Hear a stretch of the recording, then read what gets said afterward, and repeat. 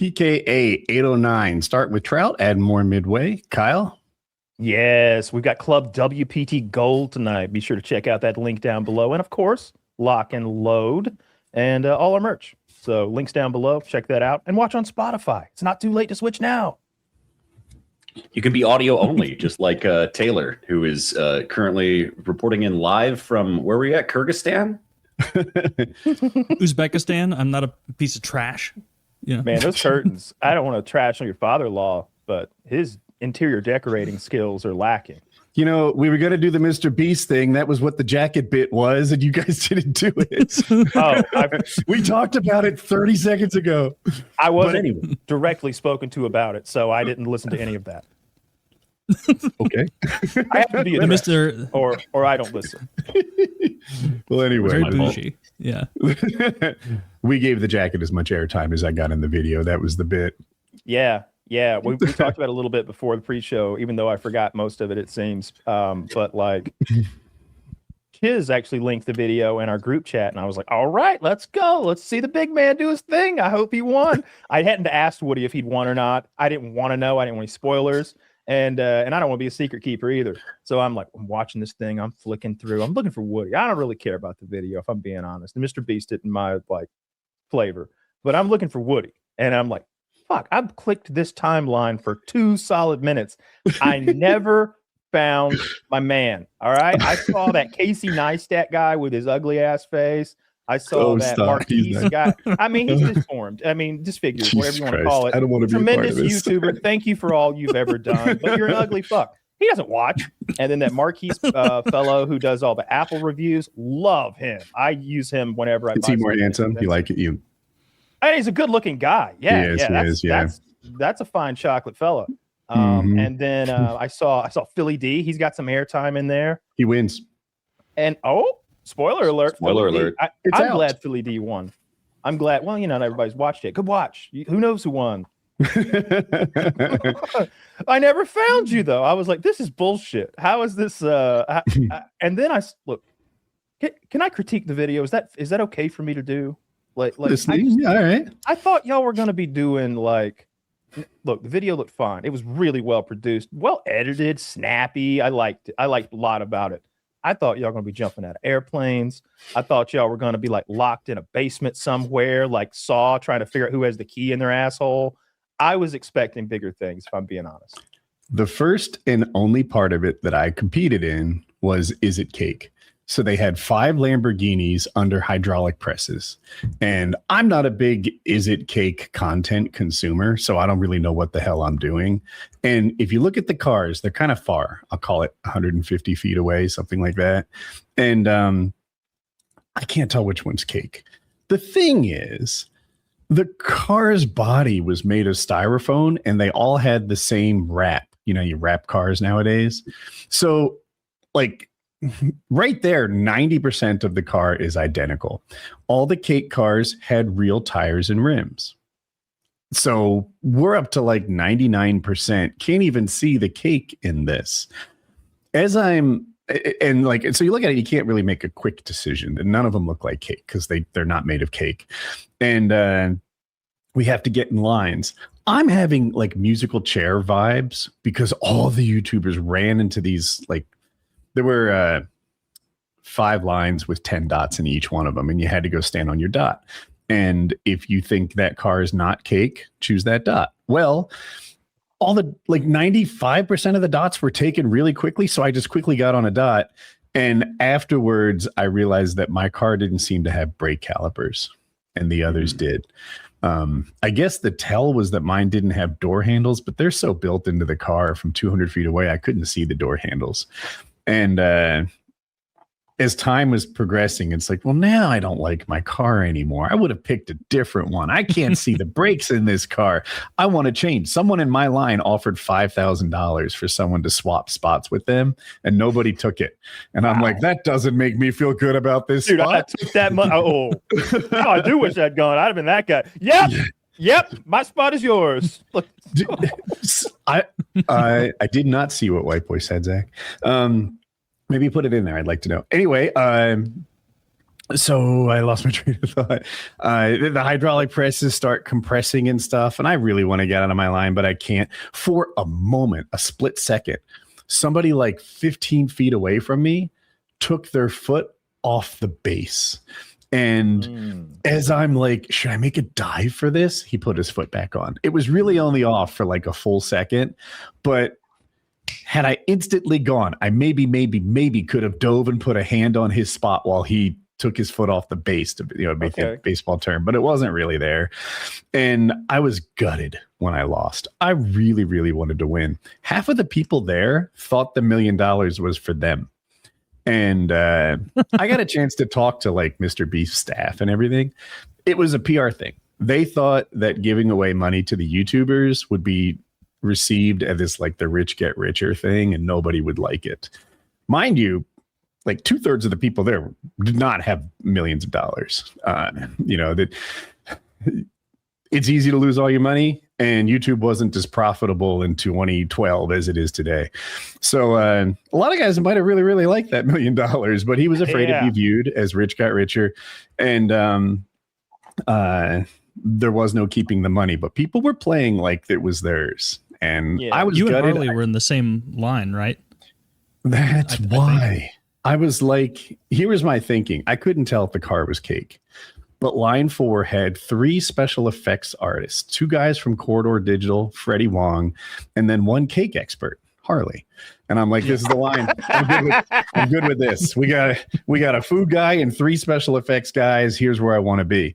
And it was not the right place. We all lost. That reasoning is hilarious. They let you eat the car afterwards? No, it was all smushed up. I put my finger in it, and you did get a taste of the Lambo. Yeah. Terrible infection. That's how I watched the video. Is I got to the point that you and Harley were in that line, and then when I saw your line got eliminated, I was like, well, let's do a little scrubbing, see if we can find Woody or Harley somewhere in here. And then you were the only one with a good critique on the Minecraft houses at the end. I got you did watch it. Yeah, there was a little airtime at the end. Everyone else just voted for the house. Like, I like this one, I like this one, but I gave my reasoning so that they showed that. But behind the scenes, they did a lot of interviews with me. I guess Jimmy had been talking about me a lot, and maybe they're pumping my tires. Maybe it's true, but they're like, dude, Jimmy keeps crediting you with the reason he got into YouTube. How do you feel about this? How'd you feel about that? How'd you feel? There's 20 minutes of footage. 100% of it is on the cutting room floor. All these like backroom interviews and stuff. If I could change a thing about the video, like if I had made it, I think I would have had it connect with the YouTubers a little bit more. So much of it was like aerial shots of them crossing. Is it the floor is lava or whatever? Only the chip stuff really had any personality in the video. And I would have wished there was more of that. Yeah. But. Yeah, I could see it. And also, like, very few people that I watched leading up on the final Minecraft critique said anything other than like, I don't know, I just kind of like the vibes of this one. And then I really liked that you came in and you're like, those torches are going to burn that one down. This one's got no lighting interior. That means that the ghouls are going to spawn. This makes sense though. Like, I am never. I watched it. Not I wanted amazed to see by it. your memory. I know I watched it, but I don't think I would have retained it as well as you did. You did. That's all true. I was going to say I saw the clip as well. What was the game there? Basically, they gave everyone the same materials to build a Minecraft thing because Minecraft was big at the time. And then the guys who got voted off voted for the best one. And they made it look a little closer than it was. I was in the final group that voted. And when I got there, everyone was like, Philly D already won. If you look at the votes, they're like, ooh, it's 18-17. That doesn't add to 50. There were 50 votes. I think it was like 30-20 in the end, something like that. So people knew. Well, at least you didn't have to like travel across the world or the country. It was nice and local for you. Super. Yeah, it was a nice 90-minute drive or something. I actually enjoyed the drive. Yeah, it was no big deal. But his staff was amazing. Man, he has an operation over there. Beast City is like under construction.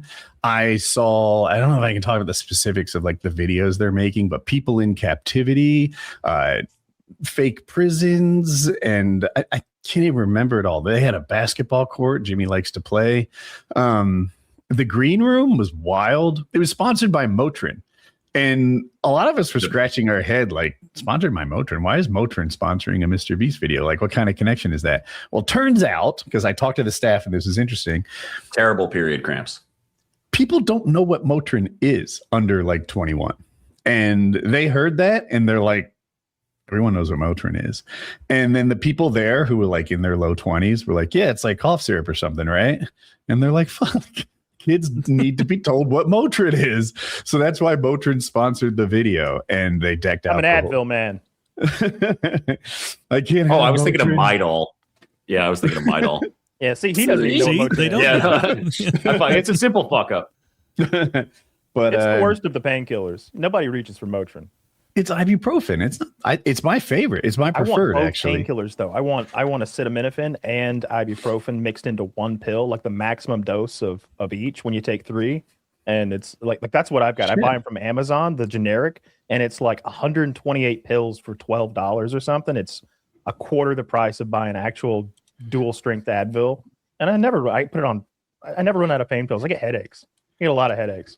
Taylor, do you know the classification of Motrin? It's like a non-steroid. Is it NSAID?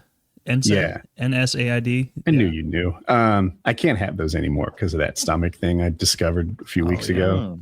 So I'm an acetaminophen man now. Okay. I was a Motrin guy. I almost never take any of those, but I know Aleve is the one that seems to be the strongest. Oh. Right. Isn't that like more of whatever you're taking? Ibuprofen has an anti-inflammatory aspect to it, and like half the time I'm in pain, I need that part. Like I fucked up an ankle or a shoulder or something. I sleep funny, and I get this like neck headache that sort of goes up the back of my neck from like sleeping weird, and I often take 2 or 3 Advil as soon as I wake up just to deal with that headache. That I've replaced pillows 3 times. I can't get rid of it. I think that like regardless of how nice my pillow is or how well I start when I go to sleep, I get into some weird fetal position thing. Probably the dogs don't help because they're all fucking over me, trying to hibernate on me like we're bears in a cave. And I always wake up with a bad headache. Not always, but for a while, like pretty regularly. That's terrible. I'm not gonna get that looked at all. Oh, neither would I. No, neither would I. Yeah, kind of doctors. You They're just for sick people, not us. Yeah. Mr. Seizure in the bathroom ride. does not bring it up to the doctor. I mean, when you're coming on 29, like all of us, yeah, you just get better on your own. But it was a really cool experience. I've talked before. One of my favorite parts was hanging out with Jimmy's fiance, Jackie, and I. Like, they must be pumping my tires, but like she came over, she's like, Jimmy talks about you all the time. Like, are you Woody's gamer tag? And I'm like, yeah. And then they got us a wedding anniversary cake. I think the next day it was like my actual wedding anniversary. So they got us an anniversary cake, and that like brought people towards us and stuff. And we hung out with her forever. She was amazing. That's really cool. Are you Woody's gamer tag wearing a jumpsuit that says it? Text on the front. Maybe she didn't say that.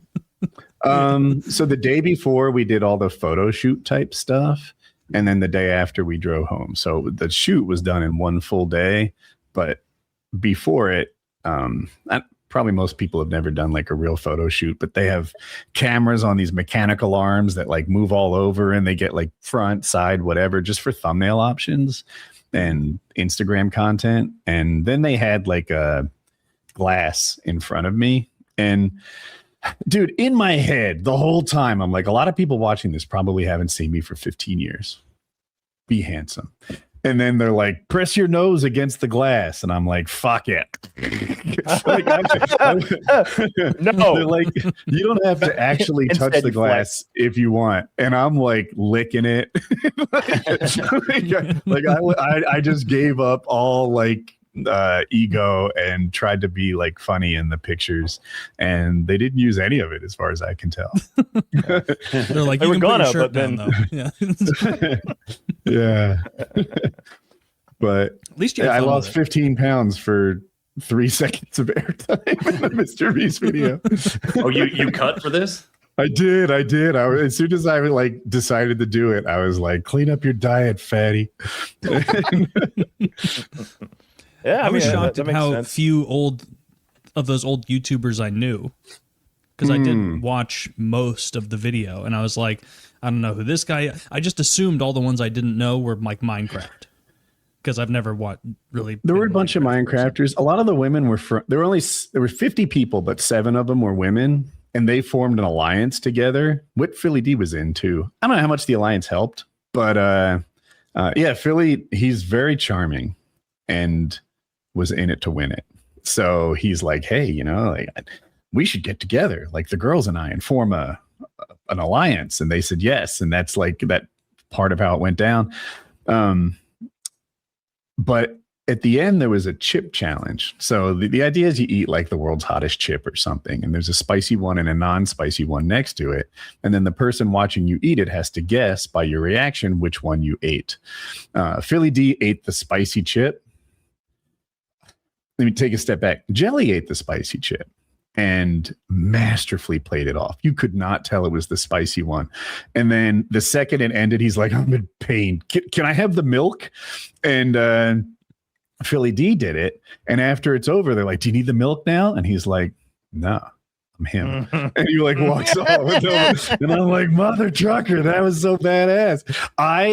One thing that made me feel better is after I got knocked out, I was gutted. I was like, man, that stinks. It stinks that I lost on it. Is it cake challenge? Maybe I could have done something. The next challenge were teams of people flipping a water bottle. And the video didn't show just how weak a link one of the teams had. But there was a girl who just couldn't flip a bottle. In fairness, it didn't have enough water. But they were down by like 3 people. It wasn't close like the video made it seem it was. And I was talking to one of the guys on his team, and he's like, it stinks. I lost, and I didn't do anything wrong. Like, he hit his first flip, immediately tags the next guy in the relay, and her team was just sunk because that wasn't in her skill set. And I'm putting myself in those shoes. It's like, oh, so the next one was also kind of a crapshoot. Like, did you get lucky or not? It wasn't really skill based. And then there was the spicy chip one, which I had no talent in. There's no reason to think I would have done well in that. There was another one that was a mannequin challenge.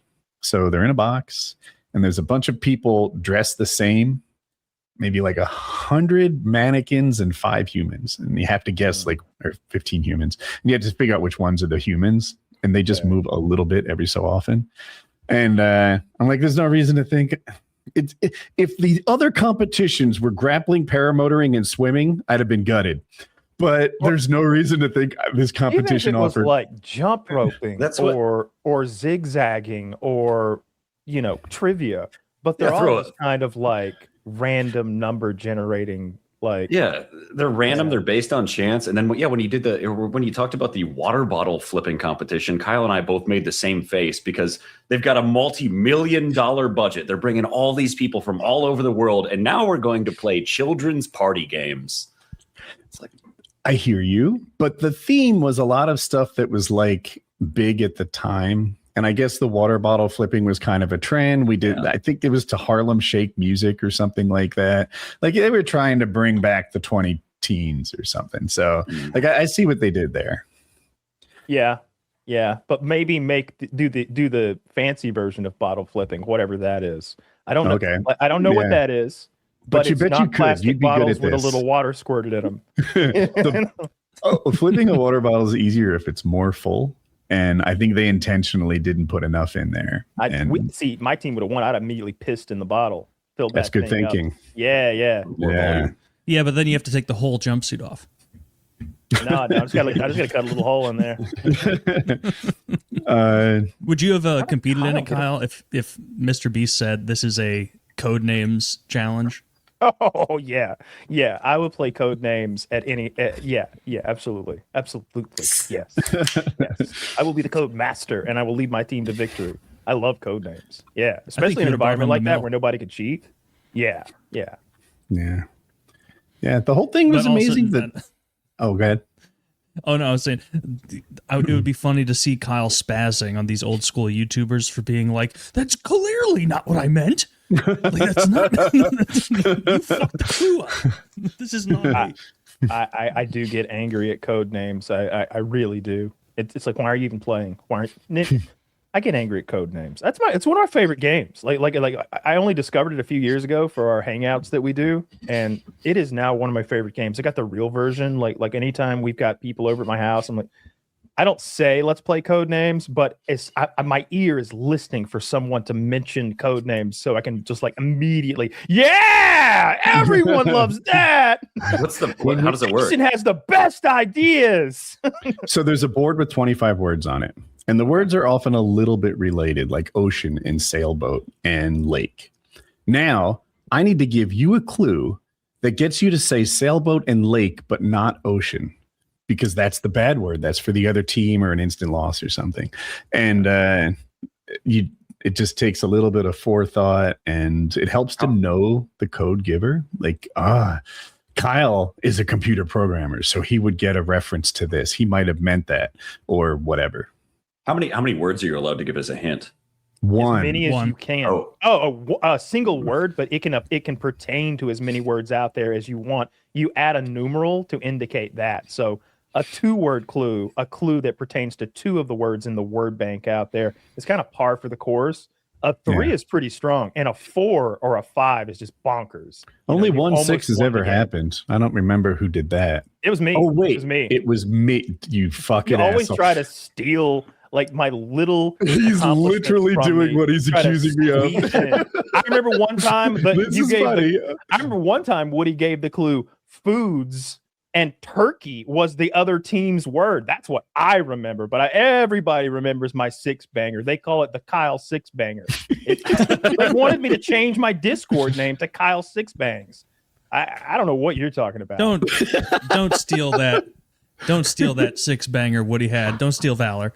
You know, you got to back me up in the lie. What are you doing? Oh, man, Kyle's a better clue giver than me, but you can't rate the clue guesser really because it's a team effort. Maybe I'm I honestly think I'm one of the better guesses in the Discord. Well, like what clue would you give me? An example you gave: ocean, lake, and sailboat, and you don't want me to guess ocean. That is a hard one. But freshwater, so you can say 2 words. Oh, yeah. Is freshwater? Freshwater is a compound word, right? Yeah. Is it? I think that would test the rules. I thought of freshwater also, but I thought it was 2 words. Why would I guess sailboat off of that though? Well, there's only so many words. You're like, it's 2. Oh, and you're definitely not going to say ocean. So usually one of them is like the clue's a slam dunk for a word or 2, and then you're like, he said 3. What could the third thing be? And or sometimes the process word of elimination. You know, like, and there's multiple rounds of it, and one team has 7 words they're trying to find, and one team has 8 because one team goes first and one team goes second. It's very fun. You can have sort of an infinite number of people on each team, and one guy is giving the clues, and he's sort of in a cone of silence in his own Discord call by himself. He can't hear what they're collaborating about, can't see what they're collaborating about, and we end up screaming at each other over it. There's been absolute people getting cursed out and bitched out over it. It's a good time. People get very upset. We play 2 games mostly. We play more than 2, but in the Patreon PKA hangouts that happen every month, check out the link in the description. It's mostly code words and GeoGuessr. Dude, I'm a king. What? Okay. At GeoGuessr, I'm so good. We all suck. Hold that thought. So in code words, I started below average, and I think I've advanced to above average at this point. In GeoGuessr, I am not making any improvements. I started below average, and I think I've held on to that pretty tight. Yeah, same. I've learned nothing through our games. I've learned nothing. Like sometimes it will be, I will see American vehicles, and I'll see tropical palm leaves and sort of maybe a cheap sort of not third world environment, but it's like this is not where fancy people live. And to me, that's a coin flip between the region of the Pacific where Singapore is and Hawaii. I was going to go Puerto Rico, Hawaii. And see, like, if you do that, then you can be off by continents. You can miss by 5,000 miles doing that and get no points. And that will be the ruin of almost every one of my games. I'll be like, ooh, that's Pacific Northwest. No, that's Germany. Those are the mountains of Bavaria. That's not fucking Washington State. Like Tasmania off the bottom of Australia looks almost like bang on the same as like Oregon. Yeah, but I'm terrible at it. And we occasionally will have a guy in there who's a legit ace, and he'll be like, those are clearly Bulgarian bollards on that road, you imbeciles. That's what I was going to bring up, because I used to play it with like my childhood buddies, and I still keep in touch or whatever. And I have one friend who is like deep into the meta of GeoGuessr, where he's like, oh, that traffic cone, that's a Finnish traffic cone. And I think that takes away the magic of the game. It should be entirely vibes based. It should be like, this feels like Sweden. See, there's a lesser known game that's not well supported, and it's essentially not a functioning game, but it's EthnoGuessr. I was just about to bring that up. Yeah, it's not well supported. I think the game is a joke in its own right, because like if you play EthnoGuessr, which shows you people's faces using, and then you have to figure out where that picture was taken. At first, you're like, this is a fun idea. And then quickly, you're seeing the same old Mexican lady you saw last round. And it's like, well, they didn't have. This is there's only like 11 faces. Game. Yeah. Well, they'll put up they put up an Aboriginal, and we call that free space. As a professional racist, I'm very good at that game as well. I'm not. Who's back? I thought I knew the Asians, right? Like, oh, that's Chinese, that's Japanese, this is Korean, whatever. And if you're thinking you know them too, ask yourself, could you distinguish someone from like Singapore from Vietnam or Cambodia? Yes.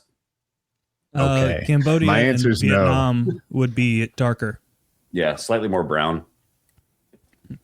I would love to play this game because I think I do have a bit of a talent for it. I think I don't know about Uzbeki. That I might struggle when we get into the weird parts of. Like, they look kind of Mongolian. People get all mixed up in certain parts of Eurasia, so like it's a crapshoot. But I could definitely tell a Japanese fella from a Singaporean. I think. Again, I'm a professional racist. I'm like 1930s different kind of whites racist. I can tell what region of Italy your ancestors came from. Yeah. I mean, I'm kind of on the. I wouldn't call myself a professional racist. I wouldn't say that out loud. No, write that down. What part of Italy do Taylor's ancestors come from? South. Okay. South. Yeah. Still on the boot, not Sicilian, but they're Southern. I'm a racist in training. I don't know. I could tell he was Italian, but I got a lot to learn. So you probably know this already, but at one point about 800 years ago, the Moors, who were black Arabs, came up from northern Africa and raped and pillaged their way through Sicily and conquered it. Propaganda. They conquered it, and it was Moorish territory for I don't know how long, a couple hundred years or something like that. And then I think a crusade pushed them back out. But there is forever a genetic impact on southern Italy where they have that dark olive complexion, and they have dark, oily, greasy hair, and they look like those greasers from like mob movies. Like I wish the Moors raped my ancestors. Maybe I'd remember more stuff. Yeah, but Kyle, you can fix that with Accutane, apparently. Yeah. Or the Reconquista. Then you burn in the sun like an Irishman. Something. His genetic makeup gives him that recall, the spelling. It's good. I'm sure Kyle is also remembering that. And you were scene wrong, from by the Romance. way. Trout. Oh yeah. You were slightly wrong. You said Southern Italy for my grandparents. ancestors. South Central. They came from, or my grandma's family came from Sicily, and so they were way. Don't say that publicly ever again. That's even. What's wrong with Sicily? They're a proud in people. Italy. Is that the Detroit of Italy or something? It's the mob haven. I knew that, but of Italy, yeah. That's like a little cool in a backwards way. They have They like get way bullied more by the rest of Moorish Italy influence. a little bit. Yeah. Yeah, because The mob gets bullied by the rest of Italy? No, Sicilians get bullied nose by in the air. the rest of Italy. Yeah, for ethnic reasons, just because they're darker, they have more Moorish influence. That's like WAP, the slur for Italians. Those are Northern Italians. Wapo, meaning handsome, because they had blonde hair, blue eyes, but they're still technically Italian. So that's inter-Italian racism we're discussing now. Yeah, it makes sense. It's You well are earned. pro. Well he earned. knows what's up, man. I'm trying to go tit for tat and identify where Trout's ancestors are from. I mean, German, Is English. Trout your real last name? No, I'm No. I'm guessing. Have you ever done a genetic? Do you have the answer for this? Do you? I do have the answer, but not because I did it, because I refuse to sell my genetic information to third parties. I think there's some Irish influence or some English influence and some Scandinavian influence. I think he's Austrian. Austrian? What you got, Taylor? He has a bad internet connection. yeah. Thanks for asking. Bad internet connection. Yeah, English, German would be my guess. Maybe a little Northern Europe, a little Finnish, not Finnish. No, they're too Asian. It would be. He's got that Skarsgård forehead. Swedish. This guy's got some Scandinavian in him. Yeah. Winner is All right. Kyle. Congratulations. Yeah, my little sister did the 23andMe or whatever one of those bullshit things was. But so like ethnically, Irish and English people are essentially the same. Yeah. We are almost entire. We're like 80% just Anglo English, but our family was British, but Catholic.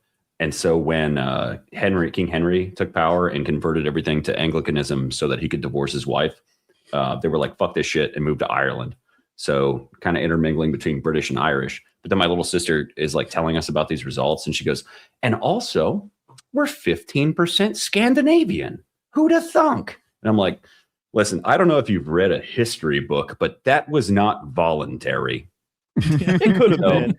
It's sort of a coin flip whether it was voluntary or not, because there was that long period where they settled. You know, they were given all that land, and you had a huge number of Scandinavians who just became English, if you know, for what it's worth, and like lived there and farmed the land and all that. That was all happening too. But then there's a lot of voluntary. But if the Vikings come to England, who do you think gets the bitches? That's partially. I've been making the statement. I come from a long line Probably of the strong 6'5" men blonde guys.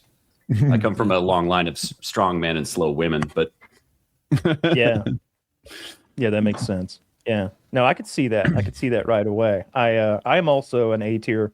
I'm not going to call myself a professional racist. I don't know what I'm. We'll look into. I'm a genealogist. Race observer. I'm a race observer. Okay, Yeah, it doesn't mean anything, but I'm very, very interested in it nonetheless. No, bro, I'm out in Look the at streets Taylor, measuring he's swarthy. skulls. Yeah, Taylor's got that swarthy influence. So is Chiz. Chiz is like almost got nappy hair. Like I don't even like doing business with him. Well, I think he's mostly Spanish, right? Yeah, That exactly. explains it. Which I feel like most of Europe looks down on them Why? a little bit because they're they haven't Iberian. done so hot in like the past couple hundred years. Oh, Yeah, I guess Their they economy's discovered not the new good. world essentially, right? They sort of funded it, did it. yeah, they did a lot of good. That was half a millennia ago. I guess so, but that's kind of a big one. What have you done for me lately? I suppose is coming into play. I was like right the other day. Portugal. What I was saying about PKN, I looked it up to confirm it. That Portuguese fencing champion, he literally wrote the book on like how to sword fight. It's called like the Manual of Fencing by blah blah blah blah blah blah. But one of his go-to techniques, he doesn't have sand in his pocket. He has a pouch of sand hanging off his hip like a holster, like the thing that bird hunters have their shotgun shells in. And he's not just occasionally flicking a little sand. He's constantly sword fighting and throwing sand at you. He's like, Does no one else play the sand game? Like nobody it- else picked it up and started throwing sand themselves? I don't think he let He was many the live Sandman? to tell the tale. You know? The Sandman. Yeah. I'd have read the book Raul the before a fight. Sandman Gonzalez. Weighing in at 110 pounds, standing at 4'10". Probably. So was No, it it's awesome though. in the context of fencing or just like legitimate like in battle sword Both. fighting? Both. Like he was like a sword master of some kind, and then like wrote a book about how to be a sword master. He was a duelist, right? That was his specialty. That's my understanding. 1v1s. Yeah. Because that makes sense, like in the context of battle, where it's like, dude, one of us is making it out of here alive, the other is not. But if it was like we're playing this for sport and somebody throws a fistful of sand in my eyes, you're like, what the fuck, bro? Yeah, this isn't Olympic fencing. I think even like when they would have like duels, I think a lot of them, they would go to first blood. Like if they had like a duel over honor or something like that. I think it was a little bit like the gladiatorial arena. A lot of people survived their duels with like a cut or maybe even just, they would do this thing where I challenge you to a duel. You spit on my shoe or whatever, and you accept it because honor's sake is there. And all these people saw you challenge me. And we get there in the morning and we both literally shoot our guns straight up in the air to say we dueled and walk away. Yeah. I was a little drunk last night when I said that. Sorry, bro. I think that's what Alexander Hamilton had in mind, or his son. It was one of those. Aaron Burr blasted him in the chest. There's a Ridley Scott movie with Harvey Keitel called The Duelist, or maybe The Duelists, plural. And it's the true story. It happened during the Napoleonic era. These two French officers got into a disagreement, and it was over nothing. One had been sent to fetch the other by a superior officer, and the other one didn't want to be fetched. And they got into an argument over that. A duel takes place. The duel is interfered with by a woman, and one of them wins clearly. But because the woman interfered, the loser doesn't like the outcome. And so they keep challenging each other to duels over the course of like 17 years. They fight like half a dozen duels with different kinds of swords in different locations. They have seconds with them, and like, they're like buddy who's there to like back them up and provide the weapons, and they have pistol duels. It's a true story, and like Highlander. The movie's a little bit slow. They couldn't have been very good duelists if they did they that. were grievously injured multiple times, and like there was always a reason why one of them didn't die. It was often interfered with, or one of them would get like fouled in a weird way, and the other one couldn't claim victory honorably. So it's like, fuck. Well, if you're just gonna trip, I can't win the duel. And it kept getting like 5 years later, another duel. 3 years later, another duel. They fought a bunch of times, and I don't know. It was more in real life than it was in the movie. And even in the movie, you're like, he's still mad.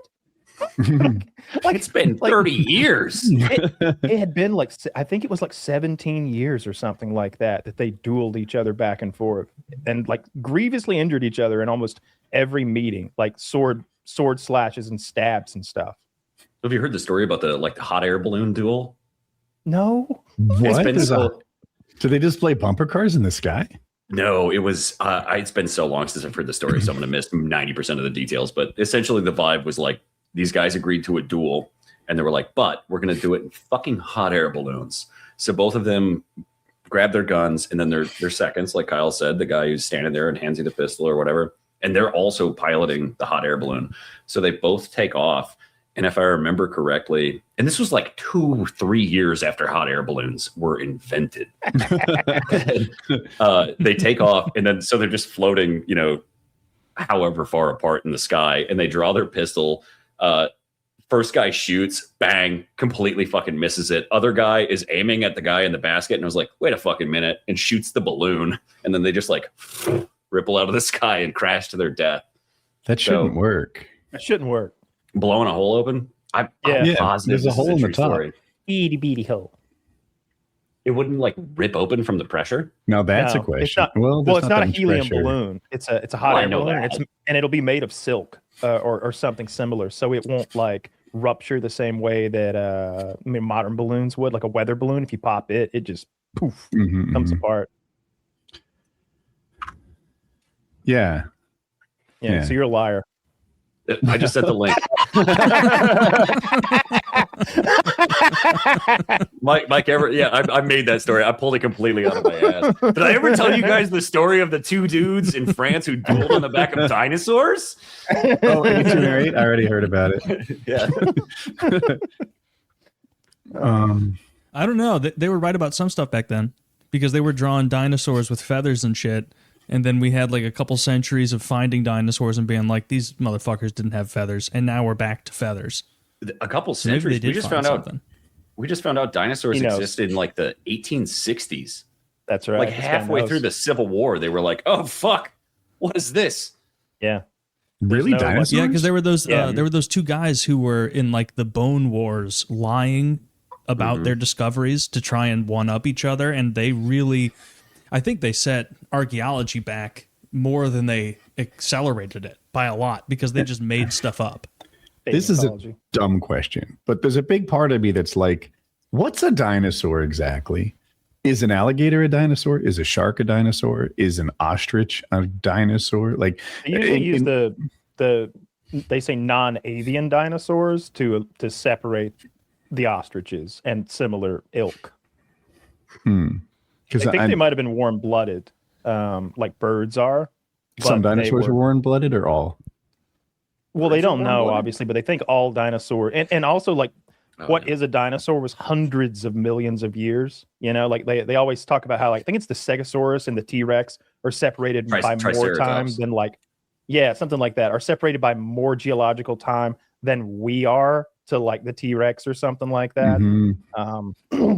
So Like, hard to I say. just wonder if some of the things that were alive back then weren't alive now. Would we just say those are dinosaurs? Mm. I agree with you saying that alligators are dinosaurs, which I am convinced. If given enough time, every animal on the planet will evolve to become an alligator because they locked in 300 million years ago. Haven't changed since. They got it figured out. It's crabs. Mm. Everything evolves to be crabs.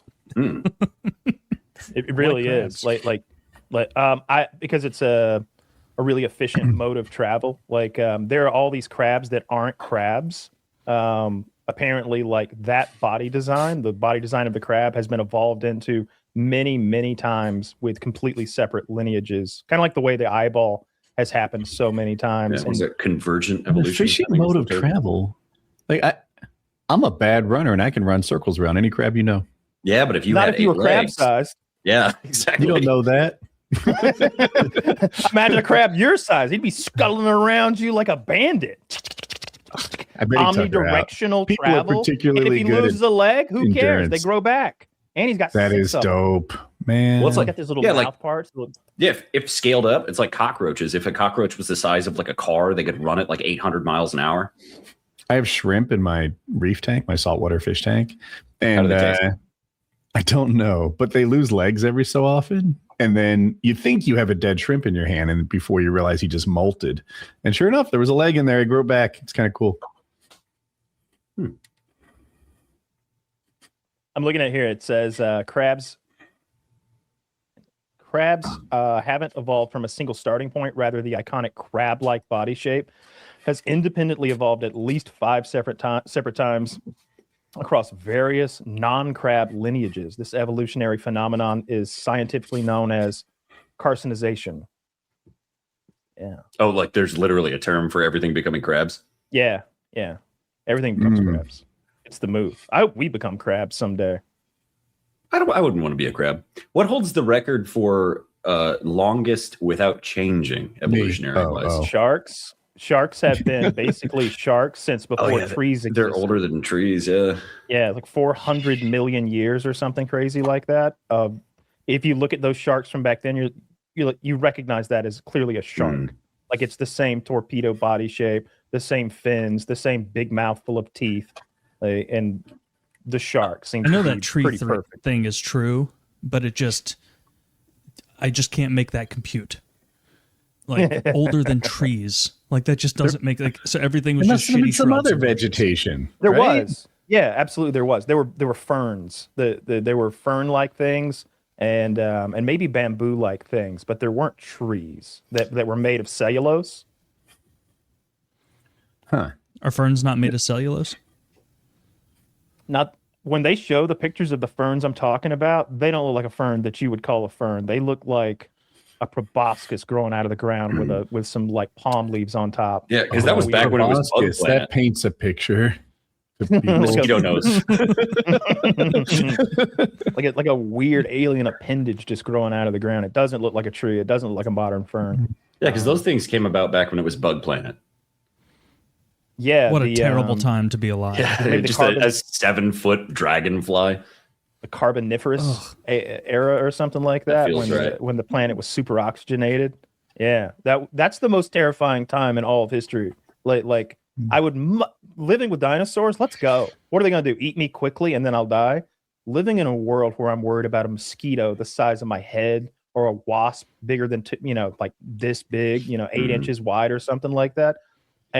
I'm terrified of all of those things. They had millipedes. Oh, dude, you get bit by one of those giant mosquitoes, you're gonna wither up like the end of Saving Private Ryan, where Matt Damon quickly Sucks your life force out. just it's gonna suck you fucking dry, dude. Yeah, It's absolutely. Spiders that'd be the big issue for me. Everyone's just scared of spiders for no reason, but to me, the part where they wrap you up and store you for later on their web, I don't like that part.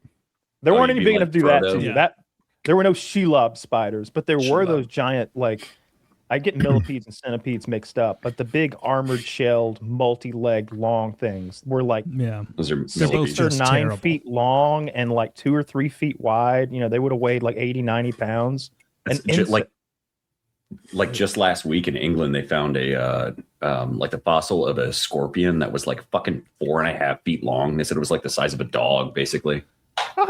Fuck that. Oh, Yeah, scorpions are my most hated creepy crawly. Like I don't have like one of those phobias, like a revulsion where I would flee from it if I saw one on the ground. But if one crawled in my sleeping bag, I'd be making some pretty high pitched squeals on the way out. You know what I mean? I'd be pretty Yeah. scared. Do you have scorpions? it's got in too Georgia? many. It's got too many weapons. I have seen got claws, it's scorpions. got a stinger. Like I remember one time we rented a lake house and something about that damp lakey environment. There were some really tiny scorpions like in the bottom of the bathtub one night. But I went to Texas and we spelunked down into this cave system about maybe 30, 40 feet down. It opened up into this cavern and it was full of glow in the dark creepy crawlies that luminesced and were like on the walls. And you could see scorpions that were about not big, like small enough that I wasn't scared enough. Like an inch, maybe 2 inches, but that seems like it was pushing it. Little scorpions were everywhere though, and they glowed. That was pretty fucked. That's what, yeah, because I got them here in San Antonio, and I've been stung in my sleep. And there are no deadly ones here. I think they're bark scorpions, but like you said, yeah, they're only like, that big on the bigger end. But the weirdest like symptom of the stings, because they feel just like, like hornet stings or, bee stings or whatever. But I think it's something in their venom is like a not a diuretic, but it basically, they give you diarrhea. Oh. So like if you get stung by scorpions, especially multiple times, this specific kind, you get diarrhea from it. It's weird as hell. I've never been bitten by a scorpion. I have seen them. I went on a whitewater rafting trip at the Grand Canyon, and there were tons of scorpions on that. I got bit by a brown recluse probably 1 month ago, like right on my belly. I was second time I've been bit because they're all over Missouri. But I was sleeping in the downstairs of my grandparents' house when we were there, and I woke up with just a big welt. And I was like, okay, I think I know what this is because I've been bit by one of these on the forearm before at my house. And it's still not 100% gone. Were you low-key hoping for enough necrosis for a six-pack? Come on, baby. I would have needed a whole team of these guys. I would have needed the whole squad to come out, but no, it just but it swells up a good bit, and I was like, I don't know what the fuck bug bit me. I was looking up like bug bites online, and you surely seen. It wasn't until the swelling went down.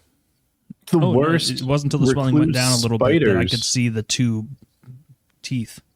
You've seen, like, if you do a Google image search on like recluse spider bite, you will get horrific stuff where people lose like most of their quad.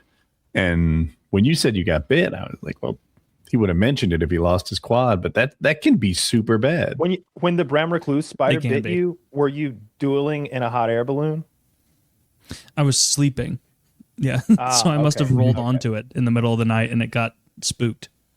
It was in Missouri, I Yeah. guess, because of your grandparents. Yep.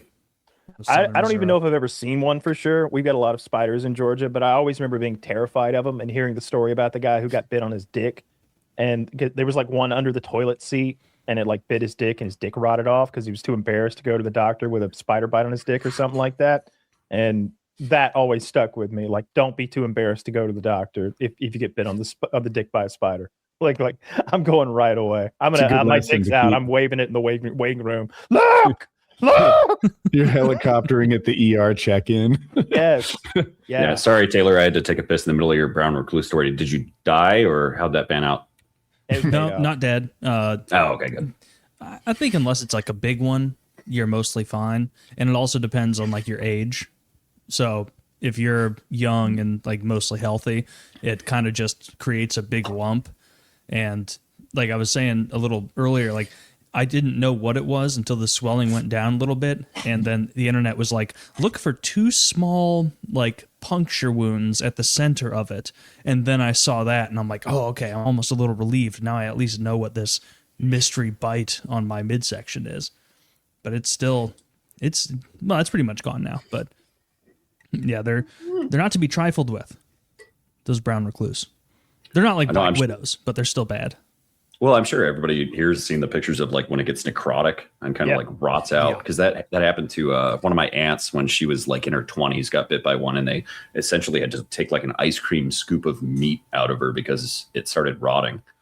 Ooh. Yeah. You ever see when the people have like necrotic flesh and they use the maggots to eat away the bad flesh rather than cutting, because the maggots will only eat dead flesh? Mm-hmm. Seems like kind of a good idea. Like medical maggots.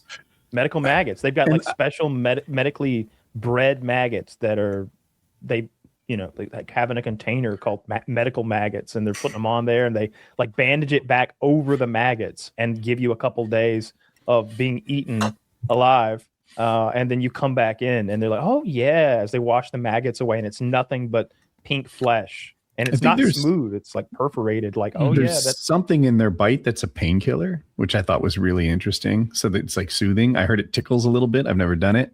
And it's also like Kyle implied, a current modern thing. Like maggots have made a comeback as a really good way to remove dead flesh. Which same with leeches. There are like medical leeches that if you have, especially like skin transplants, if you get like a really bad burn or something, they will take like sterile medical leeches and put them on the flesh to draw blood into like the whatever skin or meat that otherwise your body would reject and isn't putting like blood into. Apparently they draw blood into the area that maybe doesn't have great circulation because it's implant flesh. That's interesting. Wow. Yeah. Well, and they release like a blood thinner, because I don't know if any of y'all have been bit by a leech. Yeah, when you yoink them off, it just bleeds and bleeds and bleeds. I've never seen a leech in real life. Really? I've only seen them in the movies when like Great Outdoors, when everybody gets out of the water and they're covered up. Never seen a real one. That happened to me in real life. I was in Canada, and there was a part of this like nature trail that we were on where we had to basically like ford a river, and it was knee deep. So we all took off our shoes. It was the intensity of the trail that I hiked was vastly undersold to me. So I did not plan accordingly. I had to take off my shoes and then like, Huckleberry Finn my jeans or whatever. And we all ford this river, get out on the other side. And I had like fucking 6 leeches on both of my legs. Were they like on your shins? Yeah. Like on my calves. Yeah. In 30 seconds. And you don't feel them. Do you burn them off or you just rip them off? You're not supposed. They're kind of like ticks. Like there's an appropriate way, but I was panicking because there are gross, yucky bugs on my legs, so I just ripped them all off. And then they leave that little circular like jaw mark, and it just pours like the thinnest, brightest red blood that's ever come out of your body. I don't like that. When I was little, that sort of happened to my friend. Like we went swim. I didn't get any leeches, but it's almost like the movie Stand By Me. But there wasn't a leech on his dick, but it was in his bathing suit. So he's like, the poison out. Well, obviously. So he like pulled the leech out from in his bathing suit, and I'm scared to death that I've got some issue too, but I didn't.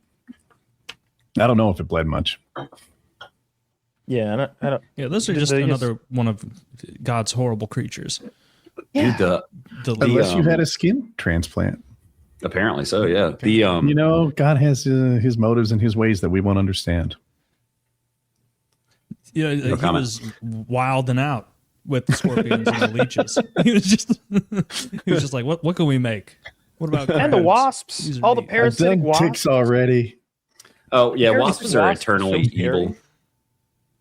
Wasps are the most evil creature that exists. Mhm. Like especially parasitic wasps. Like there aren't just one or two kinds of parasitic wasps. I think there are dozens and dozens of different parasitic wasps that have all evolved to lay their eggs into variously different creatures and then have them hatch inside them and eat them alive from the inside out. Like nature has done that way too many times for there to be a god, or at least Yeah. one who cares. The botfly. Yeah, another that's I was. horrible The one. human I was gonna- botfly. that yeah, because there's another thing. The screw worm, it's called. Just came back across the board. This is my latest YouTube video, not to self promote, but those things are disgusting. If you Google like what they do, because they're like one of the only species of flies that the maggots eat living flesh and not dead flesh.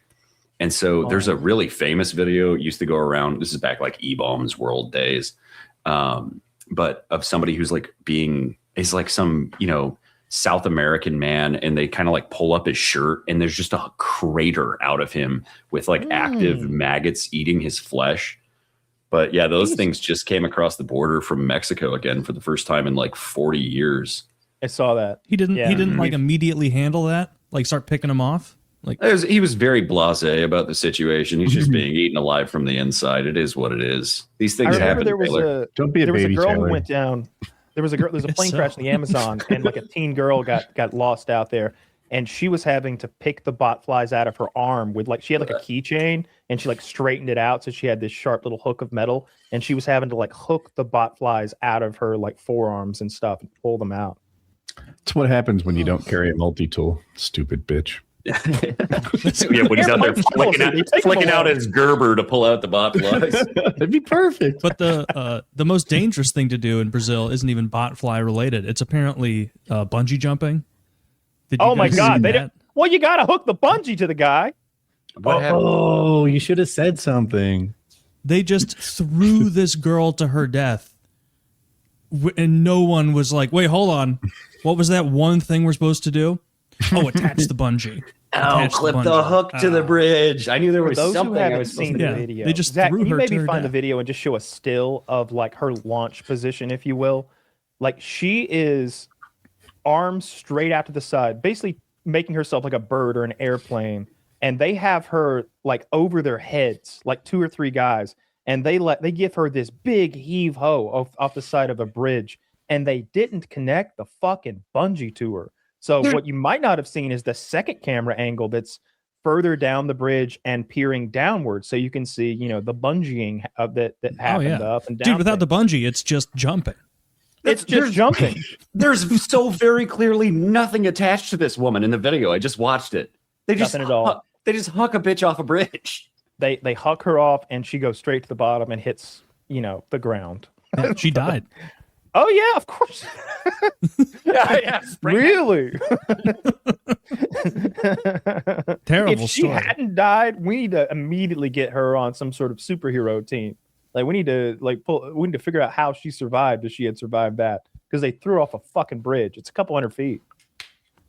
Yeah, if I'm gonna bungee jump, I want to do it in like America, Canada, England, somewhere where I think they've got it together, not somewhere where they just forget and huck you.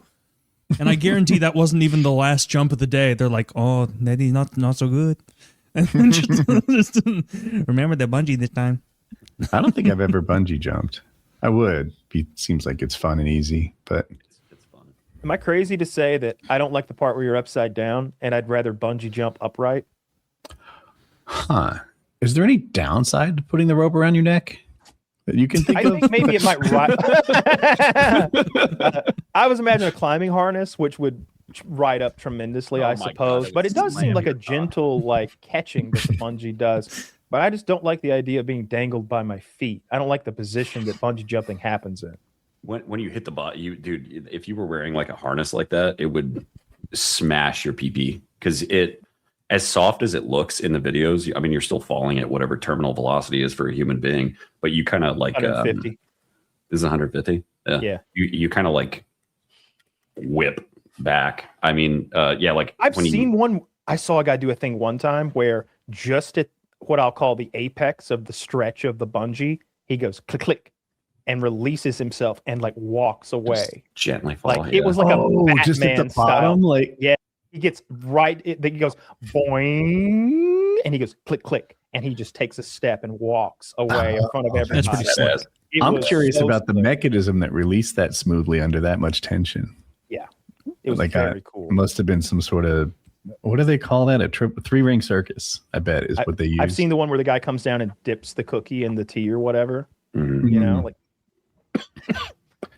Yeah. What, the guy who dips the cookie in the tea. What are you talking? yeah, about? yeah. They got a little cup of tea down there waiting, and he's coming down with one of them little English biscuits, and he bloop, right at the bottom. Give me a little dunk. Oh, that's fun. That's probably Yeah. what that girl was imagining. Moments before she splattered. That's so That's so unimaginably terrible a way to die. You're on vacation and then you just get thrown off a bridge by retards. I bet the people that threw her were buckled in. Like, I bet they had all the safety straps on. Yeah, you could see in that clip, like they had like the full like harnessy thing on. Yeah, absolutely, they were. And I like, watched it. I hadn't seen it before just now. It is a phenomenal amount of negligence involved. Like you would expect to see the bungee. They're holding her Superman style. There's no bungee nearby. They toss her. It seemed to take a minute or a second or two for them to like recognize, like, oh, I'm forgetting something. Well, if I forgot it, it probably wasn't important. Yeah, they have a checklist. that would be so bizarre to happen to Attach the someone you bungee. knew too. Like you know, if your uncle goes from a heart attack or something, it's traumatic and it's terrible, and like, Uncle Jeff. But if Jeff gets thrown off a fucking bridge in Mexico by some incompetence, that's a weird one to even process. You have to keep telling that story to friends and family, like explaining exactly this bizarre thing that happened. What a wackadoo situation. I hope there's some way to sue those people. They'll take them for everything. Yeah, all $9 US. These people can't even afford bungees at the bungee jump company. So I don't got think this great scam going on. Yeah. No, they had a bungee because Junk Americans off a bridge. no, they had a bungee because the person filming it from the back like walked up afterward, and you could see a giant bungee spooled up, not in use. Like it was there. They just didn't, do the only thing you're supposed to do with the bungee. They forgot step 1 of 1. Attach the bungee cord. That's the 200 IQ play, right? Not putting unnecessary wear and tear on the bungee cord. Yeah. The business is going to run forever. 21-year-old girl to her horrible, painful Was she death. 21? That's so Yeah, we're goofing, it's but horrible. It's awful. It's awful. That's the only way to handle a death this terrible is trying to joke through it, because it's really it's a funny reprehensible. Death. It's just it's a horrible thing that happened, but it's a cartoonishly comical way to die. It's Looney Tunes-esque. This is like when the fucking coyote shoots the rocket, and instead of traveling, it just blows up in his face or something. This is goofy because it's the one thing they've got to do is buckle you in. I've seen other bungee companies where they do a whole rigmarole about, oh, is he hooked up or not? Or, oh, whoopsie daisy. They give you a little scare at the end. Do they do that on those roller coasters that just do the big drop sometimes? You gotta be like, oh, hang on, I almost forgot to hook you in, and then drop them. Like, stuff like that. Yeah. They just threw her to her fucking death. How do you forget to do the one thing that you do? And it's not, like, it's different than those like India train Looney Tunes deaths, because like this girl didn't make a bad decision other than deciding to go bungee jumping. Yeah, she went bungee jumping in Brazil. That's a bad decision. But like, she was like, all right, I'm gonna have a fun time, and then after this, we're gonna get tacos or whatever. Meanwhile, like in India, you'll see those guys. And do you ever see the ones that like are hanging out the side of a rapidly moving train, like with their arms out? Like, yes. Yeah, and then they just get clipped by a gigantic metal pole, and it's like, you've been passing these poles regularly on the train. Like, this wasn't a surprise pole. Like, you knew that this happened. That pole stuff hits hard. Okay. But like, It does. And the second it happens, I'm like, okay, maybe he's all right. Right. Maybe maybe it would like it's a hard hit, and I recognize it doesn't give it all, so it looks dangerous. But every once in a while, people are more durable than you'd guess, and sometimes the opposite. And then you look and you're like, oh, that's his shoulder's in a different spot now, right? The whole thing has been moved forward, or that arm is not here anymore. Like the damages are bad. Oh yeah, or that head's gone. Yeah, I was gonna say or his head's exploded. Because I was looking into it, and apparently it's like a cultural thing, like a bravery thing, to like show how hard you are. Like, oh, I'm a big tough guy. Like, I'm not even worried about how close I am to death. And that's why they always like record it on. It's basically like they're chasing clout, like they're showing trying to how up their izzat. Yeah, yeah, as some folks might say. Have you ever seen the one where there's a really hot naked woman in the passenger seat of the car, and she's out the window with the top half of her body backwards, sort of like woo, and then they pass a mailbox, and the mailbox hits her at like 60 miles per hour and kills her? Mm-hmm. Yeah, that's avoidable. You go the full, like, all the emotions when you watch that video. At first you're like, yeah, and then by the end you're just no. You're like, I'm horny, I'm sad, I'm horny again. Yeah, in 15 seconds flat, you make the full range of emotions, which is that. It's pretty fucked up. I was looking for it just now. She's really hot. She was really hot before the mailbox anyway. I can't find it. You made it up. Yeah, Kyle, do you want to tell us a little bit? Oh, is it time? It is that time. Oh. All right, everyone. Here's a quick word from today's sponsor, ClubWPT Gold. ClubWPT Gold is an online poker platform available across most of the United States and Canada. If you sign up with ClubWPT Gold and use code PKA, you'll get 10 bonus chips to play with after making any purchase on the site. These chips can be redeemed for real dollars after playing with them. Whether you're a seasoned grinder or just someone who wants to, just someone who wants a shot at making some money, it's a no-brainer. Minimal risk, real rewards, and pretty fun way to test your skill and luck. So go over to Club WPT Gold, and don't forget to use code PKA to get 10 bonus chips added to your account. Check them out. Check them out. Link below. And, of course, lock and load. If you want to shoot those bigger loads, there's only one place to start. Right down in the description of this video. Click that link, press buy, and you'll be shooting bigger loads in a couple of weeks, guaranteed. Okay? That's not legally binding. Also, our merch is down there. Also, our merch is down there. If you want some hoodies, some stickers, what have you, and our code also works. Code Jizz also works over there on Derek's site. Check out all that stuff. Check it out. Check us out on Spotify. Check out the Patreon.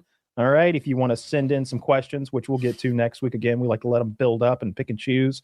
Or if you want to be a $50 patron and come and challenge us at Codenames, you will lose. You will lose, and you will be embarrassed. People and you might get win at GeoGuessr though. we've got so many degenerates in there, like not just gamblers, but just weirdos. I get them confused, the characters that are in our Discord sometimes. Okay. But I think, and I'm sorry if I'm casting aspersions to the wrong person. I think it's the same guy who inherited a large amount of money and then wrote to Woody about, hey, Woody, I inherited, let's call it $600,000 or $700,000. I've squandered most of it. I'm currently like traveling the world and indulging in prostitutes and cocaine, and I don't know what my end game is here. And I think it's that guy. And now I think that he's really into doing lots of hard drugs and transsexual prostitutes because he just randomly. That was the advice I gave him. I'm glad that he followed it to the T. to the T. Hard drugs, trans prostitutes. That's a winning combination. So like randomly in the party chat, like in the Discord, in the open group thing, he's just like, hey boys, I got a big dick girl coming over in about 15 if anyone wants to see me get cored out. And like everybody's reacting with cored what out? The fuck? I wish I saw that in time. I absolutely would have said obviously. Yeah. And then like 10 minutes later, he sends like a quick little 10-second video of a trans woman with big fake titties in a bed, sort of like getting herself warmed up for his ass. And I was like, dude, save that energy for the hangout, okay? And he's like, yeah, but that's so far away. So fingers crossed, homie is not only listening to this, and but also he brings one of his trans prostitutes to the hangout, because that'd be a heck of a show. Taylor loves that shit. Oh, honestly, his face right now, he's clapping like, yeah. How much is one of his trans prostitutes, and is it something the show wants to fund to make sure it happens? It seems like he's got plenty of money. Down. He hasn't squandered it all away. And like the part I mentioned is I think he sells the hard drugs too. So he's doing okay. Entrepreneurial advice in the Patreon hangout. Just say. Yeah. The dude's a real. Well, he's something.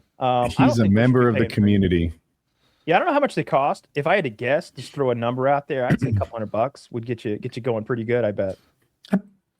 Do you think trans prostitutes, I'm trying to put my economic supply and demand background in, are they more or less than regular prostitutes? I think it depends on how passable, because there are far fewer what you would be like, ooh, that's a hot one, trans prostitutes, than there are just prostitutes, just by the very nature, you know? Like if you go on like Backpage or whatever and you look at the prostitutes in your area, you won't have to scroll too long where you're like, wow, all right, I got $500. That's a good looking lady.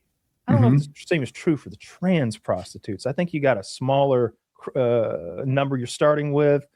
I think there's some. I think $200 gets you in there good. We'll have to ask him. You know, I'm sure he could fill us in on what it's costing him. Yeah, he did. Yeah. I don't think he keeps a lot of secrets. He has no costing him his entire inheritance, apparently. I have literally watched him live stream himself do drug deals.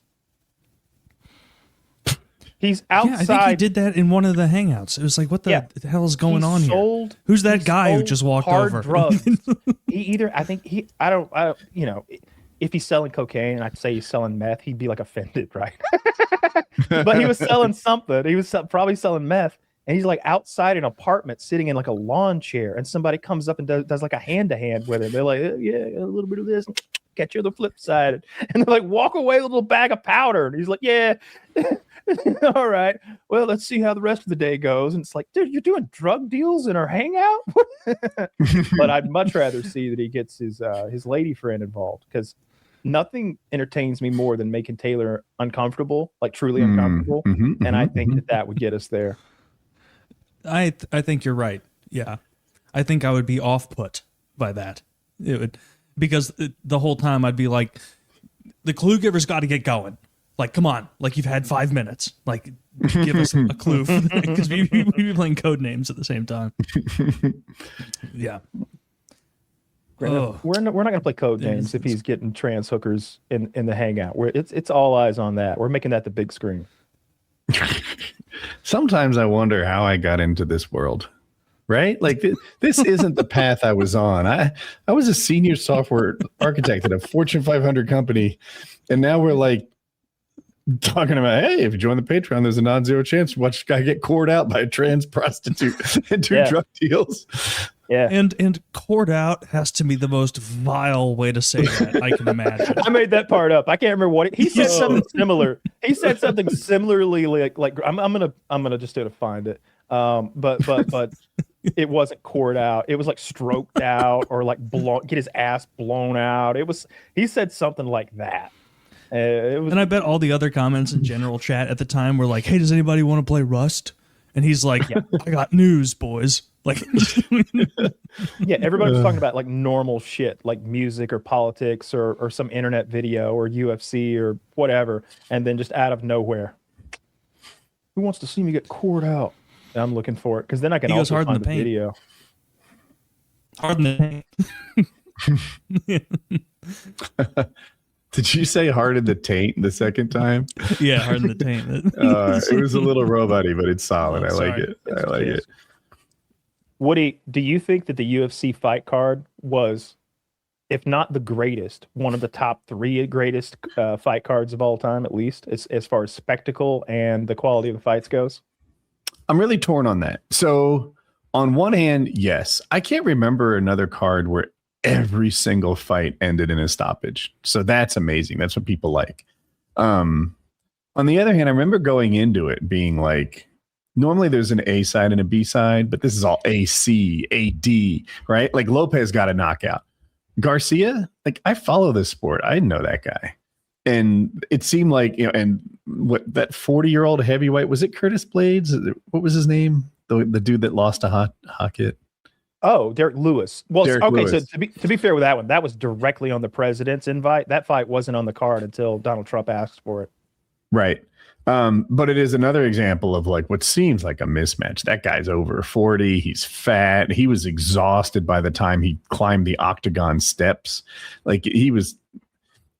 So the reason there were so many knockouts was because it seemed like there were a lot of mismatches. There were. So on entertainment value, it was kind of an A+, but it didn't really answer a lot of questions. There was only one upset all night long. Well, I thought Which was with the best. well, the co-main and the main were both like hard fought. You didn't know who was going. Well, the Pereira Gon fight, I thought was a really good fight. I enjoyed that fight, and I had no idea who was going to win going in. I had said Gon, but immediately I was like regretting saying Gon because I thought Pereira looked good. I thought his kick, he was going to throw a head kick and just catch Gon, but that ain't what happened. Gon stung him with that jab. And then I've seen a lot of replays and stuff. It looks like he threw at least 3 illegal shots to the back of the head, and maybe 7. 4. Yeah, like I watched a video where they go frame by frame with it. Me too. Okay. Yeah. And it didn't look that bad to me. Like, and then of course everybody's playing the videos of Pereira beating Iri Prohaska, and he's just hammering elbows into the back of his head, you know. And then they showed his reaction to Tom Aspinall getting eye poked. He's grinning about it that Gon has eye poked him. It's harder to feel sorry for him after all that. I didn't see that. I thought that was a great fight. Can I hit it back on that fight? Yeah. I didn't think the illegal blows decided the fight. It's unfortunate that they happened. I hope he doesn't have any like CTE from it, but I thought that fight was 95% decided before the illegal blows. And had he done the same thing with legal blows, it would have not have made a difference. It wasn't like some guy got, kneed to the head while he was down and wasn't even defending himself, and that changed the way the fight was going to unfold, or an eye poke. Nope. As they were just part of the finishing blows. That Pereira had lost that fight before the blows, I think. Yeah. I agree with all that. Gon is so big. Gon is very slick and faster than he should be. But then he's lost some fight. MMA math doesn't work. We found that out for sure with the main event, because Ilya, who's taken out Max Holloway, who's taken out Charles Oliveira, can't take out Justin Gaethje, who's lost to those guys. Not even close. I thought in the second round when Justin dropped to the liver punch, if Ilya had just stood there and like tried to make him rise, I don't think he would have been able to get right back up from the liver punch. Instead, he falls on him and goes for the submission and fails the submission, and we go to round 3.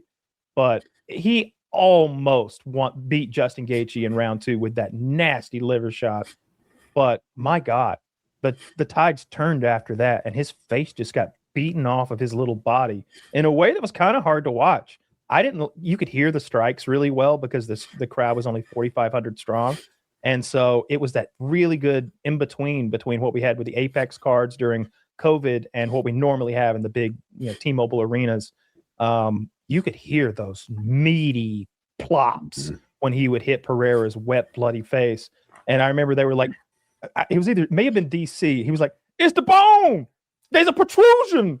The bone is a protrusion." Yeah. And I thought he was right at the time. He wasn't. No, it was just like bruised. Well, there was something pokey in his, like by his cheekbone orbital, and I saw it and I thought it was a bone protrusion. And then later I heard he had 1 or 2 broken orbitals, and I was like, "Oh my gosh, that's what I saw too." Okay. And then I heard they were non-displaced. And if you're not used to breaking bones, that means that like while the X-ray can pick up the fracture, everything is exactly where it belongs, and it's just going to reheal. So that was not a bone sticking out. That would be a displaced. I'd love to see that X-ray. I'd love to see that X-ray, because I've seen him in the hospital and he looks horrific. His eyes are still closed. He looks fucked up. Dude, and Gaethje looks fine. I was gonna say, I like immediately. I am very surprised that his team didn't throw in the fucking towel at the end of that round. I mean, the doctor. Well, I thought the doctor called him out. Yes, it's not up to the doctor. Back in. Yeah, the ref said, "Fuck it." The doctor is there to advise the ref.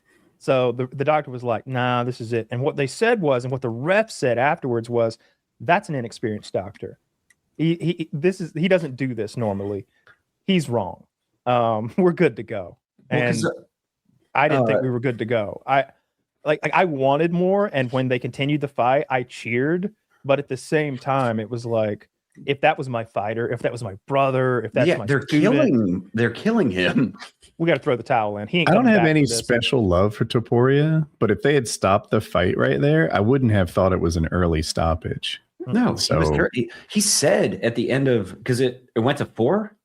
Yes. Yeah. And so at the end of the third round, when he went back to his corner, I'm pretty sure, if I'm remembering correctly, he said, "I can't see out of my right eye." Yeah, he did say that. Which usually means, like, stop the presses. There's no more questions. This fight is cooked. It's done. We're stopping it.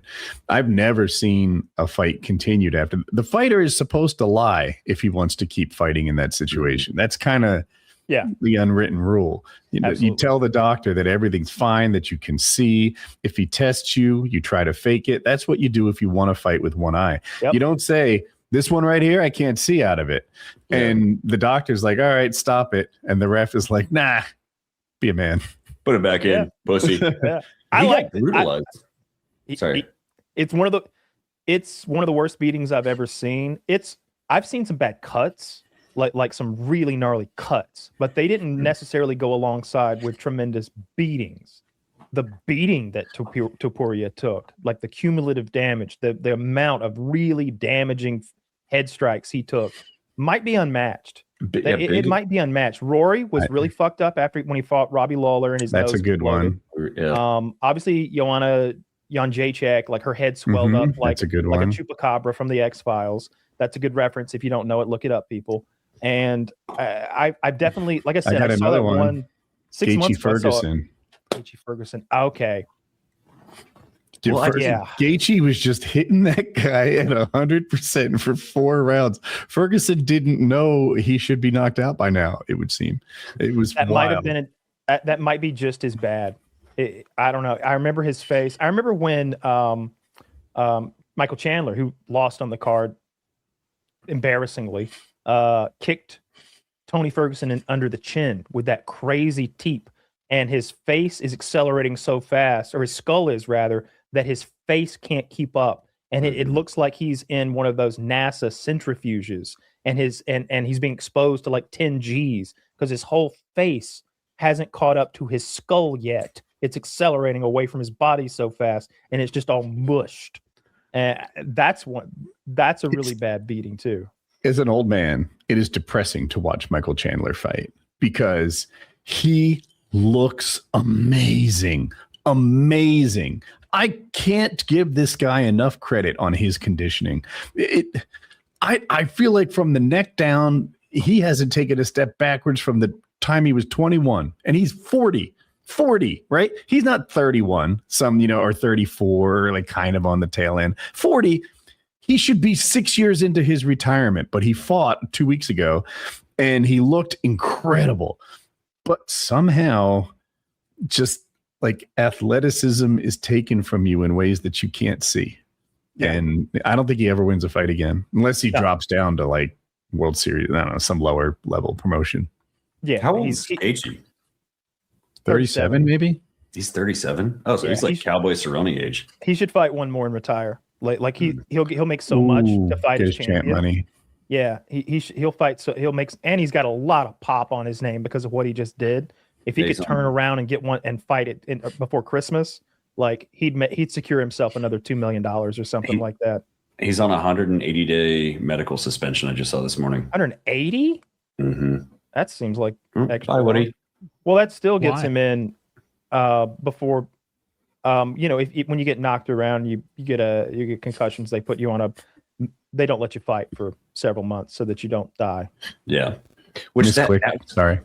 Oh, sorry. I was going to say as soon as that fight was over, I immediately tweeted or whatever. I was like, I was genuinely concerned that Taporia was going to die of brain bleed, because I've seen so many interviews with Gaethje, or not Gaethje, with like top tier fighters, and every time they're asked like who hits the hardest, their answer is always fucking Gaethje. And then there were many reports of Taporia dying from his injuries in that fight. The first time I saw it, I'm like, nah. The second time I saw it, I was like, let's verify. Not true. And then I see it like a third, fourth, fifth, sixth times that this man died from it. I'm like, let's re-verify it. See if he's died this time. Because it was plausible. Yeah. That could have been another round. It's not crazy to think that Gaethje might have beaten him to death if they'd given him another round of that punishment. Gaethje was seemingly losing no power. Like he was hitting just as hard, and he was connecting more and more, and his target was getting wetter and meatier as the fight went on. Mm-hmm. It was amazing that they put that show on for the White House for that card. I just want to talk about the spectacle of the White House card. Like fights aside, they knocked it out of the park. I had no part of that did I think it looked cheap or low rent or cheesy. There were parts of it that I thought were like ew. Like, why are we walking out of the Oval Office? Or like, why is there this big, at the very beginning, Trump and Dana White are walking shoulder to shoulder from the Oval along that little outdoors porch area that has all the presidential photographs or whatever. And there are like these trumpets playing, these like Roman royal like these really triumphant trumpets. And I'm like, this is some propaganda shit. And then some of the commercials I thought were very like upsetting for me, like that Anduril commercial, like we are America's arsenal. We are the arsenal of democracy. When our enemies show their dirty fucking heads, we blow them off with Terminators powered by AI. They do the same shit during the Super Bowl, though. You watch it like a Dodge Ram commercial during the Super Bowl. It's like, Dodge Ram, America's, if you want to get your dick sucked because you love this country, we were founded on the morals. They do the exact same shit. And but like Andrew the UFC kills people. Well, fair enough, yeah. But I mean, fucking Boeing runs ads during the Dodge Ram. The military commercial had a clip of the military commercial used actual drone footage of people dying. Like you watched people explode. I missed that. Like a wedding. There was the Houthis. There was this when we bombed the Houthis like months and months back because they were clogging up the strait or whatever, or pirating or whatever they were doing. There was this meeting of like Houthi leaders or something, or at least like a powwow of some kind, where they were in this big oval of like men standing in a field or something. And then we airstruck the shit out of it and turned the oval into a big smoky, fiery wreckage. That was in the commercial that was played during the fights. I was like, fuck, they just died. I didn't see that commercial, but I still agree with pretty much everything you said. Like, it didn't look cheap. It didn't look low rent. It didn't bother me that fighters were walking out of the White House or like looking at the Declaration of Independence. Like, if you've got that as a backdrop, then use it. And also, like you said, I wish it was less political. Like, it shouldn't have been about Donald Trump. It shouldn't have been something that's like a political rally of any sort. There was one commercial that had like, it was like a "Be Proud to Be American," like right down the middle commercial, and it had clips of multiple presidents giving, like, there was JFK like, "We do these things not because they are easy, but because they are hard." And then it goes on, like there's like an FDR, like "A day which will live in infamy," and there's like maybe Jimmy Carter saying like, I think that was the intro actually. Like lots of it. And then Obama's there, and Obama has like, I'm like, oh great, he's gonna be apolitical here. And then we get Hokit. First of all, I knew Hokit was gonna, I would have bet the house on Hokit beating Derek Lewis. Everything about that fight was mismatched and put Derek Lewis in a corner. You had a light, fast, combo throwing, stamina, crazy NFL talent who's 27 versus a 41-year-old who's always been a fat slobber knocker who has one move in his arsenal, and it's the hold B power punch. And he's always fat. He always has no cardio. And where are we fighting? A nice air conditioning arena? Is he about to come out of a 60-degree room where he's been chilling all day? No, it's hot as balls. We're literally in a swamp. It's high 70s, low 80s, high humidity. And he's got to like walk down some stairs to get to. He was sweating bullets in the back room. He was sweating bullets at the Lincoln Memorial press conference. And so when the fight started, I was not surprised at all. He beat the shit out of Derek Lewis, humiliated him. And then he had that moment on the microphone, which is, it's horrible what he said. And I don't like what he said. I wish he could have done something better. If you're brave, you got balls, say something about Epstein. But it did, you know, they say no press is bad press or whatever. It really went bigger than the whole event. That little comment I saw on like the entertainment subreddit and on like the news and world news, like UFC fighters disgusting tirade sends viewers vomiting from their screens or whatever. Like it became a bigger story than the whole event to some extent, and went further than the event ever would have into little corners of the interwebs. Dana White handled it really well. Oh, is it? Yeah, jump in? Yeah. Because he's like, listen, I don't police people. I don't like what he said. I think it's disgusting, but I believe in free speech. Now, you'd think that someone says that when it's convenient, but no, you know, well, my argument was going to be Sean Strickland says, I don't want to be on this card. This is an Epstein reunion party that, you know, and he just starts listing all the baby rapists or child rapists, to be fair, in the Trump administration. And, he didn't want any part of it. And Dana White didn't say anything about Strickland, although he was kind of banned from the event. So maybe I'm wrong. Yeah. He's not banned. He's just not allowed to come, and he isn't invited. Oh, my bad. I don't know what I was thinking. Yeah. Okay, buddy. No, I agree with all that. Take away the fact that he couldn't go to the event itself. He says stuff like that all the time. You know, he has fighters on different political views who tweet constantly, and he never seems to silence any of them. So I don't think he's being hypocritical when he lets Hokit get away with it. He lets everyone get away with everything. Yeah, and they gotta let those guys pop off. Like, as you've said many times, Woody, like half of the fighting world is entertainment and ginning up that sort of energy. Like, you got to let them pop off.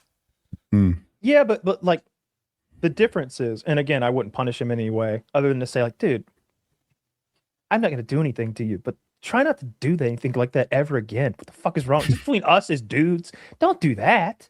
Like, forget I'm your boss right now. Don't do that. Like, he's for those who don't know, he was like Michelle Obama's man, like randomly in his like post-fight presser, like had nothing to do with anything. Not presser. That was like in the ring. In the ring after he won. Yeah, immediately. And, like on top of the cage, he yells that.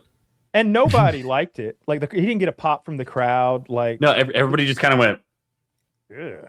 Yeah, Michelle Obama's nice, and she didn't do anything. They don't know each other, I'm pretty sure. Him just popping off about that, talking shit about Obama's wife. Like, it also doesn't make any sense. Like if I were a little kid, though, going after another fighter, like, he should be talking shit about Pereira, and he kind of did. I'm coming for your belt. Something like that, like talk shit about the next guy. Your mama. He did say that. Which I like, you know, you said it. It was on PKNs in case people didn't see it. So well, it's like the bar is so low that "I'm a chama your mama" is one of the better lines we've heard since Conor McGregor stopped fighting. Yeah. The My bar's balls very is low. hot. Okay. Yeah, there you go. Like all of these are, none of these are witty, but they become ingrained in MMA culture. Who the fuck is that guy? Or that's the worst. I hated that one. Really? Who the fuck are you? Because I have watched Conor McGregor talk about Stevens. I've watched Conor McGregor go down the entire list of every fighter, how much they weigh, how long their arms are, how hard he thinks they hit, and then to feign like, I don't know this guy, like he's not even on my radar. Fuck. I heard you describe the length of his arms 3 days prior because I follow this shit a lot. He's running a bit. Yes. And I always thought, who are you? Is the lamest, weakest, no material comeback in the history of ever. Every football player, every basketball player, and every fighter said, who is that guy? He's not on my level. It is what you say when your mind is fucking worthless and blank and punch too much. Who is that guy? I'll admit it went over well and people loved it. I thought it was a low creativity, don't know what to say moment. That's fucking nothing. We're talking about a group of men whose cumulative IQ is averaging probably 75. A lot of real dummies. Right. One of my favorites is when Connor and Nate are going back and forth on like ESPN or something by simulcast, and Connor says like, "Oh, you're skinny fat. You're gonna be like a fucking gazelle in there," and Nate's like, "Nobody even knows what a gazelle is. What the fuck? Nobody even knows what that is." Yeah. Dude, that's a king response. Nobody even knows. Conor Nobody even McGregor knows got what that into is. this non-traditional movement type stuff. Obviously, he was training like a fighter trains, boom. But he didn't release that footage. Instead, what he would release is him like doing somersaults in the park and shit like that, walking on balance beams and like playing with children's playground stuff.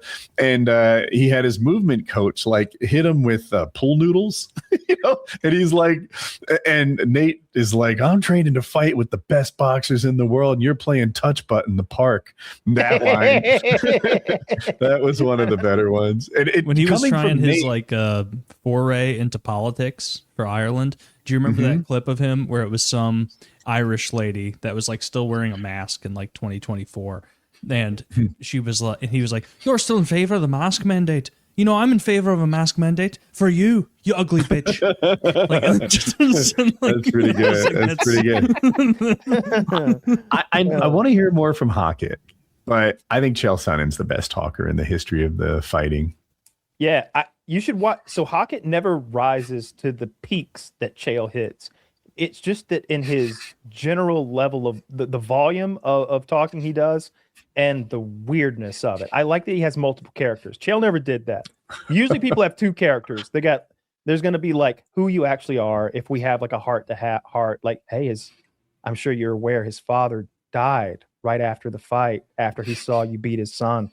That must have been pretty emotional. I was like, yeah. You know, that's a horrible. There's the real you when we got to do that, and then there's the I'm the toughest guy in the whole world. There's that guy, whatever that shtick is going to be about how bad you are and about how you're going to do this, that, and the other. Hokit has like 3 or 4 weird fucking characters. There's Down Vato, who's like a Mexican, hey, cholo kind of guy, and then there's Darth Hokit or Darth Hawk, who's like a Sith from the Star Wars universe, who wears like a cape and cowl. And then I'm waiting for my favorite one, Josh. The Incredible Hawk. There's the Incredible Hawk, who's just like, that's the one who said that shit about Obama. Like the Incredible Hawk is the one who comes in and says mean, awful shit, like the stuff that you don't say out loud. The Incredible Hawk is the one who quickly came out and mentioned that Tuporia's wife was a stripper that left him, and like he had a baby with a stripper. Like that's the Incredible Hawk type shit. And they're like 3 weight classes apart. They're never going to fight. He's just talking shit about talking shit for the love of the game. Wife for the love of the game. But isn't Josh, his other character, the one who like stutters and is insecure? He's so insecure that he did at one of the press events. He bombs as a comedian on purpose, telling stupid jokes. And every time he's, oh, tough crowd. Come on, Josh, pull it together now. All right. What was the other one? What was the other one? Oh, yeah. Okay. And it has the same setup as the last joke. It's just a different punchline about sleeping with fat women. And he's just incredibly uncomfortable. He's always apologizing. I'm really sorry about the stuff that the Incredible Hawk said about you last time. You're actually my favorite fighter. I want to be you. I want to be like you, but I can't. I always fall short. Like he's this insecure, stuttering mess of a man as like Josh. As is like, and it's like this guy is putting on a fucking show every time the camera's on him. The rest of you knuckleheads work 25 minutes at a time, tops. This guy is giving me hours worth of work. He's always entertaining me. I don't like most of it. I find it cringy, but I want it to happen because, like, be a guy, be a character, be something. Anytime you watch everything that we're into, everything that entertains us, for like these superhero shows, like every one of them has their little personality quirks. You don't like Superman just because he can fly. You like his personality. You don't like Spider-Man because he's a Spider-Man. You like him because he's a good guy with an interesting personality and like he's going to do a thing. Same with villains. Like if you're going to be a villain, then be an interesting villain. Don't just, oh yeah, I'm going to beat you up so bad your wife's not going to recognize you. That's actually not that bad. The bar's so low. The bar's so low. Chael Sonnen used to talk about his media strategy, and I found it interesting. One, he was real life friends with some professional wrestlers, and they used to feed him lines, things he could say, and they would land. So that's cool. He'd be at a press conference, right? This is the one where they have like 6 champions and then maybe 3 of the most popular fighters, and in like a sort of arena seating almost. And he would go into that like it was a competition. He's like, I want to get the most questions. I want to have the most airtime. I want to come out of this with the most buzz, right? The champions weren't competing. They were laughing at the Chael show. But he's like, this is how you build a career. This is an opportunity. Have some prepared lines, have some zingers, call somebody out.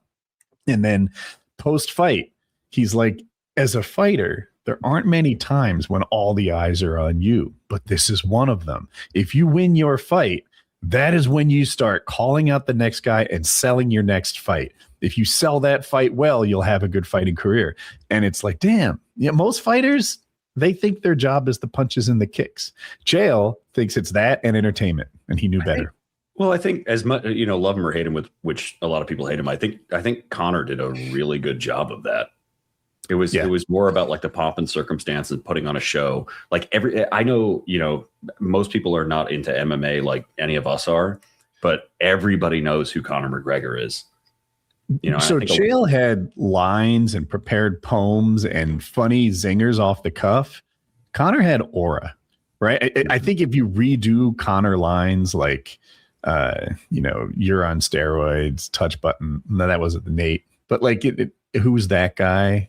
His lines fucking suck. But him showing up in the fur coat, like, doing the gorilla walk. Bender, I think it's called the billionaire strut. It's a Vince McMahon. He's like, it used to be Vince McMahon's. I stole it from him. It's mine now. And I'm like, fuck that. He's admitting to stealing someone else's bit, and he somehow comes off creative and badass and cool being a copycat because it's all aura. This guy had so much fucking aura about him. His lines were bad and his brain is lame, but his confidence and his aura seemed to be off the charts. Well, it was, I guess, to go with the aura or whatever. It was like the I don't give a fuck about it energy or whatever. He'd be at a press conference leaning over, with his sunglasses on or whatever. And everybody, like, or most people, like Chael Sonnen excluded, most people prior to like took it so seriously. And it's like, well, we're going to go out there. We're going to give it 110%. Like, no, I want to hear you shit talk this guy. You're about to go, punch each other in the face for, 5 rounds. Like, let's hear some fucking fire. I don't want to hear NHL style interviews from fighters because the NHL has the worst interviews of all time. They're almost hilariously bad sometimes. Like, I don't know. When they go up there and say the cliches, I'm almost like, yeah, that guy knows what he's doing. We got to get some pucks in the net, get some shots on goal, get some traffic in the crease, and good things will happen for us. We're really going to go try and score more points. That. Yeah, we're going to go and we're going to try and score more points than the other team. That's what it's all about. By the way, go Canes. Throw that in there. Raleigh, go Canes. Best hockey team on the planet. I mean, undisputed. They're Carolina Hurricanes. They won the Stanley Cup this year. Yeah, I'm not sure how I feel about that team. Dastardly Vegas. I mean, Hurricanes kill people in Carolina. They don't like help the people of Carolina. Like, you know what I mean? Yeah, be careful when you visit Carolina. Golden Knights slaughter. You might run into the Hurricanes. Well, that's nothing new. They won. Like the Cleveland Indians, they killed people. Like. Yeah, but it wasn't the main thing. Hurricanes. Oakland Raiders. What is a Raider if not a killer? Okay, well now, the Raiders is a different one. Yeah, I guess you're literally like, Raiders is pretty on the nose, even more than the Sacramento serial rapists. Yeah, wait, well, the Nashville Predators comes to mind. I guess they don't necessarily kill people. They might just go to islands. Yeah. What was the Atlanta hockey team called? The Thrashers. Because the brown yeah. thrasher is the state bird of Georgia, so they're the Thrashers. So you had the Hawks, the Thrashers, and the Falcons. Yeah, name shit that's not after a bird. Lazy ass state. Yeah, don't lose your hockey team twice.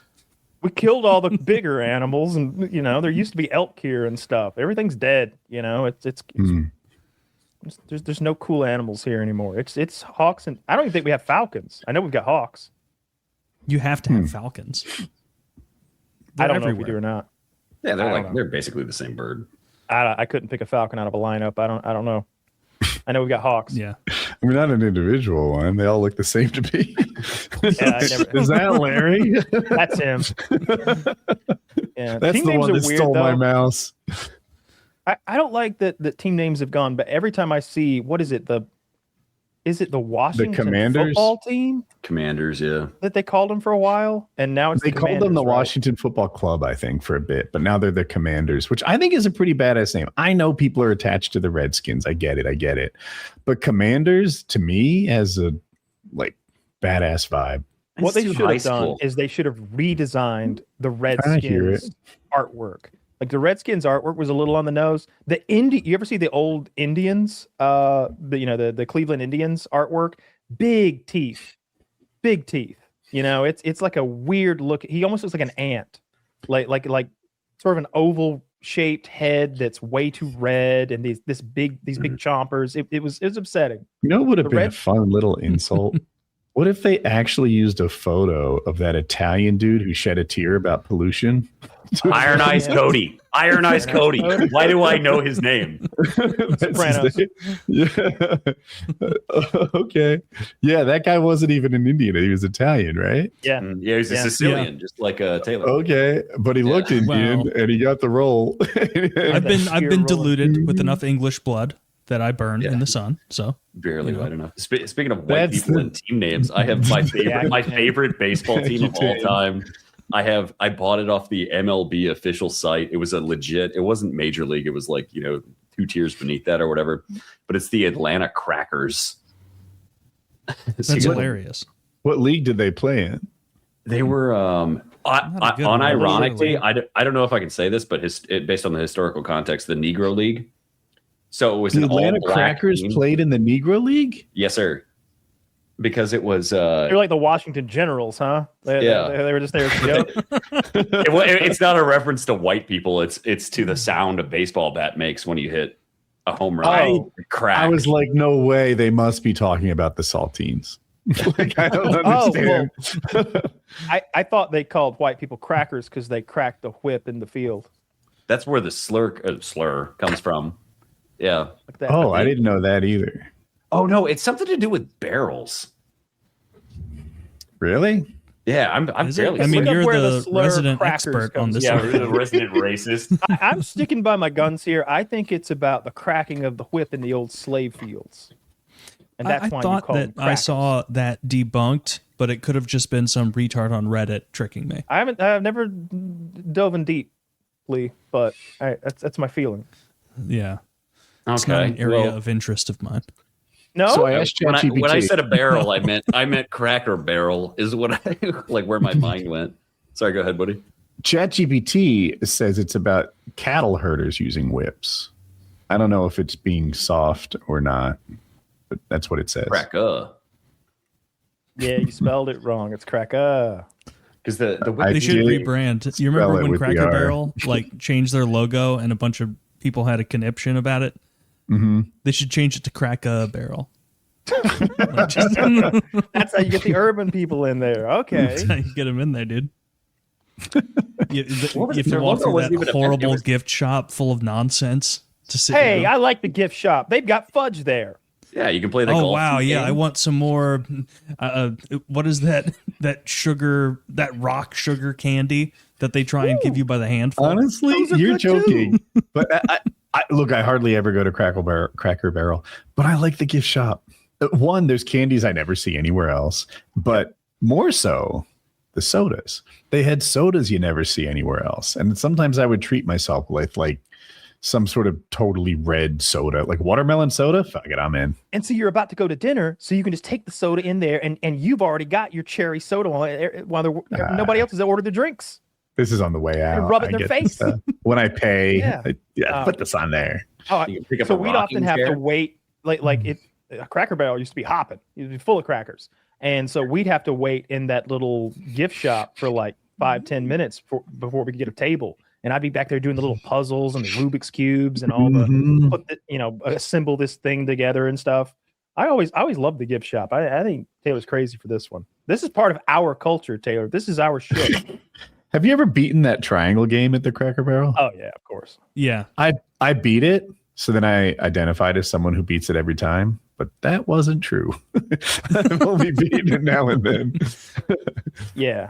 I haven't really. Every played once it in a since I while, was a you kid. really fuck that triangle game up, and you're like, "That wasn't even a real try." You're Ignoramus. so embarrassed, Yeah, like, internally. Like, You remember the that was a scoring real one. system? No. I swear, baby, this never happens. I think I started with the empty spot in the wrong area. That's probably not regulations. Yeah, it's a kicker when like you're like, all right. Usually, like sometimes I get one, but I'm mostly a 2 or sometimes a 3 guy. You get yourself a 4 or 5.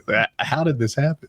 Oh, you're like, how can I guess I am this store's prime customer? Like, just a complete ignoramus, leaving 5 on the field. Oh, I've got a new show for you, Woody. You're gonna love All right. this. Cape Fear is a series now with Javier Bardem as the Ooh, he's spooky. Robert De Niro scary fucker who gets out of prison. Amy Adams and can't think of the actor who plays her husband. You'll recognize him. He's Guy. Mm-hmm. White guy number 3 is playing the husband, and Amy Adams is the wife, and they were lawyers. Amy Adams was the defense attorney for Javier Bardem in their trial, and guy number 3, whatever his name is, was the prosecutor. And they got married and now have a family together, and he's been rotting away in prison. And I won't spoil how he gets released, but he gets released. Not only does he get released, everybody thinks he's innocent. It's not one of those technicality type things. It's like, Right. redemption for this guy. And he's playing the redeemed, like he's not blaming anybody in public. He's just like, we've got to work on these efforts to set more people who are wrongfully sent to prison free. Like, let me be an example. And he's feigning all these like brain issues that he has. Like if he's a little weird, it's because he got assaulted in prison, and he's pretending like he's a good guy. He is evil incarnate, Woody. You're gonna love him. He is the attorney so scary. also purposefully incompetent, like the movie? I don't want to spoil that, but Okay. And because they kind of keep you On the there's a edge. while before they're going to tell you what actually happened at the trial that made him go to prison. I don't think I know that yet, like specifically. I know that something happened that wasn't exactly kosher, but they haven't exactly nailed down exactly what it is. I've seen the first 3 episodes. Javier Bardem is, he's the great villain in No Country for Old Men. He plays a different, scarier villain here. He's very muscular. Like, he hasn't turned into Hulk Hogan or anything, but he's super intimidating. He's super intimidating, and he's got crazy eyes, and he's got blue contact lenses or something in, which makes him look insane. And he knows no boundaries. He is just always in your business, being awkward, showing up at your house, weird stuff happening, stuff's going on with their kids that I don't want to spoil. Like, the kids are being targeted. It's very, it's a thriller, and I'm always nervous. I'm always nervous about what's going to happen. In the movie, I remember De Niro getting jacked and having a very impressive physique that you wouldn't expect out of De Niro. At least I didn't. But now I'm wondering if I was just young, and it's like, that's the biggest ring set in the world. No. Cape Fear. Cape Fear. Zach, can you find a hey Cecil? Can you find a picture of De Niro from Cape Fear shirtless? Zach, he was like tattooed, super like ripped, and I remember him being intimidating and like yoked. Yeah, with clothes on, he was intimidating-ish, and then with his shirt off, you're like, oh, that's the problem. I see. This guy's a monster. He's it was worse in my memory. I He's in remember pretty him good like shape. flexing. This is not a flexing scene. Isn't that Taxi Driver? No, is it? Absolutely. Was that Cape Fear? This Was is it? Cape Fear. I can see the emerging abs when he's not trying. Like I think there were other shots that made him look worse. Like for Robert De Niro, that's not bad. He's in decent shape. He got bigger than this De Niro now. Well, now he's almost dead. He's 80. But anyway, Javier Bardem, very muscular in the movie, like enough to sell being an intimidating physical specimen that you're gonna have to deal with.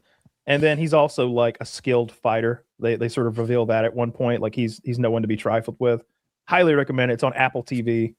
There's a lot of good shit on Apple TV. Like you've got For All Mankind has its 5th season out over there. This show, and then the one about the island is really good too. The like haunted island show, which name is escaping me right now, but that's really good too. Love I found a Apple TV. scarier picture of De Niro. Okay, But he's trying to rape a girl in it, and I don't. yeah, think send that over to me then.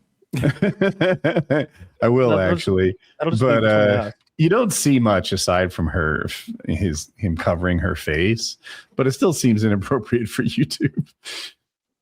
God, I'd accept cookies for this photo. Oh, yeah, you can't put that on YouTube. Oh, there's nothing wrong with that.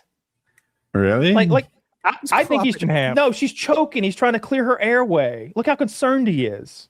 He is giving her all of his attention. I agree. An attentive guy. I think most women appreciate that sort of thing. He is making that scary rape face, but he's doing, and it's the exact rape face you would think De Niro would have. Is that Zach, can you show fucking that one? upside down fucking? Those are I some think- terrible tattoos, like middle school desk tattoos. Yeah, he's pretty scary here, dude. He's pretty scary. The top right one that Zach's about to show us is from the scene. You just can't see that they cut off the girl, but he's holding her and being mean to her. Yeah. Being mean. Look at that back tattoo. Looking yoked. Good thing Yeah. good thing prisons put their lights straight above you before they grease you up. Yeah, when they do pictures at this prison, bodybuilders love it. That is not De Niro on the bottom. Yeah, it is. I'm telling you, dude. He's I very, can tell look by at- the tattoos. He has the same tattoos all movie, Taylor. Look at it is him though. Like I've seen the movie. He's Check in, mate. in the movie. You know, He was like what in his 40s here, so they put him on a regimen to where he can get jacked like that. Probably took a while, but Yeah. That's great to me. that's probably easier because he's a little guy too. Like he's short, right? You can get Yeah, jacked he's as a short. short guy pretty Oh, quick. that's true. I didn't think of that. Yeah, don't think of that. It really takes away from some of his more commanding roles when you remember he's 5'8". they were 5'8". talking back in the day when like before all the Marvel stuff, but way back early, like he was a big front runner to play Wolverine because he's got the look and he's short and you would but I would but like a that short one- king playing Wolverine. Mhm. That would be tremendous. Yeah, I would prefer that.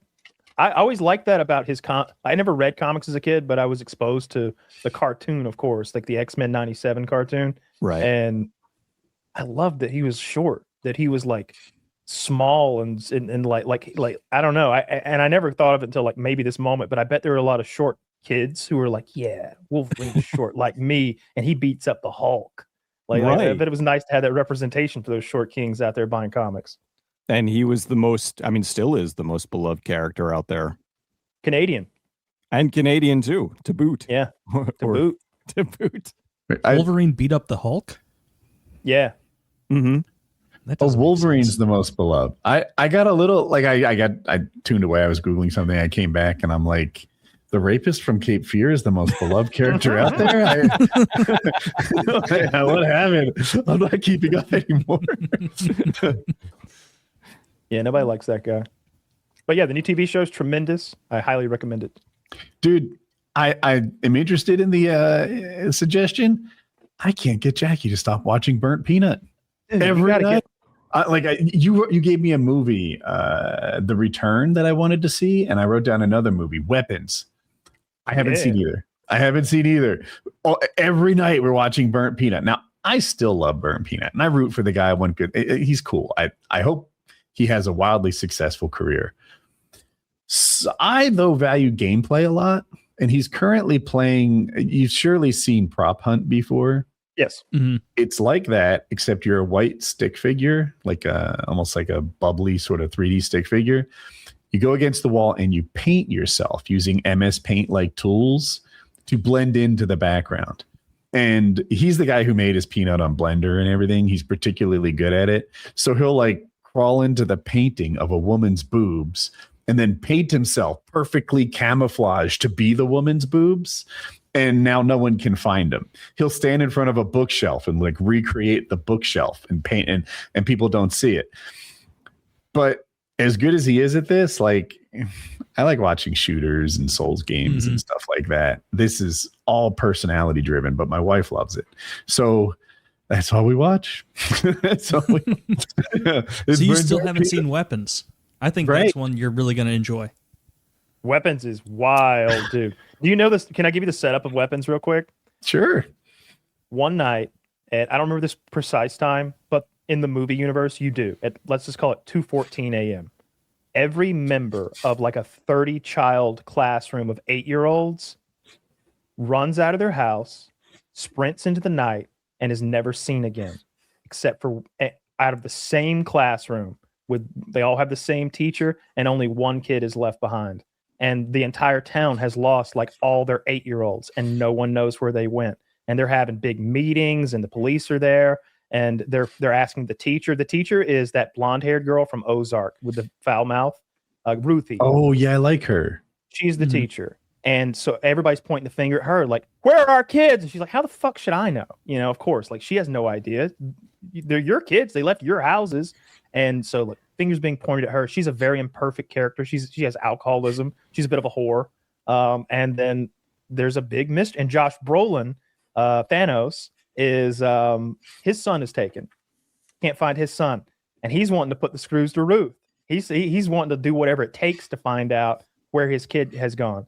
And then there's a couple other characters floating around that are very, very bizarre. And slowly it's sort of revealed, and you figure out what's going on, and it becomes a different sort of movie for a while. It sort of shifts genres into something very intense and a little wacky and scary. It's a very good movie. I think most of us think it was one of the top 3 or 5 best movies last year. It's real good. It's real good. You're definitely like, top 3 for me, because I only saw like 2 movies last year. When you said she's imperfect and she's a bit of a whore, I'm like, she might like our Patreon hangout. Yeah, she find our people. Yeah, absolutely. Yeah, definitely recommend Weapons. And then The Return is good too, if you like, you know, the Odyssey story and the idea of like Odysseus's return story and all that stuff. It's pretty good. Yeah, you didn't say that one was A+, but when you talked about its plot, it sounded interesting to me. It's like something I want to see. Yeah, it's not tremendously entertaining, but I really like the Odyssey, and particularly Odysseus's part, and more particularly the part where he returns and he deals with those fucking suitors. That whole story is great to me. So anytime that's retold, I watch it. I've been going through old Simpsons again. I've fallen into that Taylor binge thing where I'm watching like Simpsons from 1994 and laughing at it hysterically. Like it was such a good show. It's then like I'll funny. look, there's like 30 something seasons now. They've jumped the shark so many times and almost changed genres and rewrote their own like backstories and everything. I don't know how it continues. I don't know who watches it. How does it still get enough ratings? It's because they're making, they have it down to a science to where they're already paying the people like a contractual amount. They have them signed on for X amount of seasons into the future. And the software that they use to make the episodes, they can crank them out just super quick. It doesn't matter. So the animation, they don't really need to pay anybody to do it because anybody can do it. And they already paid out the voice actors. So they just have a minimal amount of advertising that they need to do. And as long as the cast stays alive, most likely it's just going to continue until, I mean, I would think if Dan Castellaneta or Marge or one of them dies, then I think that's officially. Well, they already don't sound like themselves. I think that there are. He sounds like Grandpa Simpson. Yeah. I think that you could easily find someone right now. Phil Hartman was in that show.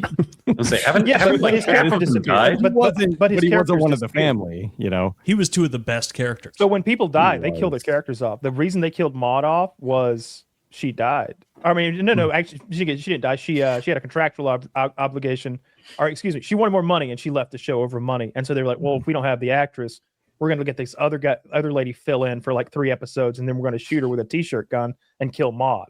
Season 11, episode 4. I don't think they have to end the show when someone dies. I'm not saying they will keep it going, but they should.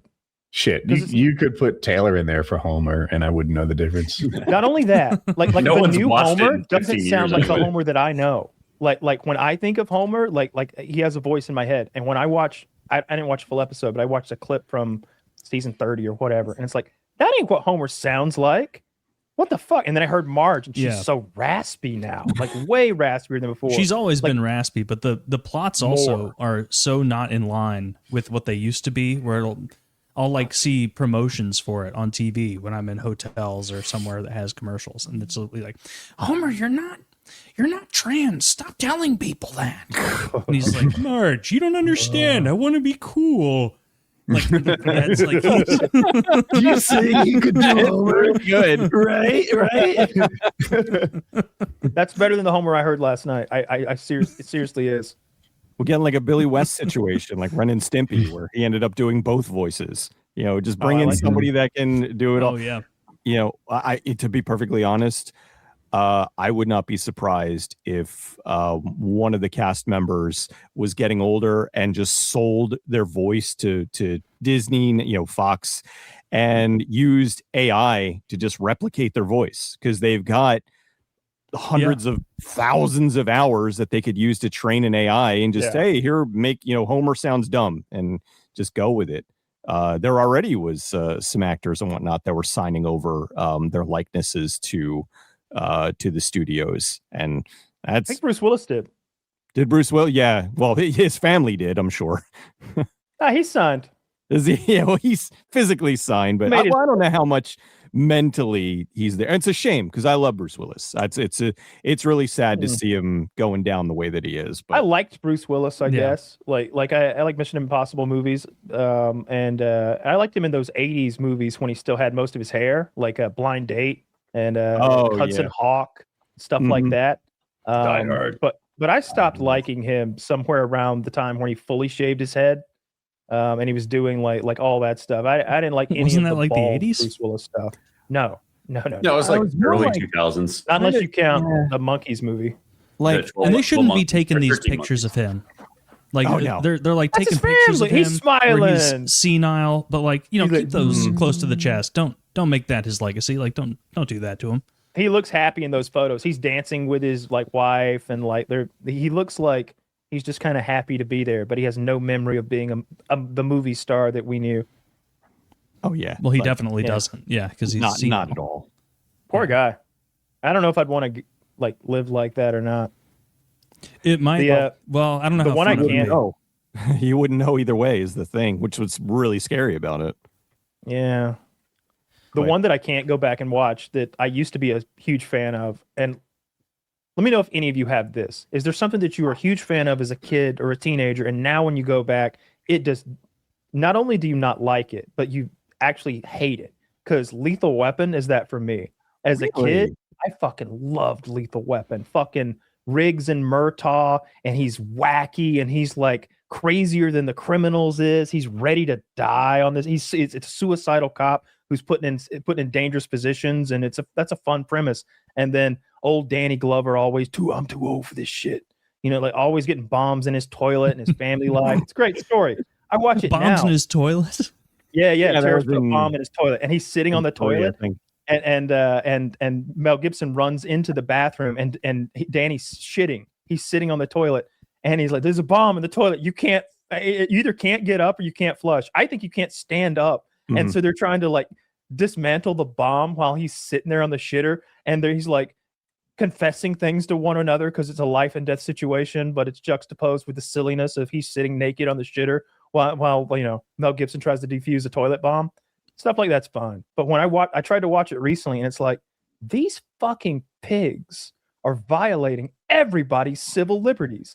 Like I don't care that somebody out there is trying to like steal some South African diamonds or whatever. These two fucking pigs are like running around town committing way worse crimes. And if you ask me, they're like pointing guns at like civilians and threatening them and like bullying them.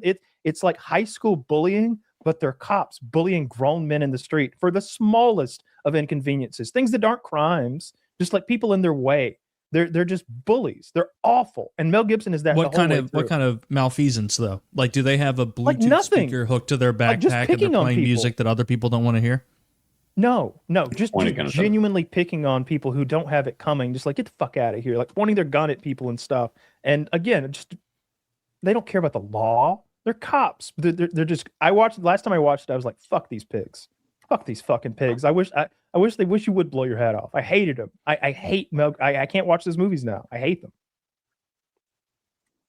I can't think of a good analogous comparison. Like all the stuff I really remember as a child, I look back on fondly. But I guarantee if I watched, fucking Rocket Power again, I'd be like, this is stupid. Yeah, like, that was the thought I had. Yeah, it's like thinking back on anything that I enjoyed as a child. If I watched it now as an adult, I'd be like, yep, that's some shit that an 8-year-old would enjoy. I don't know. I kind of a lot of things that I wouldn't normally watch. Like right now, I have an 11-year-old, so I'm showing him a lot of the stuff that I grew up with because he thinks that, and this is not coming from me, he thinks that everything out today sucks, which makes me very proud. Like he came to that conclusion on his own. He's like, all this stuff sucks, and I'm like, you know what? I'm going to show you some older cartoons and let you, see if you like them. We'll keep watching them. So we watched like Inspector Gadget, Garfield. I showed him the Three Stooges. He loves the Three Stooges. We watched all the Ernest movies. What's your favorite Ernest movie? I gotta go. Goes to prison. And why is it Scared Stupid? Scared Stupid. I was gonna say it's Scared Stupid because it's so good. The Kyoto brothers, they designed the trolls. And they actually reused the designs that they had left over from Killer Clowns from Outer Space. Yeah. And dude, nice bunch of guys too. But really just so genuinely funny and like good. Like he got to a point, I think around 5 was when the quality really started dropping off. Ernest Goes to Prison isn't very good. I like Ernest Goes to Camp. Ernest Goes to Africa isn't not good at all. No. They varied in quality, but Ernest Scared Stupid, the Halloween one, was a childhood favorite of mine. Like, I believe that's in the Criterion collection. A water gun full of milk, like that to me was the coolest part of the movie when the thing that like kills trolls is milk. They discover at the end it's like mother's milk is love or something like that. Ernest Scared Stupid. These are the Ernest P. World movies. Oh, my bad. I'm too smart for these shows. You guys talk amongst yourselves, I guess. In fairness, Woody, it would have been very weird for you to watch this film as a 17-year-old. Maybe. He started the whole story of Ernest is very much similar to early YouTube. Way before there was any internet. He started off doing local commercials, and he became he used the same persona in each commercial. He's a Shakespearean trained actor who does Hamlet. Obviously. He has this deep, beautiful voice, and he articulates amazingly when he does Shakespeare. But he became this Southern guy named Ernest who'll tell you go down to the Quick Mart. Know what I mean, Vern? And he was always getting into hijinks in his commercial. He's selling you like shingle repair while he attempts shingle repair himself and falls off the roof. And and the locals in Tennessee maybe like really liked it. And so more companies like local lumber yards and stuff and grocery stores would hire him to do their commercial spots.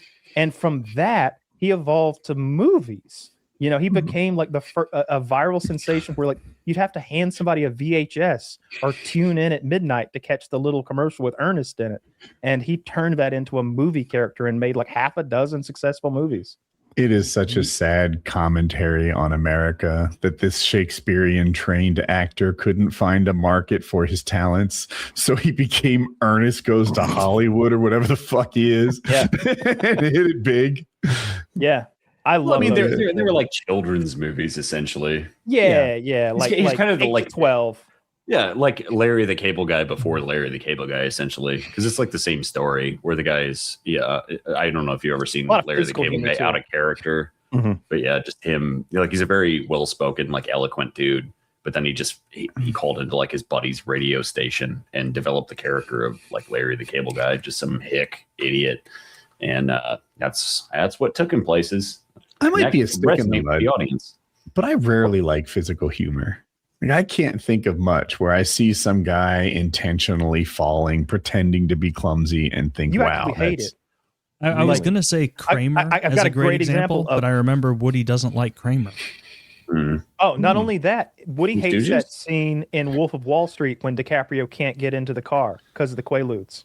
Oh my, yes, I hate it. So it's so drawn out. That scene is like 9 minutes long. Oh my God, I can't take it. I can hardly make it through that scene. I'm Team Woody here. That scene goes on way too long. It is, yeah. The first time I saw it though, it was like super interesting. Like the distortion of, there's 4 stairs outside of the country club, but then you see it from his perspective and it's like 70 fucking stairs that he's falling down. It's an advertisement for Quaaludes. It really makes you curious about them. Yeah, they don't exist anymore. Yeah. I never saw that entire movie, but did they ever mention the movie that he was the character in real life, what he was financing? I don't think so. Okay, he was financing the Hulk Hogan movie Santa with Muscles. Oh, that's hilarious. Is that the That one was a where he terrible throws the movie. dog in the ocean? I believe that is the one. Well, he doesn't throw a dog into the ocean. He's driving his motorcycle down the road, and somebody in the background is throwing a dog into the ocean. Oh, that's awful. Wait, I'm Like confused. a real dog. It would like Hulk real Hogan made a movie person? called Santa with Muscles, and Belfort, the guy from apparently was financing that movie with his ill-gotten gains. yeah, just to kind of show how what level of drugs he was on. That he was funding Santa with Muscles. This is going to be a hit. It's not crazy to think that because Hogan was such a hit, and I bet you got the movie made cheap. I wouldn't be surprised if it made money. Like, oh, it definitely made money. Holiday movies make money too. Like holiday songs are often some of the most successful hits that have a really long duration. Like they last for decades. Mariah Carey hits that check every year. She's probably the best example. It's right? bought her like 10 houses, I'm sure. All I want for Christmas. Doesn't she make like 10 million a year? Something like that. For that song? Ridiculous. It might be the best Christmas song. I don't like Christmas songs. White Christmas. What's the date rapey one? There was a big debate about Cold outside. Baby. Yeah. Please don't go. I love that song. Go. Kissing. No, we get into debate every Christmas at with my family about that. There are 2 factions. That half of us, me included, are saying that they're just being flirtatious because it's the 1950s. She has to be coy. She can't be like, "Yeah, I'm spreading my legs open. Fuck me in my pussy. Merry Christmas." No, they're playing a cute little game, and then it became like a meme. Oh, they're husband in reality. The people that did it in reality were a husband and wife duo. And it got popular because they would be at parties and people would be like, "Oh, play the Baby It's Cold Out song," and so they would sing that and it kind of blew up from there. So yeah, it was just like exactly like you said. It was just them being flirty. Yeah, it's like a cute, flirty conversation. It's like, no, I really should leave. I really can't stay. Baby, it's cold outside. Well, okay. I've got to go away. Baby, it's cold outside. This evening's been great. Been hoping you'd just drop in. So very nice. I'll hold your hand. They're just like, guys. It's just throughout this. She's really got to go. And he's like, you're reading it sinister. Yeah, I ought to say no. If we're going to play that game. Mind if I move a little closer? This is literally exchange. I ought to say no. Mind if I move a little closer?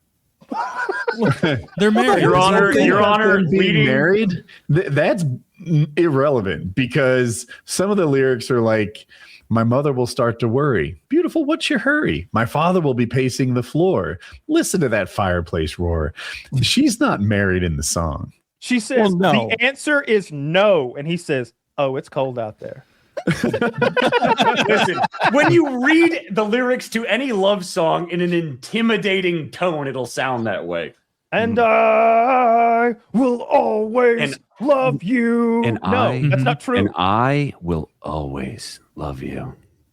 Okay, well, that's a little scary. Okay, Yeah, it's right. Yeah, see? It's you're a right. love song. You're right.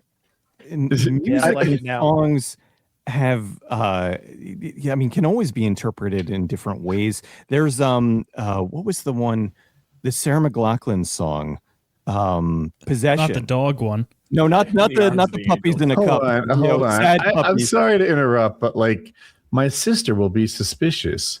Gosh, your lips look delicious. There's so many ways to interpret that. Okay, yeah. She's saying this is again. I'm on pro. Yeah. They're being The flirtatious. next line where he says, "Let's get her in the mix," was a little seedy. When she said, "No, It's wait, only please 8. stop." Let's go on a triple date. She said, "No, wait, please don't." He said, "It's going to happen." Yeah. He hits that again. She's like, my aunt's mind is vicious. Again, gosh, your lips are delicious. Yeah, but you weren't reading it in a flirtatious tone. She's like, "Oh God, what is my family gonna say though?" And he's like, "Your lips look delicious." And she's like, It's the my Christmas aunt's season. "Bitch, though." He's also It's just 12. two horny people, and it's 1952. Right. She's Put a trying little to wine leave, in 'em. and she says, "You've really been grand." And he says, "I thrill when you touch my hand." There's only one way to interpret this. Yeah. Yeah, he's like that turns me on. It's not the modern you guys day. are too She cynical about Christmas. can't- Yeah, she I can't be think- like, "My pussy is dripping. I'm gonna fuck you." And he's like, "It's cold outside. I guess you can stay if you want, but like probably." I don't know, like, maybe Fine, leave it's all. afterwards. Yeah, that's the thing. We're arguing about. You can stay if Baby you It's Cold Outside from 70 years ago when we have songs like Wet Ass Pussy on the freaking radio that like are just so blatantly, here. Sir, Me.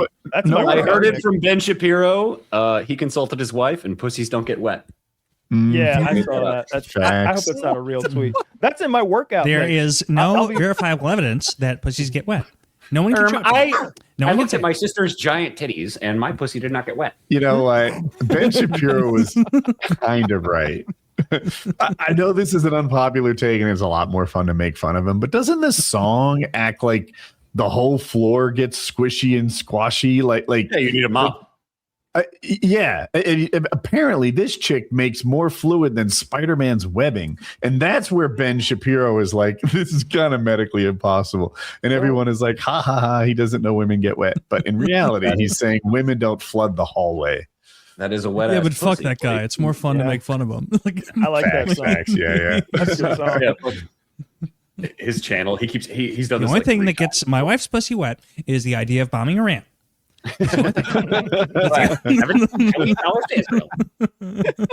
On his fucking little fucking channel, he keeps playing. He'll react to my videos where he'll just play my video in the corner, and he goes, "Yep."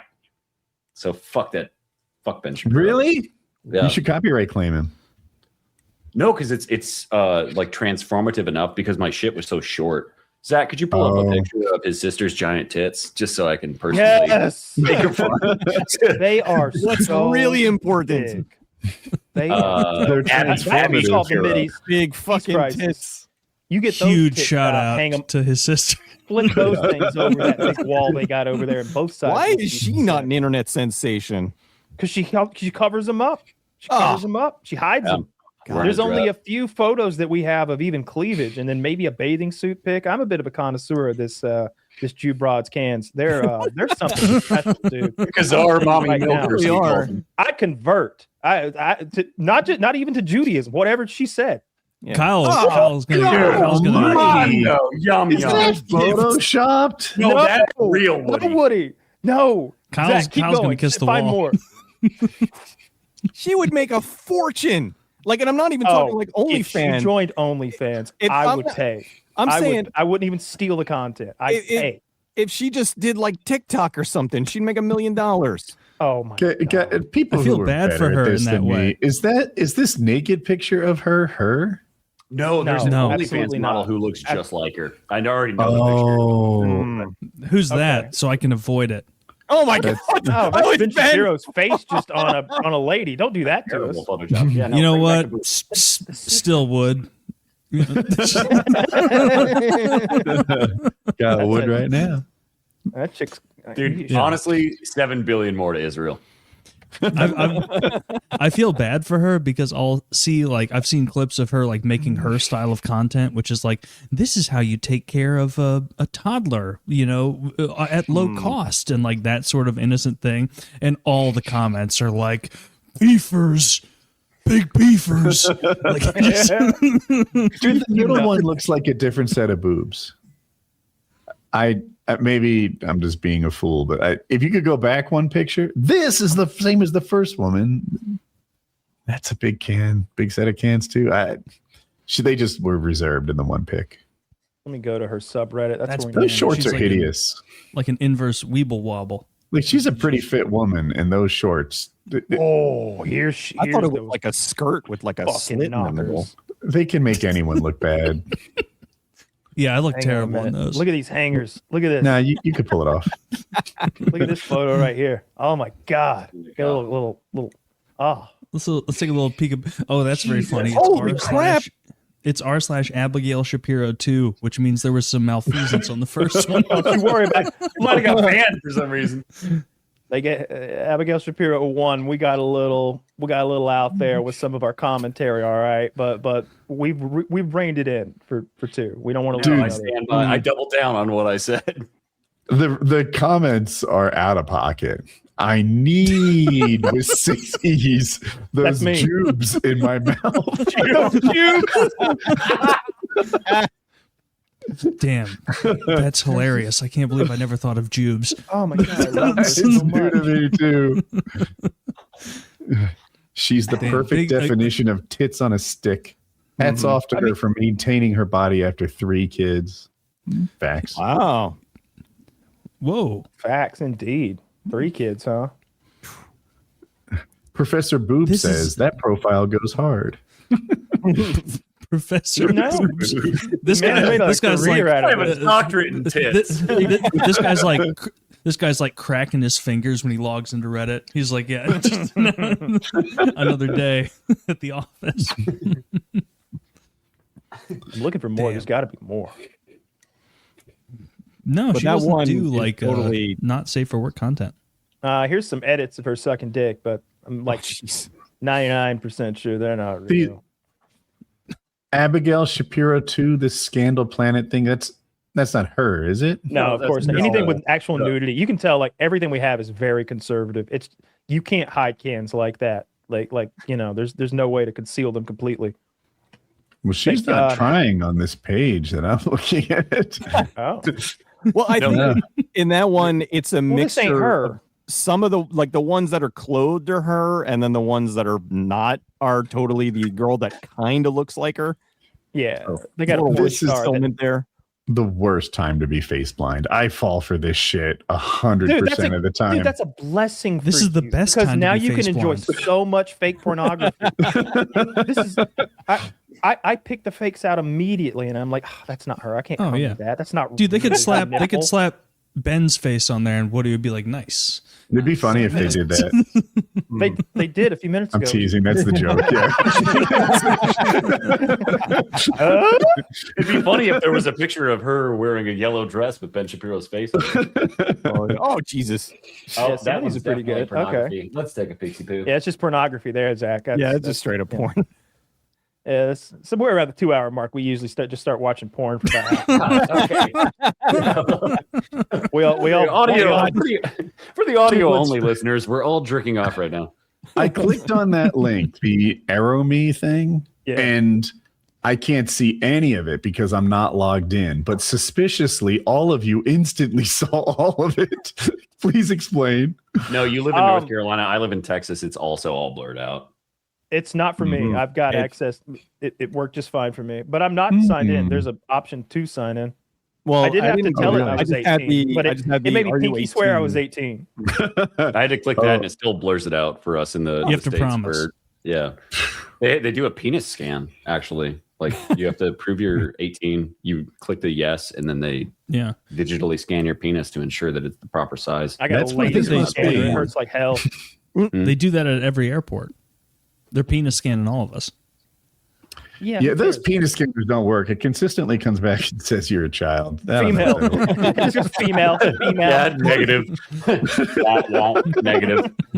No penis Have you ever detected. seen what they're actually seeing? Yeah.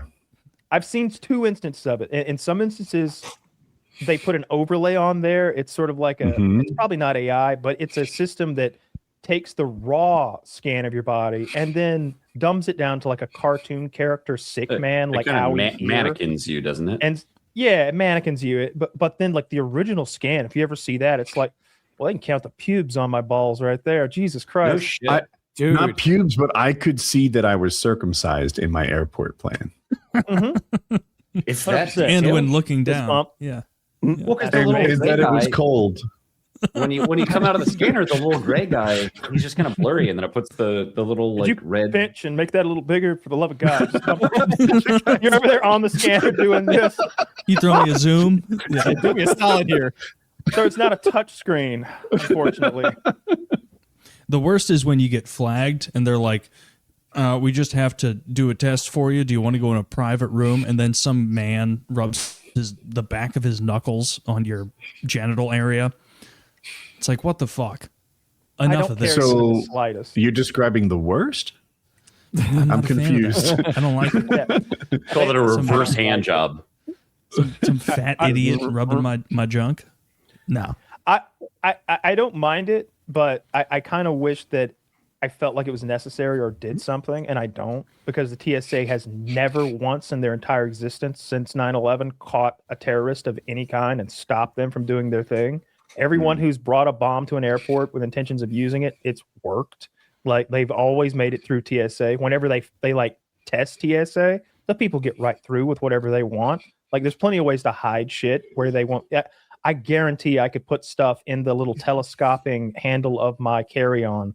I guarantee I could put stuff in there that they would never catch. I mean, have if you I seen the wanted- teams they're working with when you go through TSA? big, It's like big this ladies? is it's like this is like the Tuesday afternoon strip club team. If y'all have like- flown through Atlanta, you know we've got a very crack crew down here. reference. Yeah, They, the Atlanta airport. They're on it. They want to be there. They're very quiet, famously. Yeah, very petite, never been- very petite group of not massive assed, loud talking, White loud women. talking like Lee nail wearing bitches. You know, with the security of the world at their fingers grasped. They've never caught anybody. They never will catch anybody. It's a rigor. It's some sort of like joke in Israel, just watching the goy take off their shoes before they get that. it's like take off your shoes and show reverence before you fly in a plane. Wiggle your I toes. think you and can hold keep your shoes on now, right? I Yeah. think they got rid of that. Yeah. Yeah, They they've did. given up on that, Well, which the apparently one- wasn't a threat. I wonder if Well, they there gave was up the or if the shoe tech bomber. got better. There was the shoe bomber guy that he didn't get caught by TSA. He got caught by the passengers. He got caught when he took off his shoe and went. Yeah. Honey, that dark skinned fellow is trying to ignite his shoelace. Yeah, he was trying to like light the shoe on because the bomb was he needed to like ignite it, and Yeah. people saw that and they piled on him and let him have it. So yeah, he didn't TSA think had that part nothing to do through. with that. He should have Wait. gone to the bathroom or something. Yeah, that Why is would have this been the fella smarter trying thing. to light his shoe on fire. I think he he wanted might to be blow up the to window something. out. I think his intent was like try to blow part of the fuselage out, so he wanted to be in contact with the wall Well, the there. shoe he could saw add a it. little fuse or something. I don't know. It's like Yeah. a cartoon fuse out of the back. He's running out of the bathroom. Wile E. Coyote. He's got one of those big bowling ball black bombs. Sparklers. I think that's what, Ignited shoe. that's what we realized with the terrorists is that a lot of these guys are like Acme tier terrorists. If you Where paint two they're towers on like, the side of a concrete yeah. wall, they fly the plane straight into it. They painted a tunnel on the side of a mountain. They're gonna fly right into it. Well, the Iran war is over. Huge loss. It's kind of Huge loss. big news. We're on the hook for $300 billion to pay them. Yeah, we It's owe them Another now. L. Big L. The fuck do we owe them money for? It's part of the agreement. So painting it, but it is about right. So I guess other people pay towards it, and whatever they don't pay, America has to make up the rest of the 300 billion. And I didn't hear that. Yeah, and I guess the other Arabs and stuff are like, we're not contributing anything towards this. And Trump, to his credit, says he's not paying it either, although he did sign saying that he would pay it. So I don't know where this goes. I do see that, like, obviously the war itself was a tremendous miscalculation, ridiculous play, terrible. But all the worst people and most annoying people are really mad that it ended. Like Yeah. So I'm down with that. Like that one little bit, but the attempt to turn this into a win is like, oh, so we're gonna like get the same deal we had with them before. Sick. For hundreds of billions. Awesome. Yeah. Just another. Not only 100 billion cash, hundreds of billions cash, but 300 billion. Yeah, not only that, but all of the money and material that was lost in doing it. It's more than 300 billion and planes that we lost. It's going to be half a trillion. Who knows what it cost in munitions? And it's easy to say, okay, we lost $100 billion worth of rockets. Okay, I can just think of that as money, but it's not just money because we got to rebuild them, and we can't rebuild them fast enough to be in the correct, stance if China wants to take Taiwan or something. We used so many of our Patriot interceptors. We probably used most of our Patriot interceptors in that conflict, mostly defending Israel and oil in the mid East. I heard like 60 to 70% we used. Yeah, I think who knows. I've heard before that like the most of our munitions have like an expiration date. Yeah. So it's basically like we're like fiending for a reason to use them, and we were sending a bunch of shit to like Poland and Israel anyway, and Turkey, but we were sending a bunch to Ukraine, and so like everything at the end of its life, I guess, because the military industrial complex, we're gonna spend that money one way or the other. So they're like, fuck it, let's.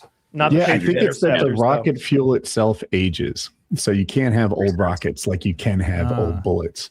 So if you give them to someone, it's just like, and then the other thing is, I've heard that it is not cheaper to replace the rocket fuel than it is to make a fresh new rocket. So they do that. They do both. So they do both. I feel like we're being fibbed to on those things. Yeah, it feels like Boeing's telling Lockheed Martin's telling us some lies. Maybe they're intentionally designing the rockets so that replacing the fuel is not that easy. That way you have to buy new rockets. Yeah. Different rockets have different expiration dates. Some of the smaller munitions go bad pretty quick. Those Patriot interceptors we're talking about have 20 to 30 year service lives that they can sit in a tube somewhere. We did not need to blow 70% of them. You know what I mean? Like all the planes we lost. Like if you pull up, Zach, see if you can find a graph that shows all of the aircraft the U.S. lost.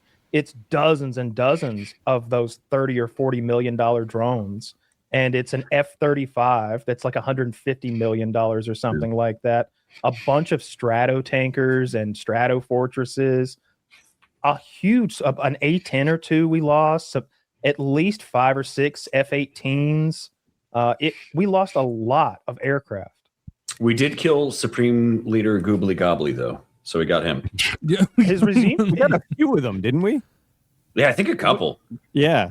Like 5 or 6, because it's like, hey, here's the new guy. Boom. Oh, yeah. All right. Who wants to be next?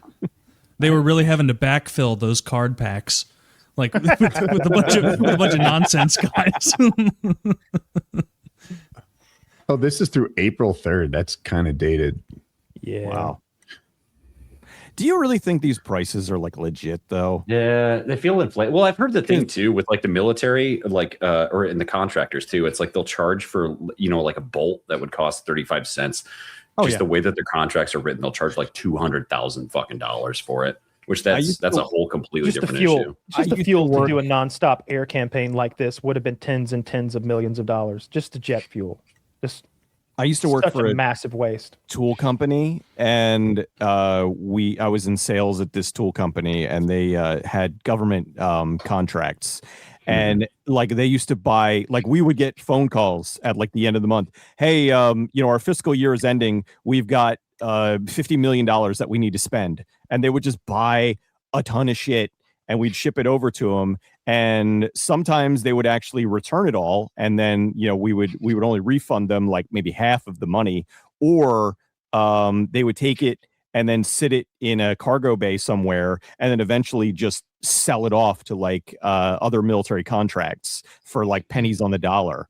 So it was just a gigantic waste of money. So I wouldn't be surprised if a lot of these, I'm not saying that some of these planes aren't millions of dollars, but maybe let's say $50 million plane, it's really more like 20.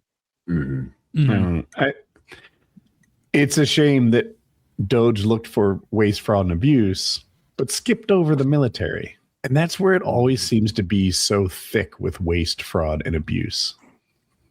Absolutely. The military is a big one. And then also just entitlements as a whole. Like whether it's welfare, whether it's something Woody harps on often, which is correct. Like a lot of people defrauding the disability shit through the military, where it's like, oh, I got hurt skiing and now I get paid $4,800 a month for the rest of my life because I was in the National Guard. It's like, that's bananas. Like, which that shit sucks too. Because I've heard, like I think it's kind of probably like a 10-to-1 ratio of like people who are essentially defrauding like the VA for benefits because they like sprain their ankle or whatever, and they brag about it. And then like people who I know who like legitimately have been like horrifically fucked up, and it's like 60%. Yeah, I was gonna say, there's like a formula for what percentage disabled you are, and it adds up. So like you can have like a 15% from PTSD and a 20% from your knee, and then 5% more for your hand or whatever like that. And everybody's getting a little something. Everybody's getting a little something. And when I think about the VA, I think about like some guys really fucked up. Like I worked with some wounded veterans for a charity thing one time. That guy had limited use of one arm and his chest and his neck up. It's like that guy was fucked. And he was getting really well taken care of, not only by the government, but by the charity organization. He had two like $60,000 cars, and he was on a vacation with us riding in. We lowered his crippled ass down into a tank so he could use the gun. Like he was having a blast. And I was like, he earned all that. He's crippled as fuck. He's all like twisted and shit. But then I see these guys, I see them being interviewed, and he's like, yep, got 15% from a PTSD. And it's like, well, you seem real well put together here. What are you playing Xbox right now? It's like there's just some guy who's retired because he's made up some stuff. The guy in the Patreon hangout was talking about it, and he was saying that it's kind of like the people who get the disability benefits are often not the people who need the disability benefits. The people who get it are the guys in like thinking jobs who like planned ahead and documented every scratch and made up their erectile dysfunction out of thin air to, pump up how disabled they are. And the guys who need it, they didn't do all those things. They didn't plan throughout the way. They were sort of the less cerebral guys, and they don't get their benefits coming on the other side. It sucks. It's crooked. And on one hand, like I want the guys who saw combat and are fucked up from it to be really well taken care of, not just because of how diminished they are, but just sort of a right and wrong of that guy gave a lot away. That guy paid something that he can't get back. It wasn't just his time that he was there. He's also given a little bit of his future forevermore because he's diminished in this way. I want them to be really well taken care of. But at the same time, I also want that guy there with his finger like, how crazy are you? Oh, you're not that crippled. Do a little dance. Oh, spin around for me. Like I want that happening at the same time in conjunction with taking care of the guys that are all fucked up. So I don't know how you do that well without waste when it's a system ran by people. Right. Yeah. And the erectile dysfunction thing I mentioned because they taught us that the guy in the hangout taught us. I don't act like I'm a vet. They don't have to, they're not asked to prove it. So you could just get like 10% more disability. There's a machine for that too. I know they used to do like this gaydar testing for people where they put this little sensor around your cock and then they show you homosexual images to see if you become erect by looking at like gay pornography. And I'm halfway making up this. Everything I said is true. I'm halfway like making up this last part, but I think it was for particularly sensitive positions in like research and development and in military industrial and like intelligence services. Because if you are a homosexual going in there, and that especially back in the 50s and 60s, that could be found out by the KGB and then leveraged against you. Give us the plans for the rocket, or we'll expose you and you'll lose your job and you'll be blacklisted, etc. That's terrible. That's terrible. Lots of straight people love gay porn. This is why we need the machine, people. Nothing weird about that. What are we doing here? It's watching guys. I watch bang. it for the physiques, like a bodybuilding show. I'm about the story. You know, I love Brazilian jiu-jitsu. I love just want to see two bodybuilding. powerful You add those men. together, you get gay pornography. I mean, that guy delivered a pizza like nobody else and earned what he got. Or the one that went viral. I'm going to stick this didgeridoo in your arse. Was that Okay, you've outgained me. I don't know this. Oh, no, I'm sorry. That I one haven't went. seen that one. I have a friend of mine that just that like sends me all the fun ones. That Tub Girl Yeah. Lemon Party. Oh, you know what came across my feed Friend. last night? The Booty Warrior. the booty Warrior. Y'all don't know the Booty Warrior? Taylor, do About you know to. who the Booty Warrior is? I am ashamed. I should know the meme, but I don't. Let me wait till KingTrout gets back, because he needs to be. I bet he knows who the Booty Warrior is, and if he doesn't, I wanted to hear the thing from the beginning. Is to it end. some gay guy? I mean, That's my guess. That's my guess. That seemed to follow the thread of the I don't know a conversation. lot so- about the Booty Thematically. Warrior, but I've made some assumptions. that doesn't matter too much. Taylor, I will take this moment while we wait on Trout to come back to stress to you again how wonderful my new TV is, and how I miss us being TV brothers. You know, I miss that about you. And so I'd really appreciate it if you go out and buy that LG C5. All right. What'd you get? 77? Yeah. Is that right? Yeah. Well, I should just. There's no problems with my old Samsung yet. You think Oh, that, you but you're don't wrong. know your problems, but what you think is black is gray. It's gray. It's gonna. I've been It's watching gonna show the Spider blacks Noir in blacker black and when I'm white. watching fucking Top Gear or Clarkson's Farm. Yes, Yes, it really look will. amazing. I'm telling you, it's a night and day difference between that TV and this OLED. It is so good, especially for what I paid. I'm so happy with it. I bought a new sound system just because I love my new TV, and I've been rewatching like Dark Knight Returns and like the original Batman with Jack Nicholson and everybody, like movies that really have a lot of black and white, particularly in them. And the new Spider Noir in black and white just looks incredible. Did you Kyle, Amazon it or just Best Buy? What's that? Did you Amazon or it? Best Buy? I Best Buy'd it. That was the best deal. I got it for $1,740 or something. So Kyle got this that's super dope OLED TV that shows colors in a better, more contrasty way. I went on a similar jersey. I got like the best gaming OLED monitor that mankind has produced so far. I went up and down the purchasing elevator and got off in the penthouse. Anyway, last night I'm on my laptop testing my reaction time, and it hurt my feelings. I got bottom 8%. Can I guess how many milliseconds? Sure. 264. No, that's about average. The number you put up, like 240 is average. I was at 340. And I'm like, well, I'm in my 50s. I'll have to find some other way to win gunfights. Bottom 8%. And then I went to this machine. And I'm sure part of it was like the posture. And I have this mouse that clicks really fast. And I also have this OLED thing that refreshes at 540 times a second. Top 8%. I'm at 160, my reaction time here. And it's not like one test where you can like guess it. It's 5 in a row and it averages your results. And I didn't do any of that guessing, trying to time it or whatever. I'm just bottom 8% on my laptop and top 8% on this computer. And the difference is the real difference is the monitor and the mouse. There's not like a latency issue? It's local. It's a browser-based thing. And so no, there's no latency. Here's the test if anybody wants to take it. We can maybe compare numbers. I got a 230, a 202, and a 220 something. All right, I am 7 high noons deep. Yeah, it might slow you down a little bit. Yeah, this is the one I Looks good. used. I'll tell you what I got. I'm taking it now. 171 was my average. So see where you rank. I hit 190 just then. This is it. After it does it like 5 times and then tells you your score. Oh. 207 is my reaction time. Apparently, I think that's the average it's giving me. At the end, there's like a little thing. You click on stats, and it'll show this bell curve sort of thing. Yeah. Where I you? see it. Okay. Yeah. 207.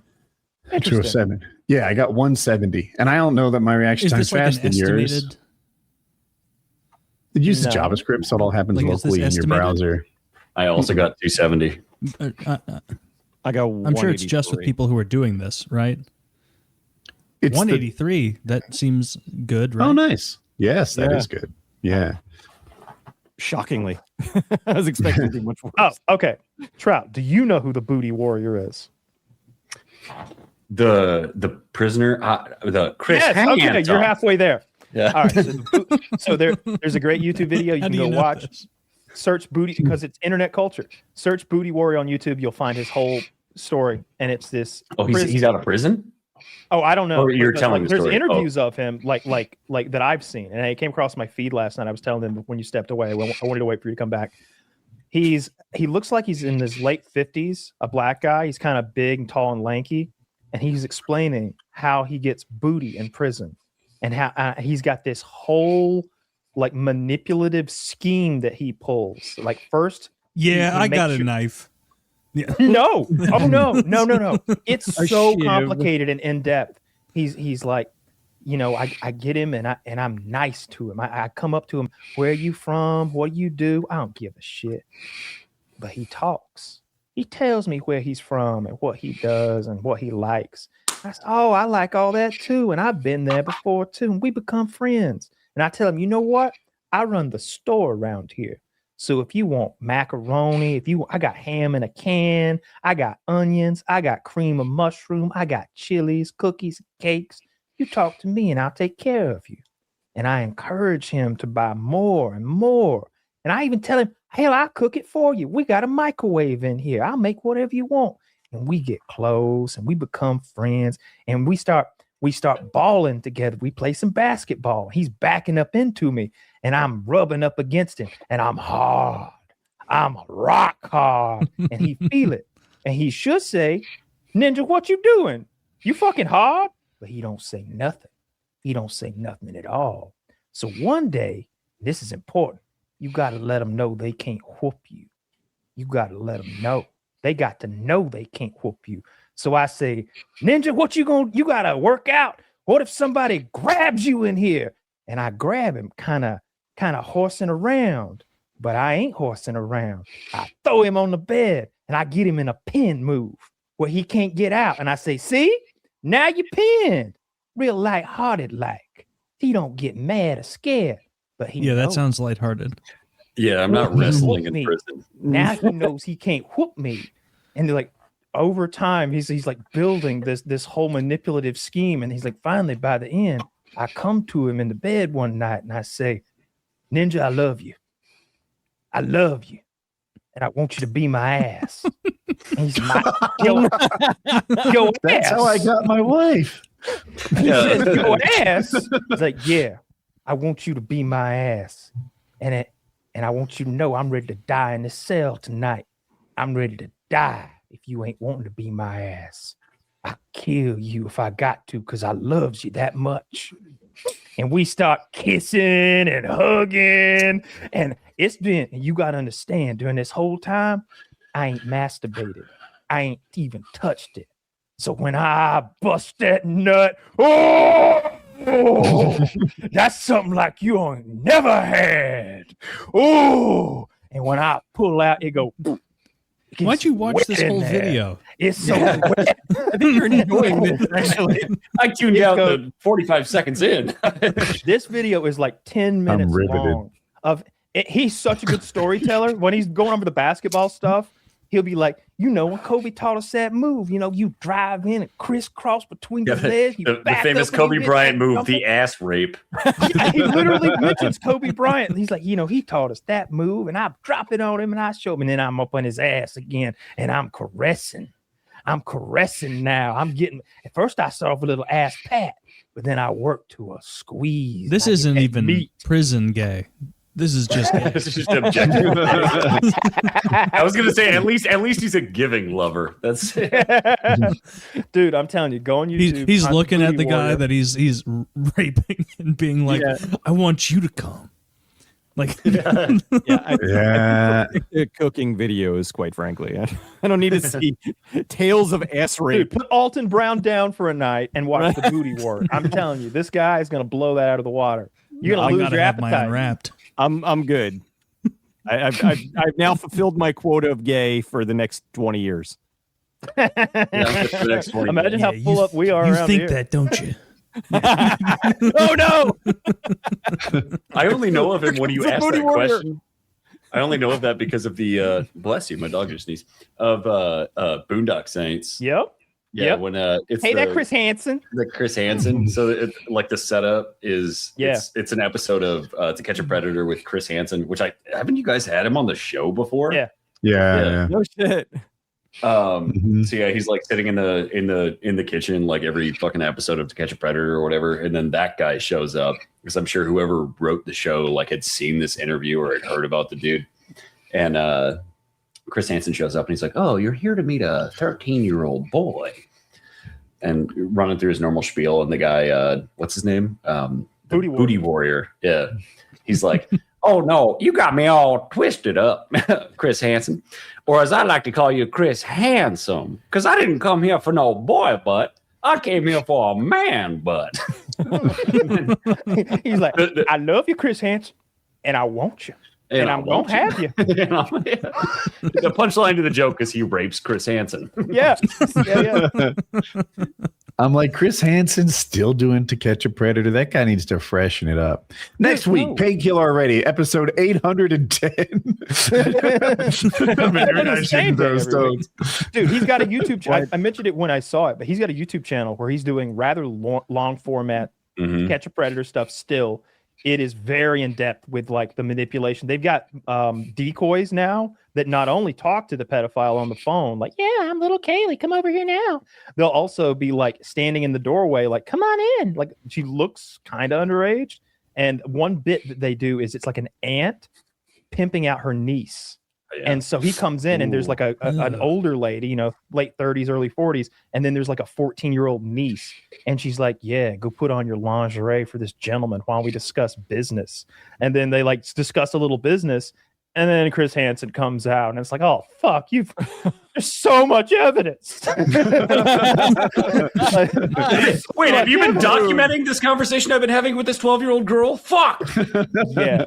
Yes, they have. And, you lured me every in time with I hear pizza. about Chris Hansen, Chris, I'm so glad you're here. I'm doing a sting on this pimp. Chris Hansen. Oh my god. Oh, thank God you're here. You're this woman who's trying to get him to fuck a 13-year-old. You won't believe this. Of all people to bump into. Oh no, all this Zima is for me. Every time I hear about Chris Hansen and his like business dealings, it's something a little not so chill, you know. Like obviously when he gave us these commemorative coffee mugs that say like our names and like have a seat right there, and it's got like his face on it or something like that. I kind of hate Catch that. a Predator coffee mugs. I would not want that in my cupboard. Oh, they're hilarious. It's a conversation piece. And he sent us all one because he was late to he couldn't make his first appearance and he had to postpone to a couple weeks later. And as an apology, he had these mugs made for us. He defrauded the company that made them. It's a news story. He never paid them, and it became like a civil suit where like our mugs were technically evidence. I have evidence in my coffee mug drawer. Yeah, and then Theo Von was talking about. He's like, "Yeah, we had him come in, and we put him up in a hotel nearby for the recording session. Man, he went ham on our account, getting spa treatments and all kind of massages and shit. And he's saunas. Like, he fucked us out of $3,000. I saw that. Yeah, yeah, 3,000. Well, I pulled that number out of my ass. Okay, Don't quote me on that. But Don't quote me on that, Chris Hansen, if you're litigious. But It's kind of funny. the big thing that came up like right when that show came off the air on it wasn't MSNBC, was it? I think it was One of those. NBC. Yeah. But it was like this big sting piece they did or whatever. He had cheated on his wife, or allegedly cheated on his wife. And the way that they brought it up was like, he holds all of these men accountable for their sex crimes, but he cheated on his wife with a 36-year-old. And it's like, whoa. These are two completely different ballparks. Not that I condone either, but trying to fuck a 14-year-old and cheating on your spouse with a grown woman are two completely different things. Yeah, absolutely. You don't know what their relationship was like. And I think it was a coworker he actually cheated with. So it's like somebody's with all day, working with. You kind of understand what happened. I don't think less of him because he cheated on his wife. I don't give a shit. Well, they could have been separated and on the rocks. Yeah, you don't know. Whatever. Yeah, you don't know they the agreed. ins and outs of that. Yeah, fuck you, get out of my house. I'm gonna go fuck other women or whatever. You don't know. The main thing that was always controversial about the show is, and they just did a documentary about the show that I haven't watched yet. But there was that guy that killed himself. There's been a couple that killed themselves because they got outed. I think there was like he was like a congressman or something, wasn't he? Local politician of some kind, mayor or a comptroller or something kind of minor. He was on the board of. He wasn't a pillar of the community, but he was like a shingle at least. Yeah, he had to show up to a meeting every 3 months. It was very important. Yeah, the authorities went to get him like after the fact because it was. I think it may have been Whatever in the early that guy's days name when they is, didn't swarm tried them to immediately. entrap. What? Do you remember when Borat or whatever his name was tried to entrap? Rudy Giuliani. Oh, Giuliani. Yes. Yeah. No, because he They did didn't Ron try. Paul earlier. They did. They could have gotten that man's dick out if they just stuck to the bit.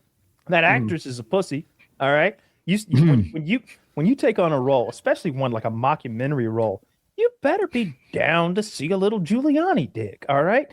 That would have made the thing so much bigger. You could have filed sexual assault charges against him if he didn't continue to cooperate with the fucking mockumentary and let you in with some of his like political friends. You could have gotten Trump on the hook. You could have played that card to the max. I promise you, if we've got hidden camera footage of Giuliani getting his dick out because he thinks he's with an Eastern European fucking prostitute who's, I think, underaged, we're going to use that footage. That is going to be what makes this movie. That's going to be in the trailer. But they kind of pussied out and ran out of the room.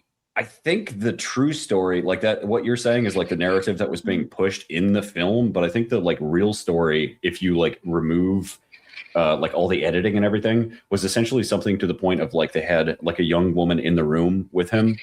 And they were like, "Oh, we need to mic you up or whatever." Like they basically were putting him in the situation where on camera it looked like, he's unbuttoning his pants, bro. Yeah. They told him like, we need to put your mic through, and I don't know if this is the true story. I've heard one way or the other. Yeah, but it was like, we need you to unbutton your pants and unbutton your shirt or whatever. So he's just doing what he's told laying to. on a bed while he did it. Yeah, he leans back and stuff. Yeah, so. But the way that they framed it or like edited it down, it makes it look like he's alone in this room. Are you telling me that Borat isn't a beacon for truth and justice? Well, he does belong to a certain tribe. Yeah, I could believe that. He was mean to those Kazakhs. Things is true.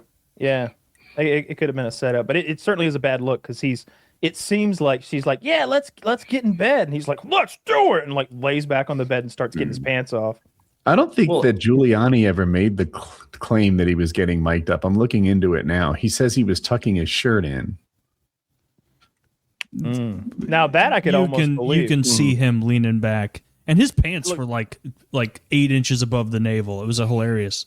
Yeah, but he wears his pants like a 1930s detective. The fact that Donald Trump is the president and he's got all this power, he's done all these things, is truly one of the greatest comeback stories of all time. If you just reverse the tape back to that Giuliani press conference in front of that like fertilizer company or Four whatever, Seasons Landscaping. Four Meant Seasons to do the Landscaping. hotel, but he did. So basically, it's right after he lost that election. They call this emergency press conference. Giuliani does, where they're going to put forward conspiracy theories about stolen elections and such, and promise to keep going forward. we're going to do it at the Four Seasons. Well, one of the staffers Googles Four Seasons real quick. And the first result, I guess, because they're local, they're in that area, is Four Seasons Landscaping Company. So they use that address. So now all of the global press has converged at not the Four Seasons Hotel, the Four Seasons Landscaping Company, which is like a back alley truck backup type, like loading dock entrance. And so they glue Trump posters all over a filthy brick wall, and they put fucking Giuliani in front of it, sweating bullets. I don't know if his hair was melting in that instance, but I think in my memory, his hair is melting and there's black oil pouring down out of him like he's an ooze monster from Dune or something. Like he's Baron Harkonnen coming out of his fucking oil bath or something like that. I think how do you go from that starting point to like running it all and winning again? It's incredible. It's sad. I watched. I'd never seen the movie Miracle about the 1980 the hockey team. Yeah. I'd never seen it before. I watched it the other day. It's pretty good. Kurt Russell does a really convincing Minnesotan accent. I was pretty inspired, but I got to the end and I was like, Trump beats this. The Soviets won 4 in a row before this. Trump beats this. We have to bring up the reflection 1980. The reflection pool. It's beautiful. I love it. Stop. It looks like that shit that Jack Nicholson fell in and that turned him into the Joker. They measured it as the most algae in the month of June in the last 5 years. It is the worst it's ever been. Well, they explained why. Because when they started the water back up, the water that was pumping in was going through all of the tubes and everything. And all those tubes had algae buildup in them. So they said that it pushed all the algae out there. And the people that, NBC and CNBC, they knew this. So they went there and they were taking water samples to show, look at all the algae levels. When supposedly they're saying that that's going to be cleared up within like a week or so once, they put all the treatment in there and it kills all the algae again. And there were people out there protesting the treatment in there, the hydrogen peroxide, and now the American flag blue paint is peeling off of the bottom. Oh no! Yeah, because they poured so much hydrogen peroxide in there, and that thing about it coming from the pipes might be true, but it's also horseshit because algae grows incredibly fast. As a fish guy, I know something about algae control, and I also have a pool. Because it's hot and because it's shallow, which makes the water warm, and ducks poop in it. There is an infinite amount of fuel for the algae to grow. The duck poop is basically nitrogen, which is what algae grows on, and so it is a tough problem to solve to keep this thing algae free. It's almost like it's designed to grow algae. Okay, we'll circle back to that. But it is worse than it's ever been. And this idea that little algae came out of the pipes is just another White House lie. Like they're just saying shit because there's so much more algae. Trout, is it really I have a question than it's ever been? Because I saw pictures from 2012 where it was really pretty. I don't know about 2012. Question so for it couldn't be worse Woody. than it's ever been. I said 5 years, twice. In what world is this orange man's fault? His face is all over this project. So if you don't know, Obama tried to fix it, spent $30 million. Really didn't fix it. Didn't get better. Biden got quotes for trying to fix it, and it came back at $100 million, at which point Biden was like, nope. I'm not going to redecorate Washington, D.C. for $100 million. America has bigger priorities. Biden didn't do anything. So then it rolls over to Trump, and Trump tells this story about how he's got this pool guy he knows who can fix it for $1 million. And he personally picked out this guy, gave him a no-bid contract. Turns out it's $14 million at least, and it's not fixed. But Trump now has distanced himself, saying, I don't know who this pool guy is. He's not even a pool guy. He's actually a guy who does linings inside of pipes for repairs. And the whole American flag blue, this was one of Trump's many sort of redecorate Washington, D.C. projects. And it's bad. So that's why it was Trump's idea from the get-go, and that's why it's on him. How much have they spent? 14 million, but the Well, paint against peeling off. against $100 million bid during the Biden administration. That seems like a fucking sweet deal. Well, they didn't fix it though. It No, would have it's taken $100 worse. billion to Not fix yet. it. Mhm. They'll never fix it. The problem isn't the pool. The problem is the pipes underneath the pool that are broken, which don't allow them to circulate the water. I don't care how many ducks you got shitting in there. If you circulate the water through a filter system, it will just come out clean. Here we've got these catfish farms that build artificial rectangular ponds that are several hundred feet long and maybe 50 feet wide or something, maybe not quite that big. But anyway, they have a paddle wheel that continuously Churns everything circulates up. the water and filters the water. They can't treat it because there's live catfish living in there. You can't like dose it with chlorine. So you have to use either the catfish eat a good bit of it, but they have to use this system to filter it constantly. And the amount of algae that they pull out of there, I think they use it for pig feed. Like there's so much of it that they found a use for it. Like they're making so much all the time. The same's true here. If there's just a filtration system, there's these 12-inch pipes all underneath that reflecting pool that are supposed to be drawing the water in, filtering it, and pumping it back in. They leak though, so they're not doing that. And they didn't fix those. They just put a new liner in the thing and let the hot water sit in there stagnating while duck shit in it. It's never going to be good no matter how much peroxide. You're going to dump so much peroxide in there daily that algae can't grow. Then you've just created a chemical spill that is leaking into the marshland of DC. They are producing algae, which I will have you know are one of the greatest cleansers of the atmosphere. They take CO2 and they turn it into pure O2, baby, pure That's true. oxygen. You're listening to the mainstream media telling you that he fucked this thing up. But what you aren't hearing is that he is one of the greatest presidents when it comes to addressing climate change. The move is to embrace green. Like the move is not to try green to be blue. reflecting pool. Yeah, But the pool should be nice. Okay, well, I don't know that's why going to it's cost so $100 million. expensive. Like in my head, I'm like, the pool it's a really, really long pool. We agree, right? But it's not that wide. Why doesn't it just flow sideways to a filtration system? You can have a tremendous amount of volume. Like the one side, it should just pour into the filtration system and sort of flow that way. Like I said, it's got this whole network of underground pipes that are supposed to be doing all this, but those are broken and leaking, and so they can't run them. And so they ignored they're not the problem. running? No. Cool. They ignored the systemic problem of not filtering the water and tried to fix it by making the bottom blue and shocking it like it was a dirty pool. When instead it's hundreds it's a of pond. Yeah. Kinda. I saw the blue paint floating on top of the surface, and I was like, it's thick, like thicker than normal paint. And I'm like, oh, this is gonna be fucking shit show. You can't put the paint back while the water's there. Like you got everything he did, just turned it into a wreck. What if you try really hard? Yeah. What if you really get a roller in there? A whole lot. my only point of reference is Jenny. Forrest Gump. Yeah. Is it like waist deep? Like is that actually how deep ankle it is? deep. It's like 6 inches. that I'm gonna deep? check that. Jenny was at her shins or knees, I think. Something like Isn't it that. only So would it have been better? Like, because I know a few years ago, the pool was all green. It's green right now. It'd have been It's better always to green. leave it green like that. Well, but that that kind was- of looks shitty. Yeah.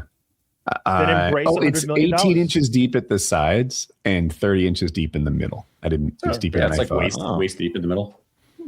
Just get rid of it. Just I fucking thought get it rid was of all the same. Are any Yeah, of us the like reflecting pool?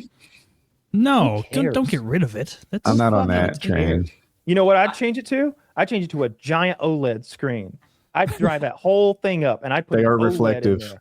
Yeah, and you it gotta would be do whatever I wanted it to be. the Las It would be a Vegas eye. pretty.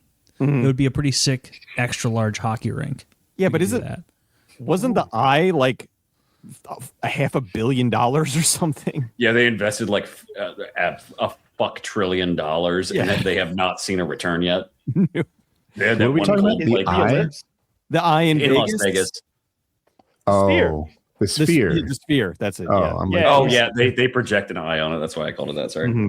I love the sphere. That thing is so fucking cool. That UFC event that was there is on my Mount Rushmore of events. Like just the visuals and like I that's one I wish I'd gone to. That was incredible. It's pretty neat. I haven't seen it in person. I do know they're having a hard time getting people to book it. It's so expensive. It's hard to turn a profit booking it that high unless it's the weekend. Yeah. I think they do shows there. Like they put on their own like entertainments, like movies and stuff like that. And just like the 4D kind of thing of it where they shoot you with the, they're like dropping confetti on you and hitting you with steam and stuff. Looks like a lot of fun. Yeah, it'd be so fun to be in there on acid. I've never done acid, but that's not where I would do it. I want a controlled sex. I want my heated blanket, my scented candles. You know, maybe on the couch with my wife for starters, and then we'll go to the sphere. See, acid isn't one of those drugs that makes you feel like you've been dosed and you're not capable of handling yourself anymore. It's just like opening your third eye and letting you see stuff that wasn't there before. You feel like now you can see the fucking ultraviolet spectrum that lets you see when things wiggle now. I didn't feel like dizzy or like I couldn't jog down a street giggling to myself, like I'd fall over or anything like that. I didn't feel like I'd get scared. You had a really good experience surrounded by friends in a Colorado like cabin resort type thing. That is the like mindset and setting that's perfect. Just because you've never had a bad trip doesn't mean that if you go to the fucking sphere filled with strangers and techno music, that isn't like the recipe for it going wrong. I feel strongly that it would be good. Maybe not for the first time, because the first time you are learning what this feels like and what your limitations are and how you're actually altered and what things will be cool to you personally. Because like Dirty didn't have the same reaction as me. He seemed frightened and like silly and mostly frightened and kind of weird, whereas some of us got like real giggly and just really wanted to see more things and see what the moon looked like or what a painting would look like or whatever. So maybe that's true, but the way that I reacted to it, I would love to go to the sphere and watch something wild. The next day or the next 2 or 3 days, was there any like swing to the downside where like you took all the joy from the next 2 days and had it that night? No, not in the slightest. Like, it lasts a long time, like maybe 12 hours or maybe even a little bit more. So we started at like 6 p.m. or something, and I stayed up all night to like get the most out of the high. And by like early morning, like 5 a.m. or something, I was like coming down from it, and I just felt like, oh man, somebody turned the giggle lights off. You know, things don't wiggle as much anymore. But I didn't feel like depressed or depleted or like I had the same way that a stimulant would make you feel, where you've been burning the candle at both ends. Right. Even caffeine kind of is a crash. It can be. Yeah. I didn't feel anything like that. I still had better than average energy probably, and just sort of went to bed. And even when I woke up, I felt like just fine, like maybe better than a normal morning. You would set yourself up so that for the next 12 hours, you didn't have to drive or make any important decisions, or like you can't just turn it off. No, this isn't one of those things where you just like, all right, I'm sober.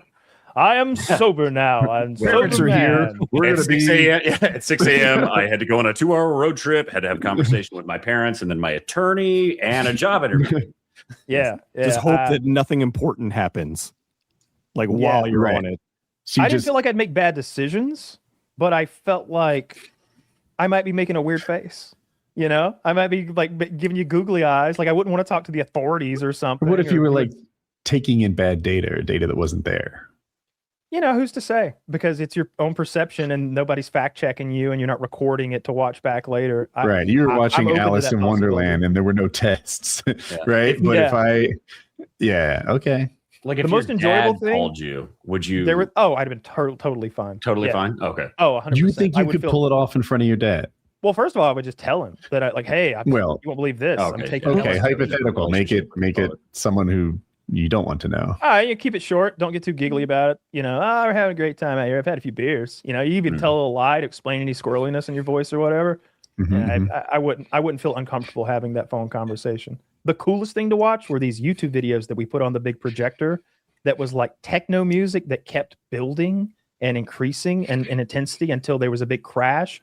But then the visuals would be like this like black and white video of like a boat, like a speedboat cutting through white water. and the water separating away from it. And then those waves would like do weird geometric patterns. And then you would like zoom in and there'd be fractal images and stuff and constantly like doom, doom, doom, doom, doom, and just really cool like fractal image visuals. That was pleasurable to watch. Like it felt good to watch.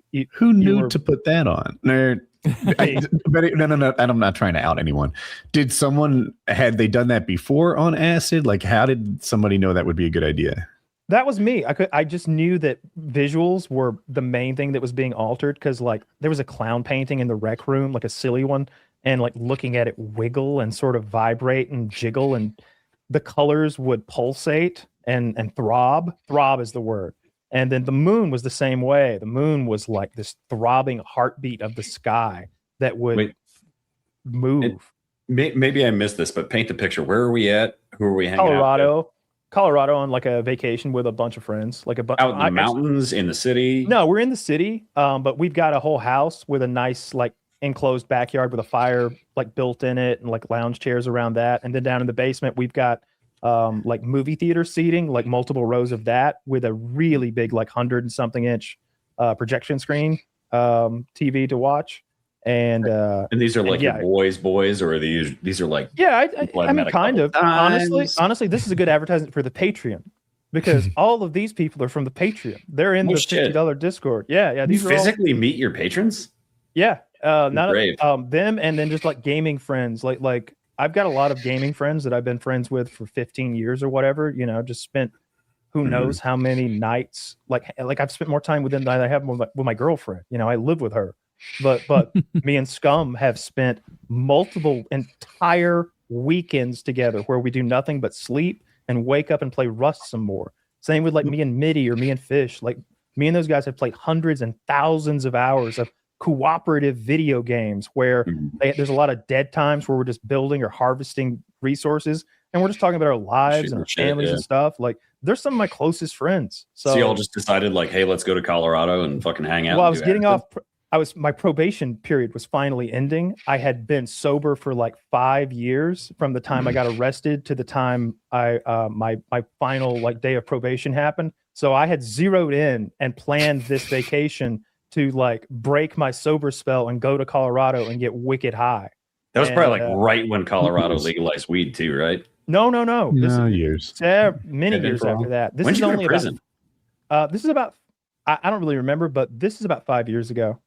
Okay, something like that. 5-6 years ago, something like that, roughly. I have another related question to acid. So I did ketamine. I was like depressed. Talked to a doctor. They prescribed ketamine as like a thing to work through it, and there's no way. While I did that, it would have been a good idea to maintain a fire. Do you think you could have maintained the fireplace pretending it had wood? Oh, on acid, it was no trouble. We had an outdoor like fire pit that we were keeping. It wasn't gas, dude.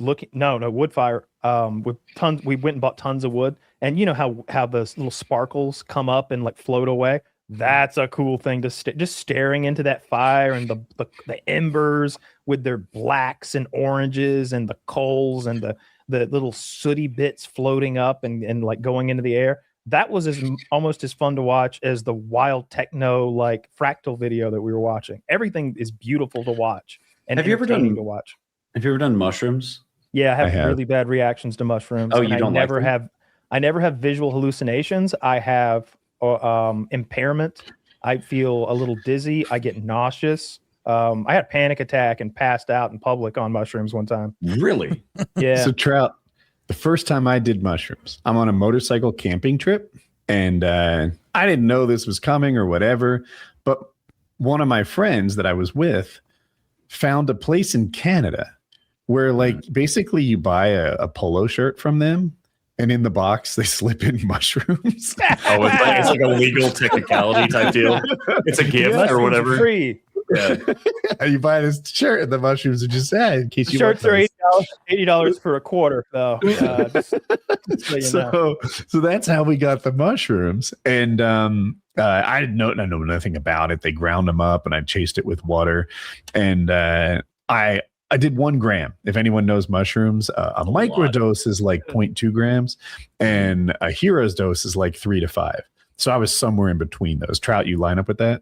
That's a lot for first time, not knowing what you're doing. One is a lot, you think, for One first is a time? lot, yeah. For not Okay. well, had you eaten? Yes. Oh, okay. A lot. Well, yeah. It's still like a.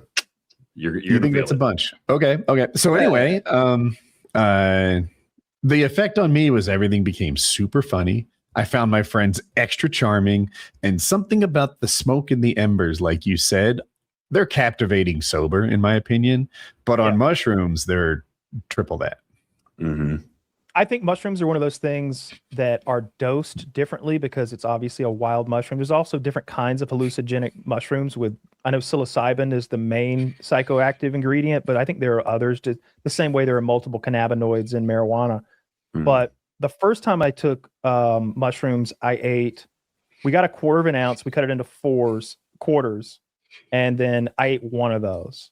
And it just didn't do much at all. And so then I ate an eighth of an ounce, which is 3.5 grams. And all that did was sort of turn the contrast up on the world to me. It felt like the greens of we went into the park, the leaves were like greener than they should have been. Like you'd adjusted the picture on your TV and made it extra vibrant. And I was okay with that. But what I really wanted, obviously, was to see the pink elephants like in the cartoon. I wanted to see a thing that wasn't really there, not just make colors a little more vibrant and be a little giggly. And so the next time I took mushrooms, I ate, I don't know, 5-6 grams, something like that. And that's when I had the panic attack. But I didn't see or feel anything fun. I just got scared, nauseous. Yeah. I will say, while I was driving, the road sort of stretched away from me. Like you were driving? You just said? I mean, pretend like I wasn't, but I was driving and down the interstate, and it was like I was driving on a rubber band, and someone had a hold of the other end of it, and they were pulling it. And so I was like, good thing we're not going far. Yeah, just you're sitting still and everything just keeps going forward. I know exactly what you're was getting long and skinny in front of me. Like it was being like reality was stretching out. That's the only cool thing I saw. And that was when I was probably driving. And then I got to Walmart and had a full-blown panic attack, passed out face first into one of those sunglass carousels, cut my face up, went unconscious, woke up and I was blind, couldn't see, had a whole crowd around me and had to make an escape before I had to talk to the authorities. Had to convince two EMTs and a cop that I was sober, and they let me go. That is such a Tim and Eric thing to fall into. It was hilarious. It was hilarious. I did dozens of dollars worth of damages. It was a real move.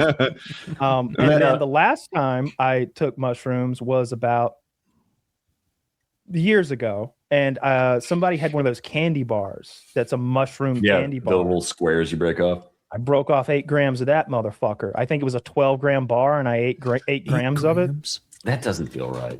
That sent me to a place of sadness and depression and cold isolation of like a soul. It felt like I was in a prison of ice. Like my soul was in a prison of ice, and there was nothing good about life or the world anymore. And I almost cried just sitting there thinking about how awful humanity is and the world is.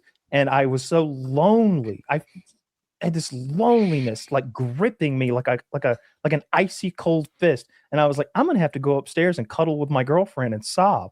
I didn't do that. I manned up. I drank some water, and eventually, like, I didn't feel like killing myself anymore. So I've sworn off mushrooms. No more mushrooms from me. This sounds horrific. Thing I would tell people I haven't tried many drugs, but the commonality I think is so important is set and setting. That's what drug experts would tell you. Set means mindset. So don't do this stuff when you're having a bad day, when you're like depressed or confused or stressed or whatever. No. You should be in a good place beforehand. And then the setting, well, that speaks for itself. Like I don't know, a clean room, a scented candle, maybe my wife, like that's our campfire. And campfire is great with your friends. Maybe not too much around a fire. But this idea of like doing shrooms and going to Walmart is like the worst idea. I was going to say, that's the opposite of right. I had 2 questions for Kyle on that. One, state of mind. Are you a generally happy person? Do you consider yourself to be a positive? I'm really good at putting things in perspective and looking on the sunny side of life. It's pretty hard to get me like actually down because I'm one of those people who's like, it can always get worse. I remember one time me and my dad were fixing a broken pipe that was really close against a building, and it was hot and sweaty, and my hands were cut because there was no way to get to the broken pipe good. So you had to scrape every time you turned the wrench, and we were mucky and stinky, and you couldn't stop doing this job because it's a water pipe that's feeding 25,000 animals. Like, we have to finish this job. And I remember thinking, you know how much worse it'd be if it started raining right now? It can always get worse. And I apply that raining thing to everything in life. Whenever something is awful, even if it's like a family member's funeral, imagine if it rained now. Like it can always get worse. So just be happy with what you've got, especially when it's out of your hands. I'm really good at putting that stuff in perspective. When I was waiting on my like verdict, or not verdict, but sentencing, I was like, this is out of my hands. I'm going to represent myself as well as I can in court. I've got the best lawyer that I think I can find. It's out of my hands now. I've done my best. Whatever happens, happens. I've just made my peace with the worst case scenario. And anything less than that is fucking cherries on top. And it's hard to get me down. But those mushrooms took all that away. That's they so stripped all that away. Because yeah, when you said that, it like sent you into a depressive spiral. Every time I've allegedly eaten mushrooms or mushroom chocolate, I become the happiest guy in the world. Like I become so like lovey-dovey. I fell in love with a tree in the backyard of one of my friends' houses. It was the middle of the night. This is like, did the tree have a hole in it? I didn't fuck the tree. Woody. Love doesn't necessarily need to involve sex, Woody. It does for me, okay? Even if it's a tree. Now, you didn't hear the conversation I had with that tree. No, she was beautiful. Oh, look at that. Well, like Kyle said, like the color, like the contrast, the colors were just so much bright. It was like a full moon. And where I was standing, I just went out back in my buddy's backyard, and I'm looking at this tree, and there's a very gentle breeze, and it's like a warm night. And whatever species of tree it was, the leaves are a little bit reflective, so like the moonlight up from this full moon is like glistening through the tree. I think live oak, but yeah, who does that? And so sort of it's kind of shining and waving back and forth, and I was just standing there, and I'm literally like tears streaming down my face. My buddy comes out to check on me because it's like, fucking Trout just ate some shrooms and we haven't seen him in 20 minutes. He's been out back, and I'm just standing in his backyard like, it's so beautiful. Like, oh, maybe come inside, buddy. I'm like, no, that sounds awesome. That's dendrophilia. It's people who have a sexual attraction to trees. I didn't want to fuck the tree. I fell in love with it. Everybody's all hung why up did about you fuck Trout the wanted to tree? fuck the tree. Trout put his dick in the tree. Trout's coming on the tree. Look at his dick. It's all sappy. It was just a pretty tree. That's not a fertilized plant. That's where it starts. It always starts. Just you pretty another tree. time. Oh, this is a scary story. I was on kind of like a date. I went on like a trip with this girl I was like half dating at the time. We went to a national park, and they have like a mountain. I don't know why I phrased it that way, as if you've never heard of what a mountain is. They have this thing called a mountain. Okay, tell me more. So we had this idea. We camp out the night before, and then we're like, oh, we got shroom chocolate, like Kyle was talking about. And I can't remember what the dosage was. I seemed like really weird about the 1 milligram or 1 gram that you said, Woody. I don't know, because then Kyle said like fucking 5 grams. So it feels like somewhere in the in-between. 8 sounds bananas, but it was like each of us, we ate like a quarter of this chocolate bar and went on this hike. And then we got to the end of the trail, and we get to the end of the trail. Well, the peak of the mountain is still up there, and there's nothing paved. There's no staircase. Like, you can get to the top of the mountain if you have some balls. You just have to literally like stick your hand into crevices in the rock and climb up, like sliding your belly along the side of this fucking mountain. And I'm terrified of heights. If you look to your right, it's like an 800-foot fall down onto the top of pine trees. If you look to your left, it's a 80-foot fall onto the trail you just departed from. Finally make our way up to the top of this mountain. Going up's the easy part. And then we're sitting up there, and I have this beautiful moment where I'm like fully at peace with nature, feeling the shrooms, looking around. You can literally see Mexico. Like, it's over there. the wind blowing through my hair, and then I get this like wash through my mind and a reset, and I was like, I am on drugs and I'm on top of a mountain. Fuck. And so his existential crisis is he doesn't know whether he likes the girl or the trees. I wanted to fuck the trees. She was totally fine climbing back down. Dude, it is so embarrassing to be terrified, like shimmying down a mountain in front of a chick you want to fuck. There's no recovery. And you had to try and pretend to be like cool through it. We're like, oh, the entire time. I don't even care. Yeah. No, this is totally chill. On my I'm not crying. My watch band. I don't know. No, I'm not crying. There's a lot of sand flying around here. It's getting in my eyes. There's scratches all over my very nice watch from where I was like glued to the surface of the mountain, shimmying down like a fucking lizard. Yeah, during that, like, I don't know, story of Trout's pivotal life experience, Kyle's posting pictures of Ben Shapiro's sister's tits over here in the chat. Oh, is that what that is? Yeah, that gigantic big link. Yeah. That big one. That can't be real. That can't be real. She's in China. That link's almost as big as them titties. Yeah, I don't know if that's her. What a queen. Big shout out. I think it is, though. To Ben Shapiro's sister. Yeah, Bing never let me down. That's the greatest piece of advice Wings of Redemption ever gave me. Yes. Bing your pornography. Woo, here she is all jiggly. Oh, here I'll send the jiggle one. And no, please don't. Bucket your cats. Yeah, look at that one. That's a little jiggle, little gif action there for you. What a she should be the spokesman for her people. I'm gonna tell you right now. 17 billion more to Israel. Whatever they need. You can have 10 billion per titty. Really, this is a country that needs support. Yeah. Taking a look at that picture, I think it might have been 7 million. The titties need more support than Israel gets, huh? It's colossal. I bet they're so heavy. I just want to. Sometimes you see some big ones on a smaller girl, and it can be kind of deceptive. You know, cup sizes aren't about like total inches; it's about comparative inches ratio between the underbust. Yeah, the underbust to the bust.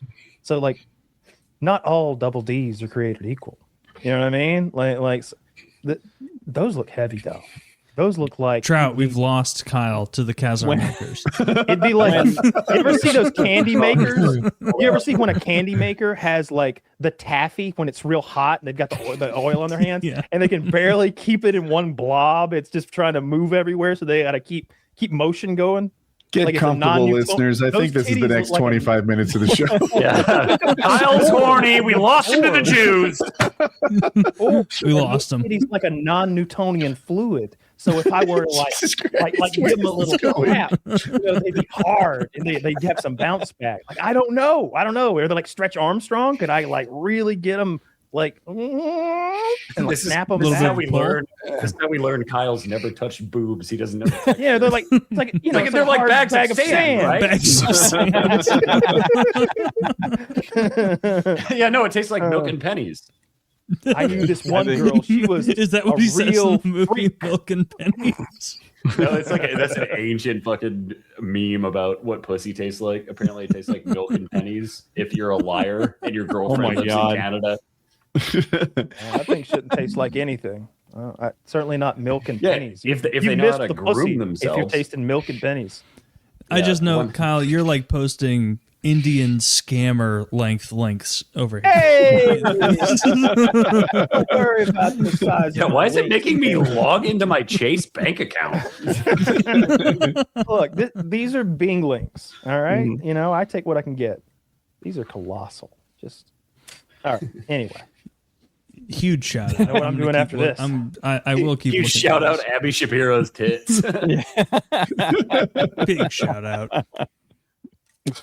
You know, maybe that shit in Palestine is justified. Maybe we should keep supporting it. Years. From the river. Every time to I the look sea. at them, I think maybe it was justified. You know, I heard that news story the other day that apparently it's not. It's true. They've been raping those Palestinians with dogs. Like that's just a thing that the Israelis do in their like gulag prison. Is they let the dogs. That's just so horrible. It's hard to believe. But that doesn't mean I it's saw a not first-hand true. account You from know, a I don't guy know. like telling the story of being raped by a dog. Like as torture technique. Yeah, I like assume? torture and punishment, Ooh. humiliation. Yeah. What? I would How hope do it they would be a get the small dog. Yeah, how do they? Yeah, The Pomeranian. he said they like said the dog's name or something like that, and it just mounted him. I don't know why I assume they were only terrible. raping women. Oh no, they're they're ripping everybody. Hide your kids, hide your wife. Little- They're raping everybody out here. There's a And throwback. how'd you oh, they're raping everybody. You're like, oh no, a golden doodle! Oh god! Dude, that's who should have been at that MrBeast video. If you had Antoine Dodson? Dobbs. Yes. Yeah. Was Chocolate Rain there? Yes. Oh my God. Oh, No I've met shit. him before. Yeah. what's his name? Tay Zonde. Tayson. Yeah. I had met him before.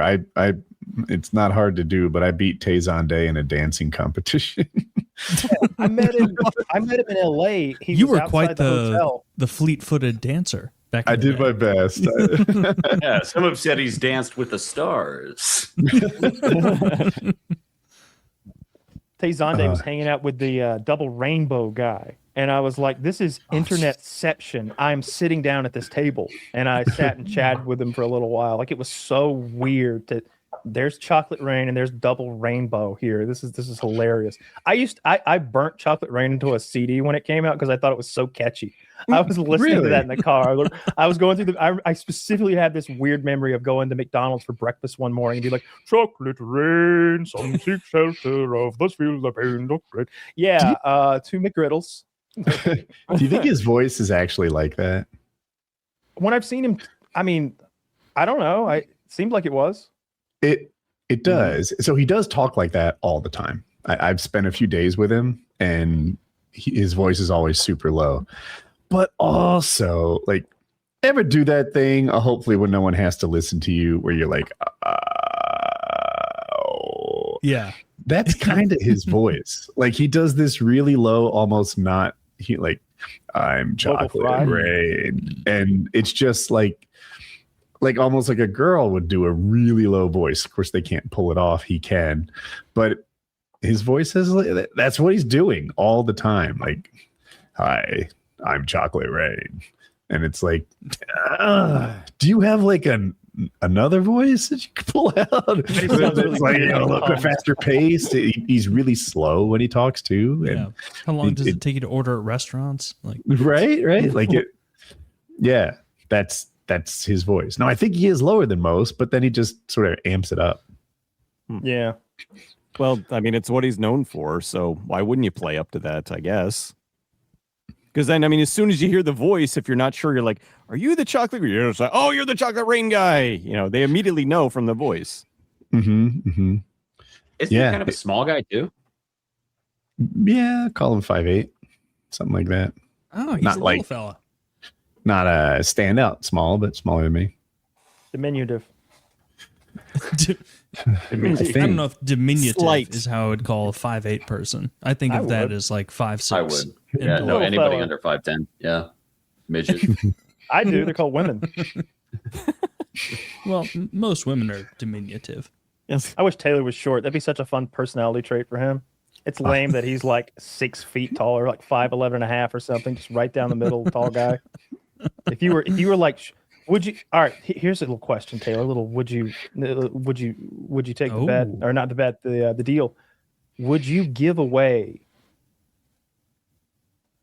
4 inches of height and be 5'8", but you double all of your lifts? No. I was No, going to there's go no- halfway there. Would you No, give away definitely 2 inches for 40 pounds of muscle? Wait. No. He said I'd double look your lift. absurd. So are you just getting stronger or do you look the way you would if you could Both. lift double? Both. Okay. He It will would look like essentially a cartoon look like character. He'll look like fucking Lex Luger or something like that. He's going to Lex look Luger? outrageous. Taylor, do you bench 300? I haven't done like a hard bench in a while, but I did for a long time bench well over 300. Yeah. Yeah. Like would do, 325? 335 was like Yeah. a working Oh, weight. Dude, for me. benching 670 is outrageous. Yeah, that's true. You might be be able, scary. you'd be close to the deadlift world record. What, I would look deadlift like the Juggernaut. I wonder Like, I what could the just world run through record walls. bench is, because when I imagine Taylor benching 335, he's not wearing a shirt that gives him 25 pounds of arm back and like all the other bullshit. Yeah. I bet he's not doing that chest up thing to shrink his range of motion or some ridiculously wide. It's just workout benching. So True. the guys who bench 670 are doing it weirdly. Yeah, they have that weird back arch. They only you move won't, like though. they have like You'll be able to 4 do it like inches you do your of movement 120 in the now. bar. Yeah. You'll be flat backed and just ease full range of motion. Like Captain America does it. I like You'd be being, and I'm not verging like on superhero territory. I like being 6 feet tall. It's nice. Like I might wouldn't do wanna it. Trade I might give away the 4 inches for the superhero well, you're levels 6'1" and a of half, strength. 6'2", so you could. I'll go down trade a 5'8" couple though. No, extra I'm going all the way to inches. 5'8". I'm just saying that's what I actually mean. I would go down to 5'8" to be double as strong. Are you 6'2", or 6 foot rounding up to the nearest I'm 2 closer inches? to 6'3" than I am to 6'1". No shit. Yeah. God damn, I'm a that means big you're person. taller than me. I do what I I'm want. tall as fuck. That means you're tall as hell. My doctor made Everybody me that barefoot measure. whenever I and meet was other like, YouTubers, they've always been ecstatic. taller than me. Like it's kind of a weird aberration that so many YouTubers are these big tall guys. Is Hutch taller than you? He's tall. Yeah, Hutch is like Yeah. 6'4" legit. Harley's Richard Ryan- tall as fuck. Yeah, he's Harley's super really lanky tall. guy. Mr. Richard Sark Ryan's is really tall. Harley's Richard really Ryan. fucking tall. Mr. Sark is really fucking. Those Isn't guys Mr. are all Beast taller short than me. though? No, No, No? he's tall. No, I think he's No, really he's- tall as well. he's got to be a legit 6'2" or 3. Ah. Harley is a monster. He's, When I he's showed just- up at his he's- place man. in Texas a couple of years ago, and he was like, "Taylor, we're filming a epic mealtime. Come join." And I was like, "All right." Like he's just the whole time I'm filming next to Harley, and I'm like, "This is terrible for me." I look awful. I look tiny. because this guy's like 6'7" or something retarded, and just towering Oh, over like me. Sam Hyde too. He's like 6'5". He's just a big Yeah. motherfucker. Is he taller than When- Harley? I would say No. Sam and Harley are similar, except Harley's a little taller.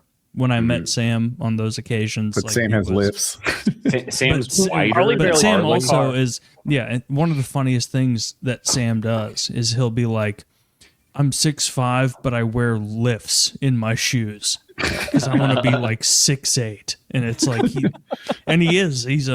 When you meet Sam Hyde, he's a monster. He's a huge person. man. Yeah, I always try he's to wider disguise- than Harley. That's what I was. Yeah, I just said that. Yeah, he's wider and slightly more muscular than Harley, but Harley's like intimidatingly tall. He's one of the few people where when I talk to him, I have to like cock my head back to make eye contact. I would always try to flub my height when I was taking pictures with him. And I got this went on this hunting trip with this guy Dino, Hickok? who was Hickok Hickok a little 45, bit, too. dude. Yeah, he's way taller than me. But then with that guy Dino, we were on this like helicopter hunting trip, and Dino's like 6'4.5" or something, and he's like a big built, wide ex-Marine.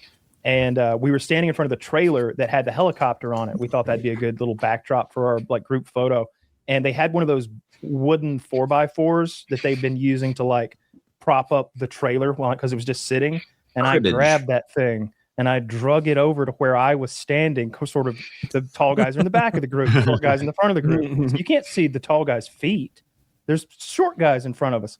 And I got that 4x4 block and put it on the ground and stood on that. And now I'm 6'6" or something like that, verging on 6'7". I've got tactical boots on, so I'm closer to 6'8" than I am to 6'6". And Dino's there, giant fucker, 6'4".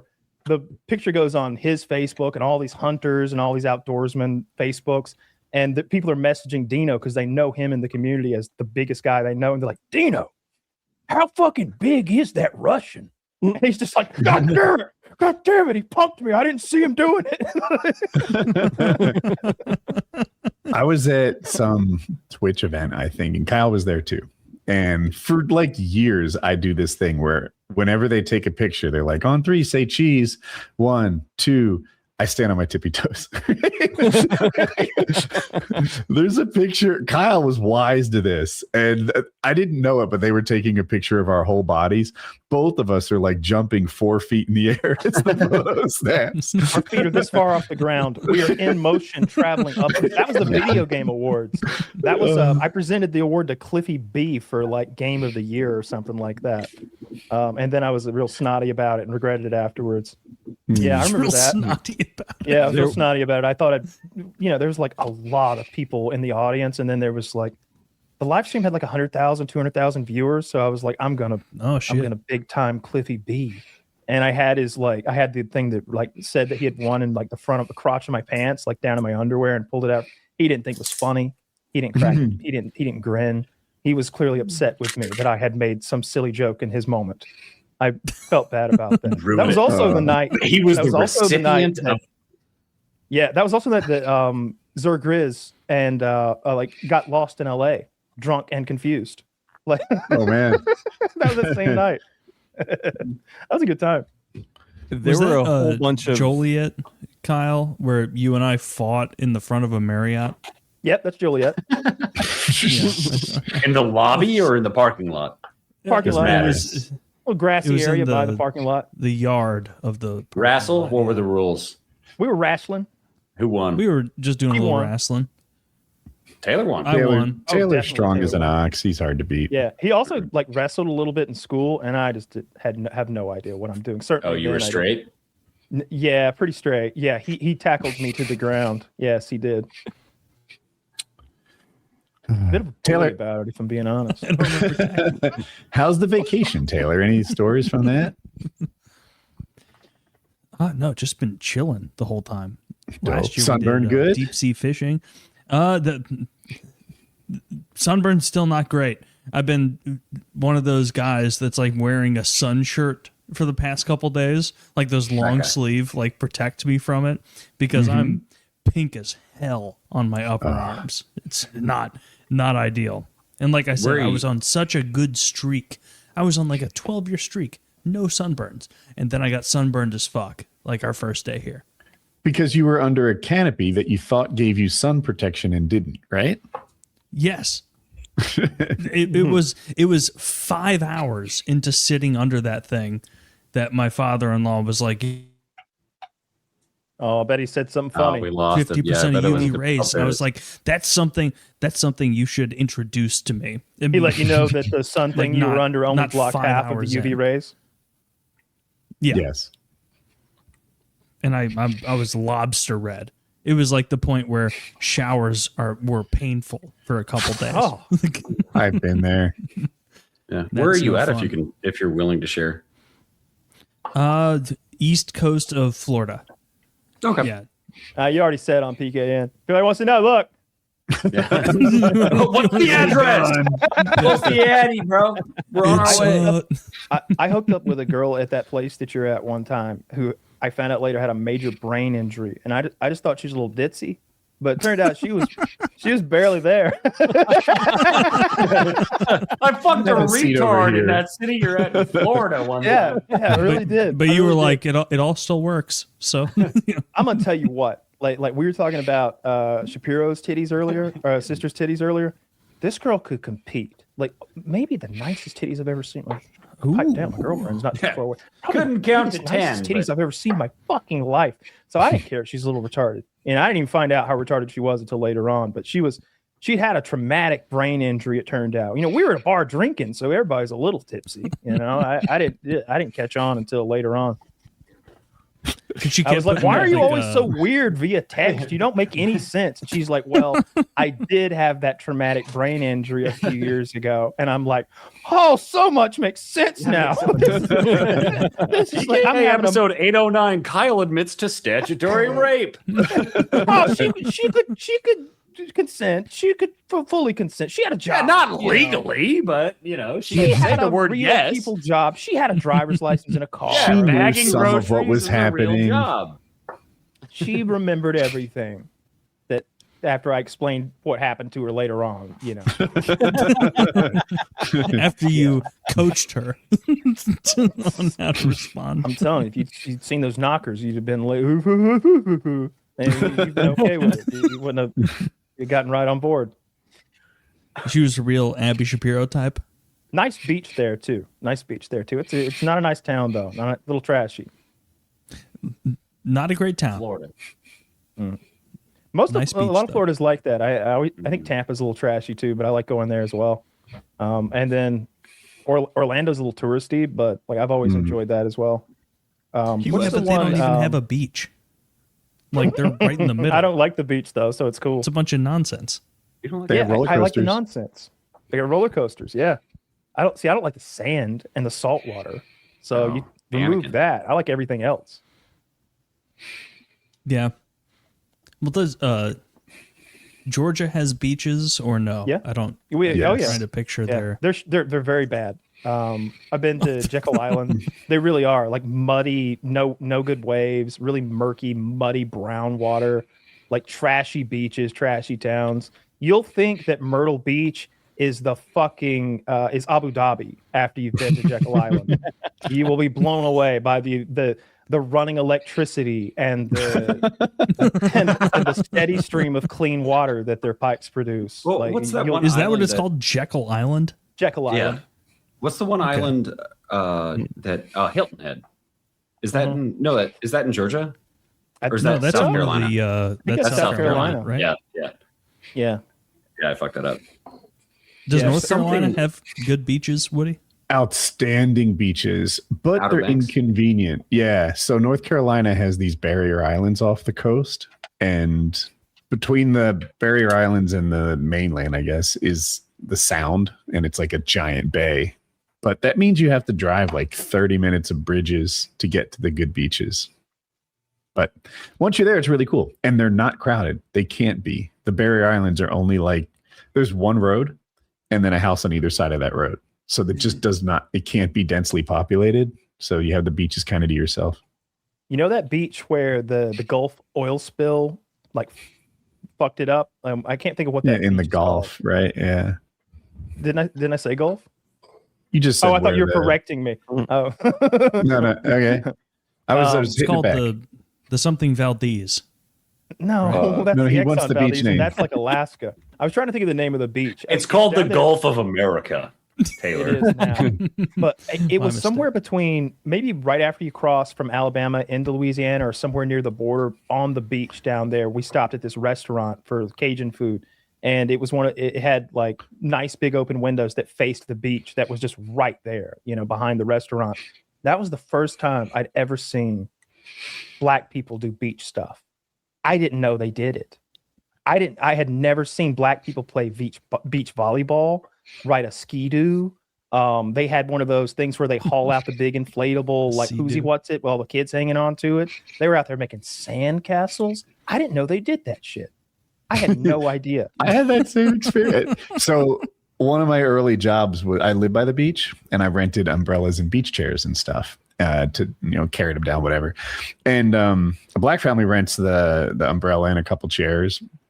And he explains to me that he hates the beach, but his kids wanted to go. So he just took them to the beach so that they could learn not to like the beach too. Yeah. I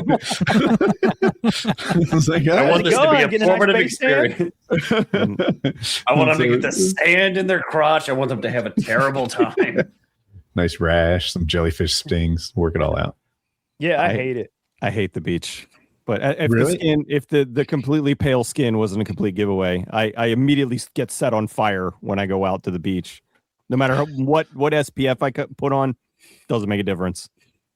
I I just burnt. don't like sand or salt water or people.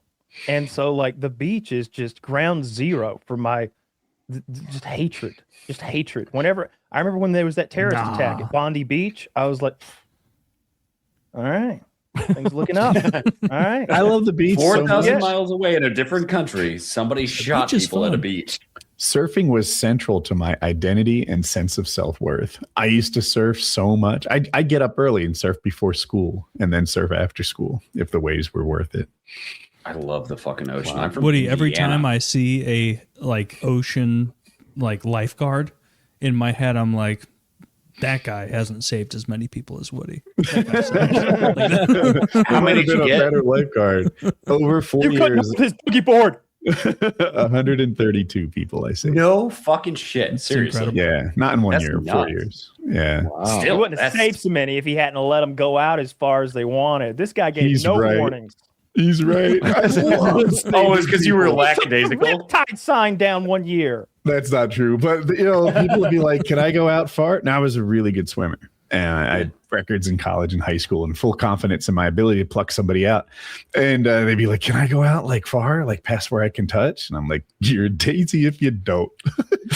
Well, you're a hot girl and I want to give you mouth to mouth. Do whatever you want, babe. Mostly there wasn't like hot girls getting saved. A lot of them were really young. One time though, there were hot girls. They weren't drowning. They were on a Hobie cat that flipped upside down. What? A Hobie cat. It's a small sailboat with like 2 holes. Like a Zach, can we have a picture of a Hobie cat? And Limeran. a catamaran. A catamaran. Okay, I know what a catamaran is. Okay. Hobie cat's like the brand name. So anyway, catamaran had flipped upside down and the girls couldn't ride it. So the senior guard, he made all the decisions. He's like, go help him, Woody. So I swam out there and I'm not a sailor. Like, I don't know fuck all about flipping catamarans over. I'm just trying, like hanging on it, trying to get it to roll over.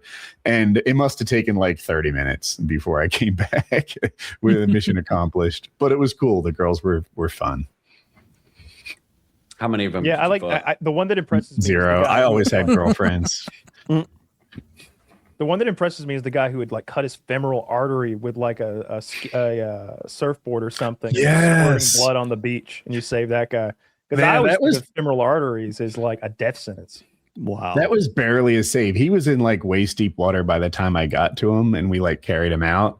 And his pulse made like a rainbow of blood, like with each heartbeat.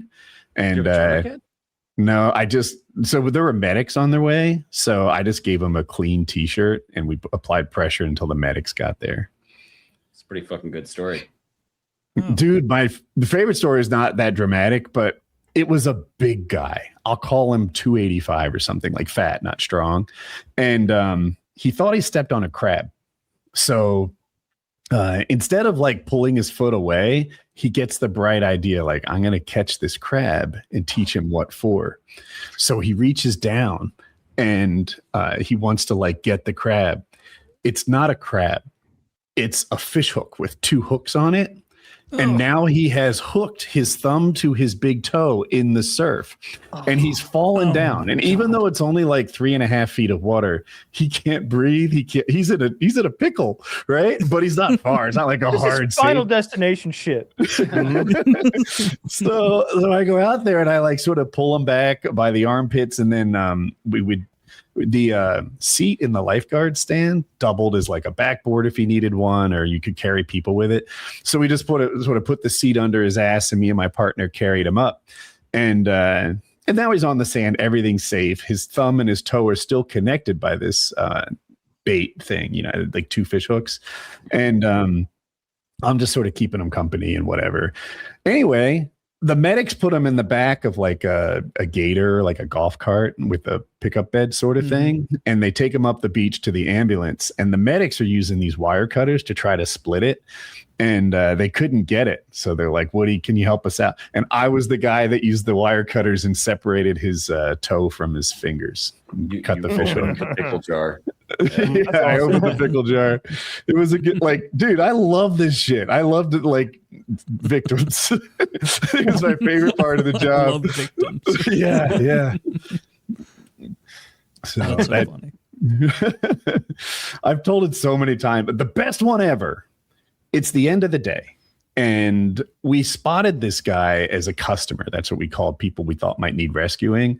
He's Asian, he's heavy, he's wearing a T-shirt and sunglasses, which is not something a waterman would ever do.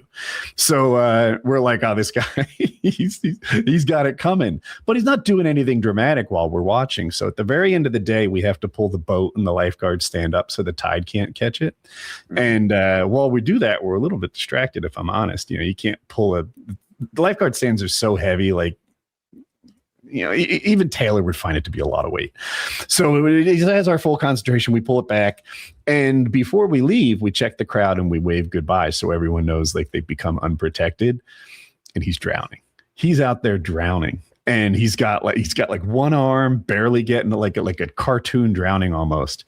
So I go straight out there.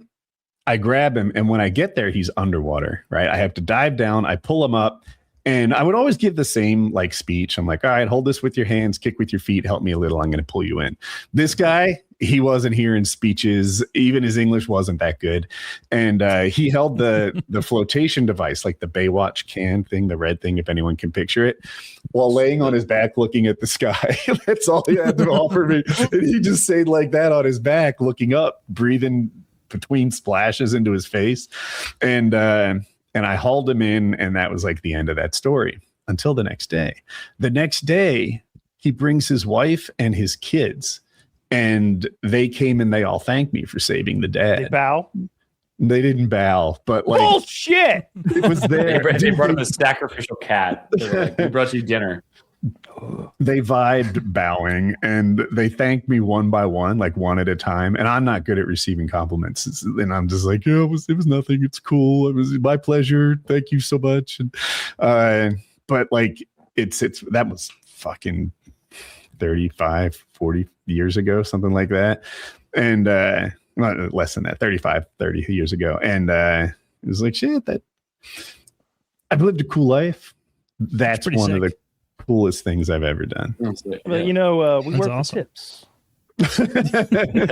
No. You're clearly not from a bowing culture. Are you from a tipping culture at the I don't know if very you've heard about American culture, but it's tradition in our country to tip people who save your life $50.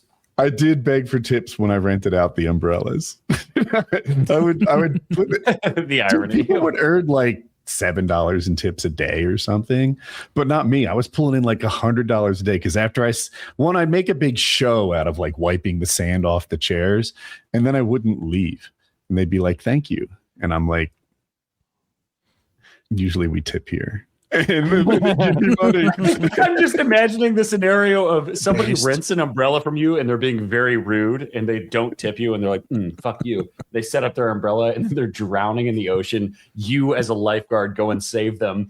You're like, you worked on commission, right? Big mistake. Huge mistake.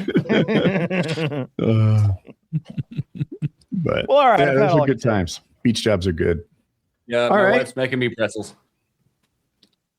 Wait, really? Not Yours too? Woody. She's You're not mocking? Are you getting soft pretzels? No, I wish.